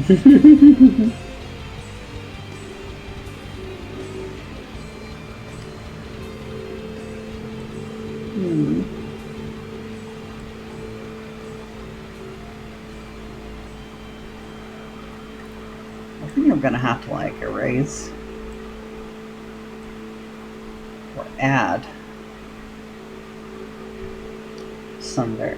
Yeah, I need to add like some bezel back to this because it looks out of perspective when it really shouldn't.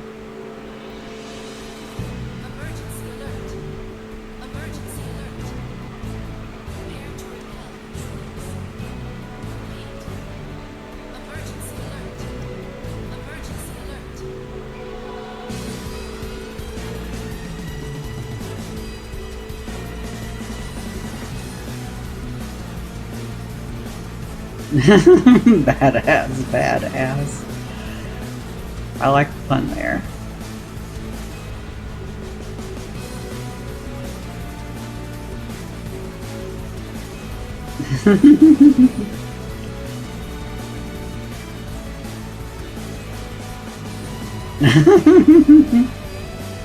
That reminds me, Dusky has a licking emote that's pretty funny. Argo's got a bunch of them.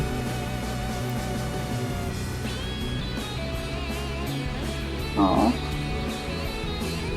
Yeah, that's the one that gets a lot of covers too, Nitro, wouldn't you know it? If people are covering your song, that means you did a good job on it, I think.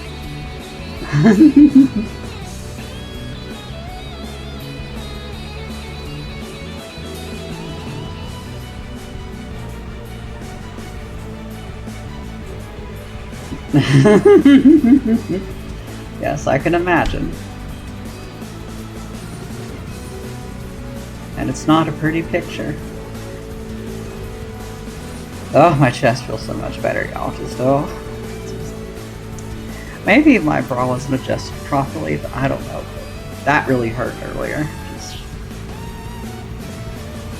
Aw.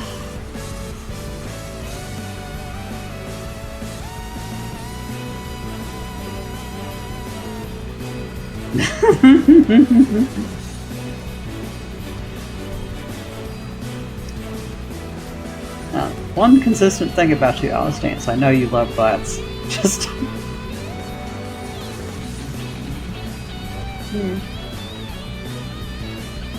Oh, is X3 soundtrack not good enough, Nitro?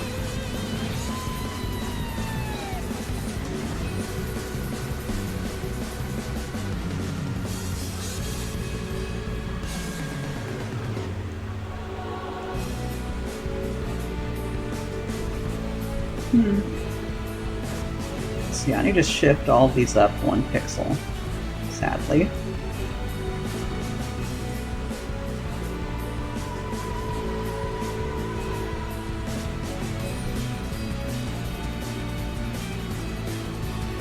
Or 2 pixels, rather.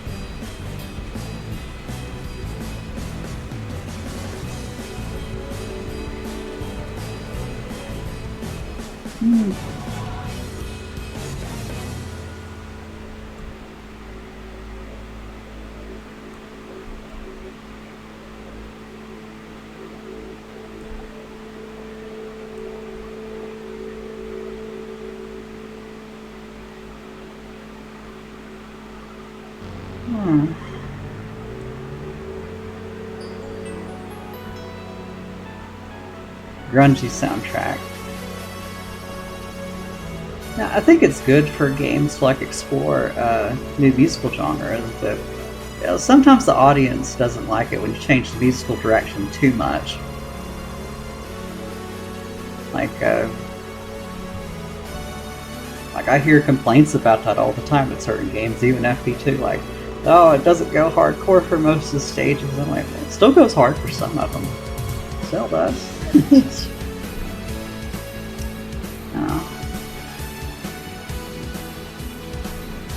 But yeah, this is one of those things where the I don't like change button applies, probably. You have to be real careful about what you change in a series. And I can imagine Mega Man fans are the worst about it, probably, because there's just so many of them, you know.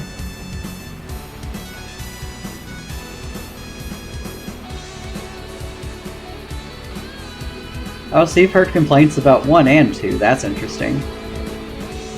I've only ever heard about them for 2 specifically. And they're not that many, really. Like, it's kind of like Sonic CD's soundtrack, where, you know, the American track isn't that bad, but there will be people who prefer the Japanese one for its extra energy. You know, just, preferences will vary.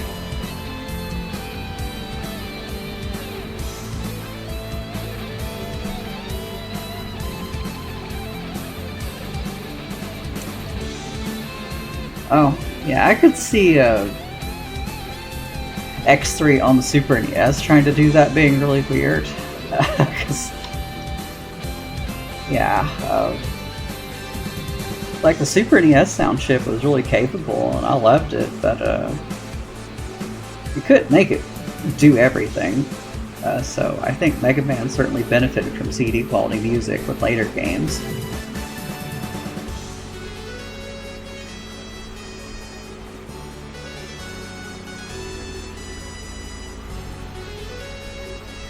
Hopefully this is better in perspective, I would hope.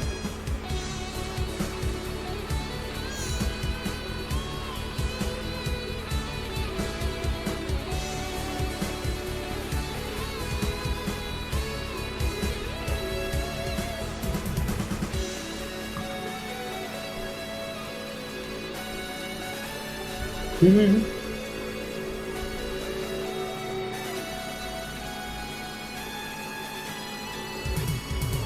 I know, like, the CD quality music was like very interesting when it first became a thing for video games. Like, I still kind of miss that era, honestly, where like we just had like 7 live instruments just going ham, and it was beautiful. Like, I loved it.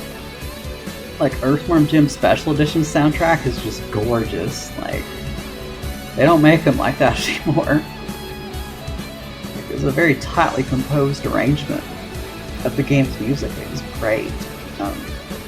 I'd love more of that.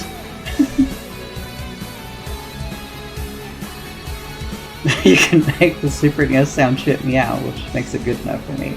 That's really funny, Yellow. I like that.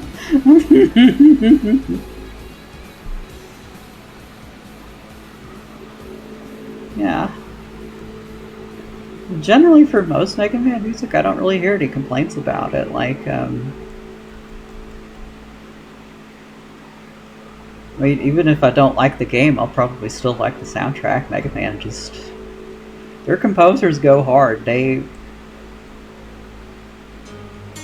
do amazing work, to say the least. It's no wonder Mega Man 2's composer is still, like, praised to this day. Like he's a god or something. And to certain people, he might as well be.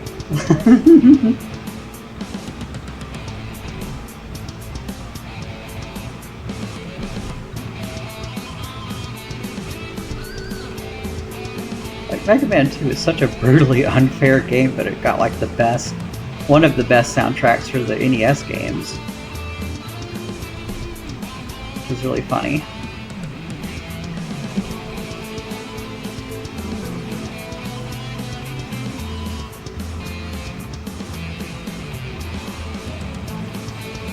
Super NES. Oh my god, Nitro, that's a good pun. And yes, they generally have good soundtracks. Like, I played Mega Man 11 with Dusky and on PS4 some time ago. Like, it was probably 2 years ago. And it had some really good tracks. Like, I still love Bounce Man Stage's theme. Like, that is living rent-free in my head right now. I shouldn't say that where Dusky can hear me, though, because, like, she hated Bounce Man Stage so bad. Like one time I just posted a video clip of game development progress with Bounce Man's theme in the background, you know, because that's what I was listening to at the time, and Dusky was like, I still... not him again, just not the Bounce Man instead. Made some vague threat towards Bounce Man, basically. Just because of that.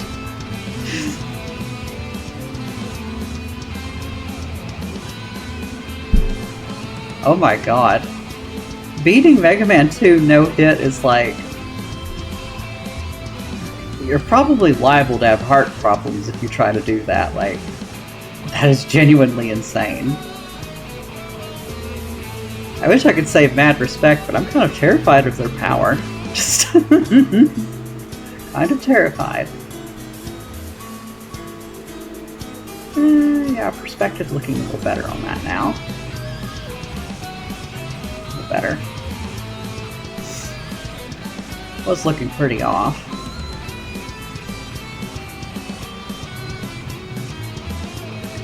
Okay, so that's like a bridge piece, basically. Kind of like a platform. It's not like a floor that will connect to, like to wall tiles. Now we need to figure out what the walls are going to look like in this tile set. That's going to be fun.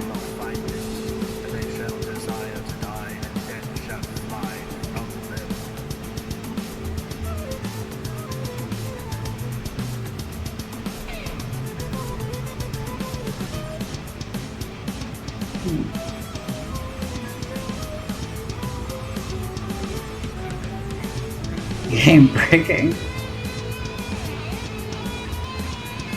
Oh, I don't mind Mega Man games with like some balancing issues and the opposite end where like you are kind of overpowered, because those games are hard enough. So an easy mode button can only make it so easy in that game.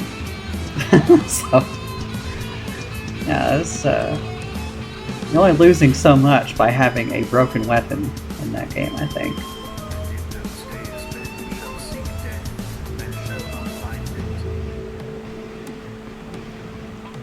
So,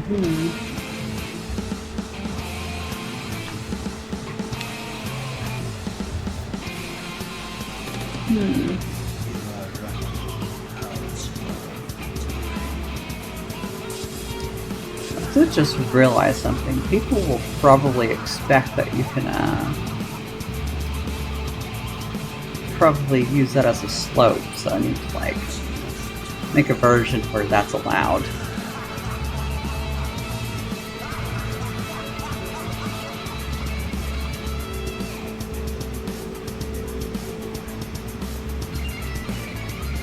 Yeah, that's generally the path you want to take if you want to have an easier time playing Mega Man games, is use the boss weapons that other bosses are weak against. And it makes certain bosses a lot easier, to say the least.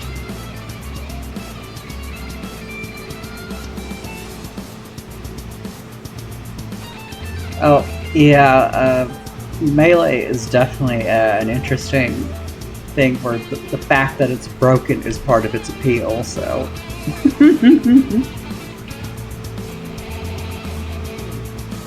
Oh, Lord. 3 hours just to figure out that that's what I wanted for part of the tile set.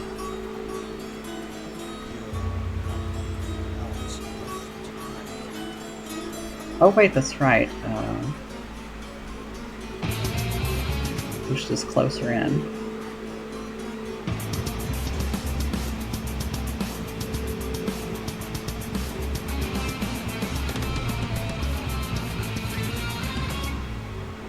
There we go.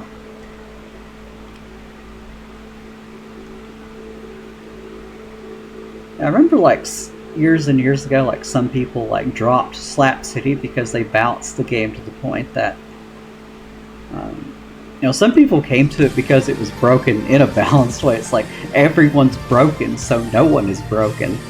Then they rebalanced it and polished it up, and developers probably felt like they did a good job on it, but some people on the comp side were just like, nope, this isn't the game that I picked up originally, so update exhaustion just pushed them away.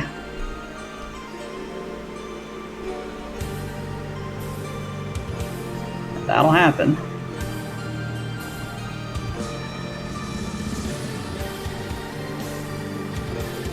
Okay, now let's make a 64 by 32 flat surface tile that could connect to wall pieces. Like, that's going to be important.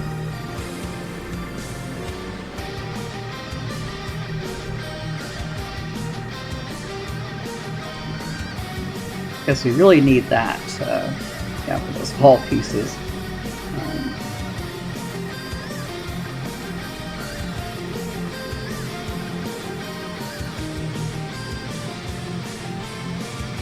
So we'll make the flat surface tile and the wall tile next to it. Now another thing I want to do is make certain tiles like destructible. So they'll need to also have like damaged state. So that's probably what I'll like use this for, yes. Like certain tiles can be broken entirely and some will not by design. That way you can't soft lock yourself and fall infinitely through the world. Like that just wouldn't be a fun scenario for a lot of people. So yeah, this needs a damaged state.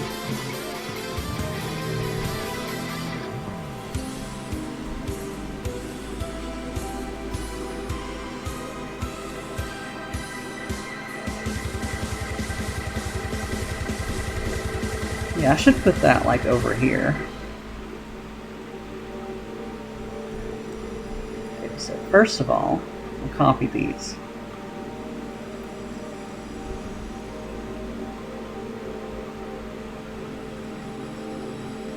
Oof, oof.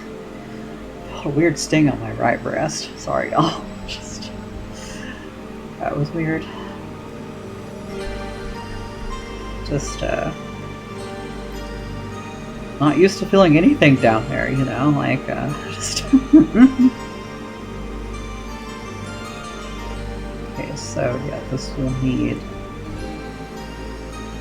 I don't know what happened. I think the wires from the pocket bra probably started to pinch against some of the nodules and the breast. That's what I'm guessing has happened. Oh yeah, it's easy enough to prevent that. As long as the destructible tiles that I have are the kind that are obviously meant to be destructible.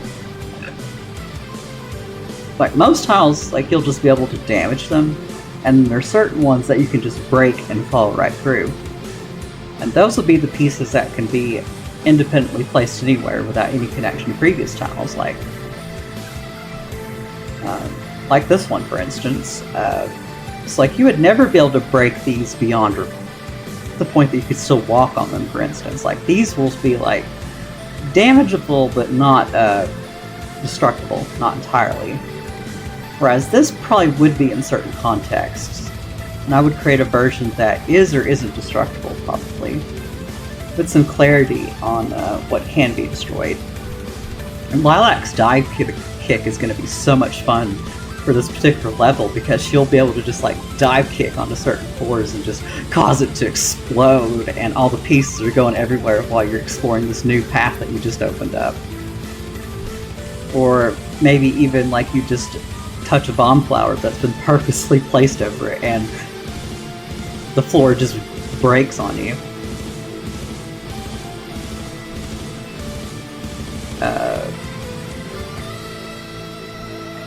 But I don't think I could create a scenario where Carol can get soft locked. She is cheese incarnate ever since I gave her the ability to do the boot kick where she can like go up.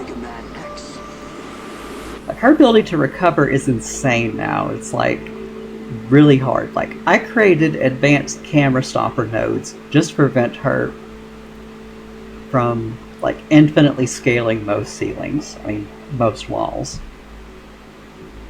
Her abilities are just insane. And she also and Carrie have it even worse because they can double jump on their special 2 buttons. Like, they don't need to fly, they just need to jump as many times as they want. The only way normally to prevent Carol from like infinitely climbing certain walls is to put like sloped ramps on the ceilings, but it doesn't look as pleasant, honestly, and even then there's still opportunities for advanced cheese to get around it. So I just have the camera stoppers to prevent that. So it's just like, okay, you can climb up to this point and then the ceiling stops, instead of like this ugly ramp structure that just keeps going up as high as the infinite staircase in Super Mario 64. So yeah, we'll make a damaged version of that soon. Right now I just need to make some new floor and wall tiles.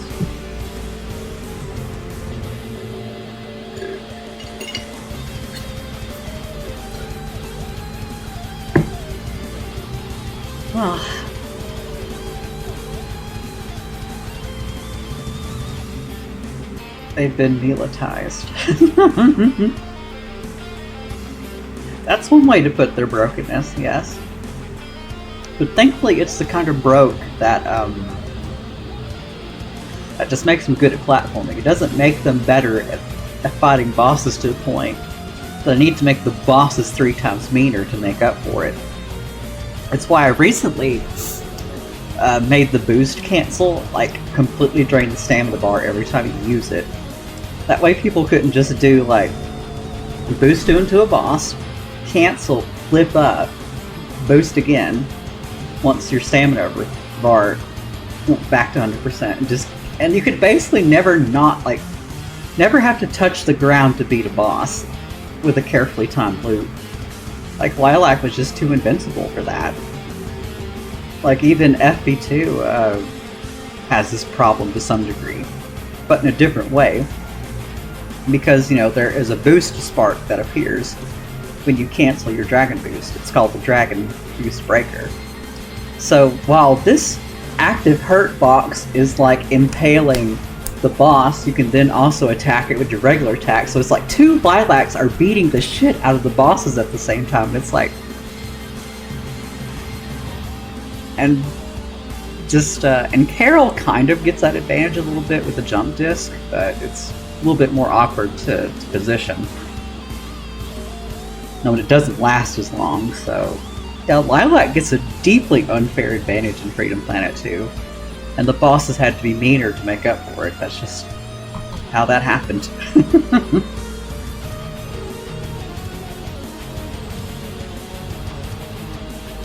Aw. Yeah. I feel like that was one of FB2's best ideas for Carol, was to give her that, the uppercut kick, that, And the nice thing about it is, like, it has, like, a, you can keep doing it as many times as you want, your jump speed just kind of tapers each time you do it. So you have to land again before you can, like, fully jump up in the air with it again. It's really nice. Very smart design. It gives Carol a lot more versatility in her combats and her platforming abilities. So, like, if she had that ability in Freedom Planet 1, like, she would have been way more fluid to play stages with, because she was always just, like, a few pixels too short for certain jumps that Lilac was very comfortable, could just very comfortably make with a jump and then a cyclone. Whereas, with the addition of that uppercut, boot kick, or I can't remember what it's called, the addition of that means she can, just jump, uppercut, and make a very tight leap over an otherwise high wall. It's really good.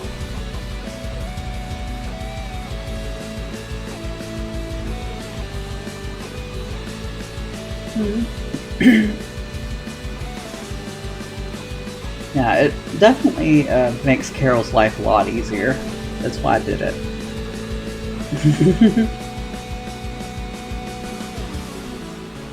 I think it would be good to have, like, tiles like this, for instance, as well as, like, more plain tiles like that. Like, I love tiles like this, like in Freedom Planet 1. They're very simple, effective tiles that are very stylistic and communicate what they're doing. They're very readable, stylistic, simple. All the good things that... Yeah, it's just like all the good adjectives you could make for a tile set. There you go. Like, these tiles absolutely make the grade. So I'll want to invoke that a little bit by creating my own versions of them.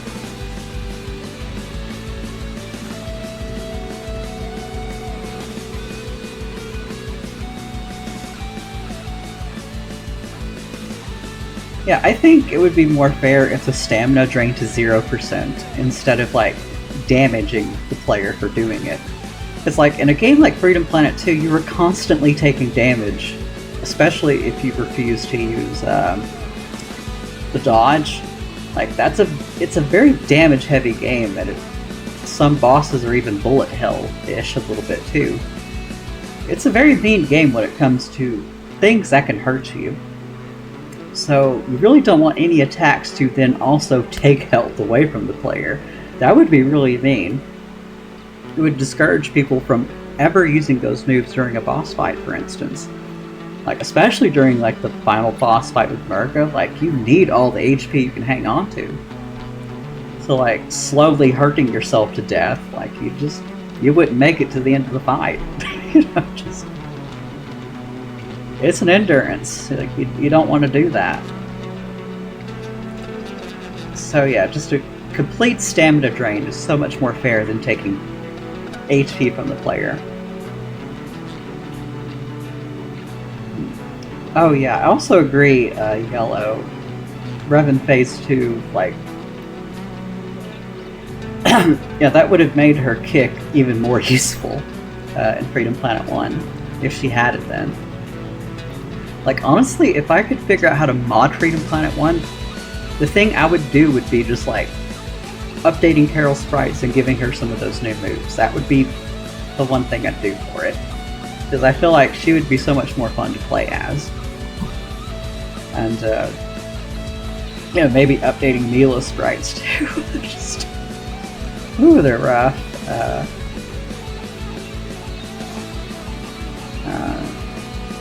Also, dear Lord, it's almost time to end the Twitch side of the stream. So what I'm going to do at 6 is end the stream, go make some food, because yes, I'm already hungry again. And, oh, please stop hurting. Then I'll start streaming on Discord in the Shenmue Architect server. So where everyone can voice chat with me directly while watching me work on game assets. And sometimes that's where the bulk of my progress is, too. And those tend to last, like, for however long I can stay awake. One time I kept streaming on Discord till like 3 a.m. in the morning, and some people got on voice chat, like, after they went to bed and woke up, and they're like, Amy, what the hell? Why are you still awake? And I was like, I don't know. I just have to, I got the energy. And this day in particular, I don't know why.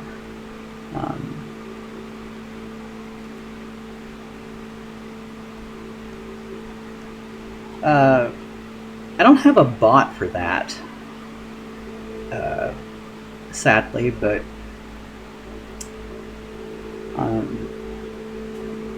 I do look at text chats while doing voice chat with people. Like, I'll keep the text chat for the voice chat box in a small pop-up window, kind of like what I'm doing with the stream chat right now. I'll keep it on this little window up here so I can see responses from people who could only talk through text right now. So that's also a thing. Like, you'll still be able to communicate with me even if it's not through voice.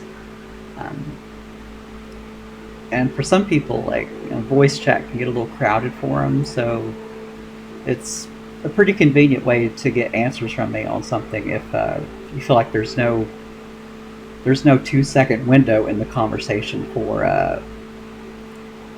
to speak up and add your question or your opinion to the topic at hand. So yes, I do pay attention to that sort of thing, so you don't need the text-to-speech thing. So yeah, and I have the links to all those things in my Twitch profile. So yeah, my Twitter, my Blue Sky, Twitch, Discord, all those links are in there, including a link to my Shenmue Architect website. So that's also a thing. And my Patreon link, you know, that I used, that helps fund the development of this game. Like, the Patreon allows me to go part-time at my job, working there 4 days a week instead of 5, so that I have more time to get this game done faster.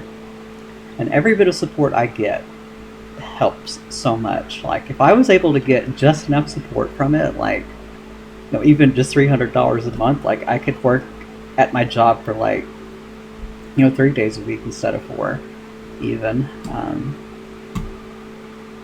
But what I'm getting now still gives me so much more freedom to work on the project, and I very much appreciate it. Because, like, you know, when I went to part-time, like, I was basically walking away from $400 a month by doing that. And the Patreon helps me eat healthy while going part-time, basically. And that's especially useful right now in my intense hunger pains during my transition. Like, ooh, I could not imagine, like, only having shit and beans in the cabinet. Well, I have a deep, raging hunger for chicken. You know, just, like, all the real MVPs in my life right now. I very much appreciate that. So, yes, that's the most I'll plug the Patreon. So, Yes, if anyone would like to join our Discord server, you can do that. And if you don't, like, well, that's okay. These Twitch streams are for you. So that you can have like a 5-hour window into like how much time it really takes to make these things. And find the right artistic direction for the sprites, etc., etc. How long it takes to code a new enemy. This is your window into game development. And if you don't want to be in 300 Discords, that is perfectly okay. That's why I do these public streams for y'all. And then on the Discord side of the stream, just lets me communicate with my community and any new people who are excited about the game. Just.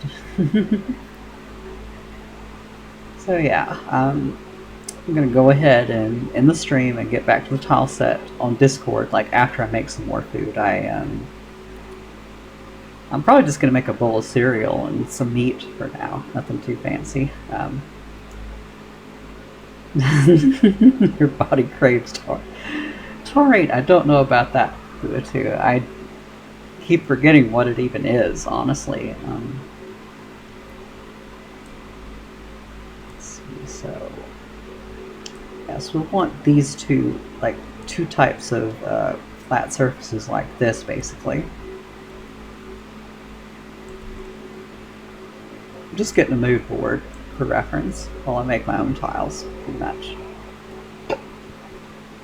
Yes, and yep, looks like we're out of time now.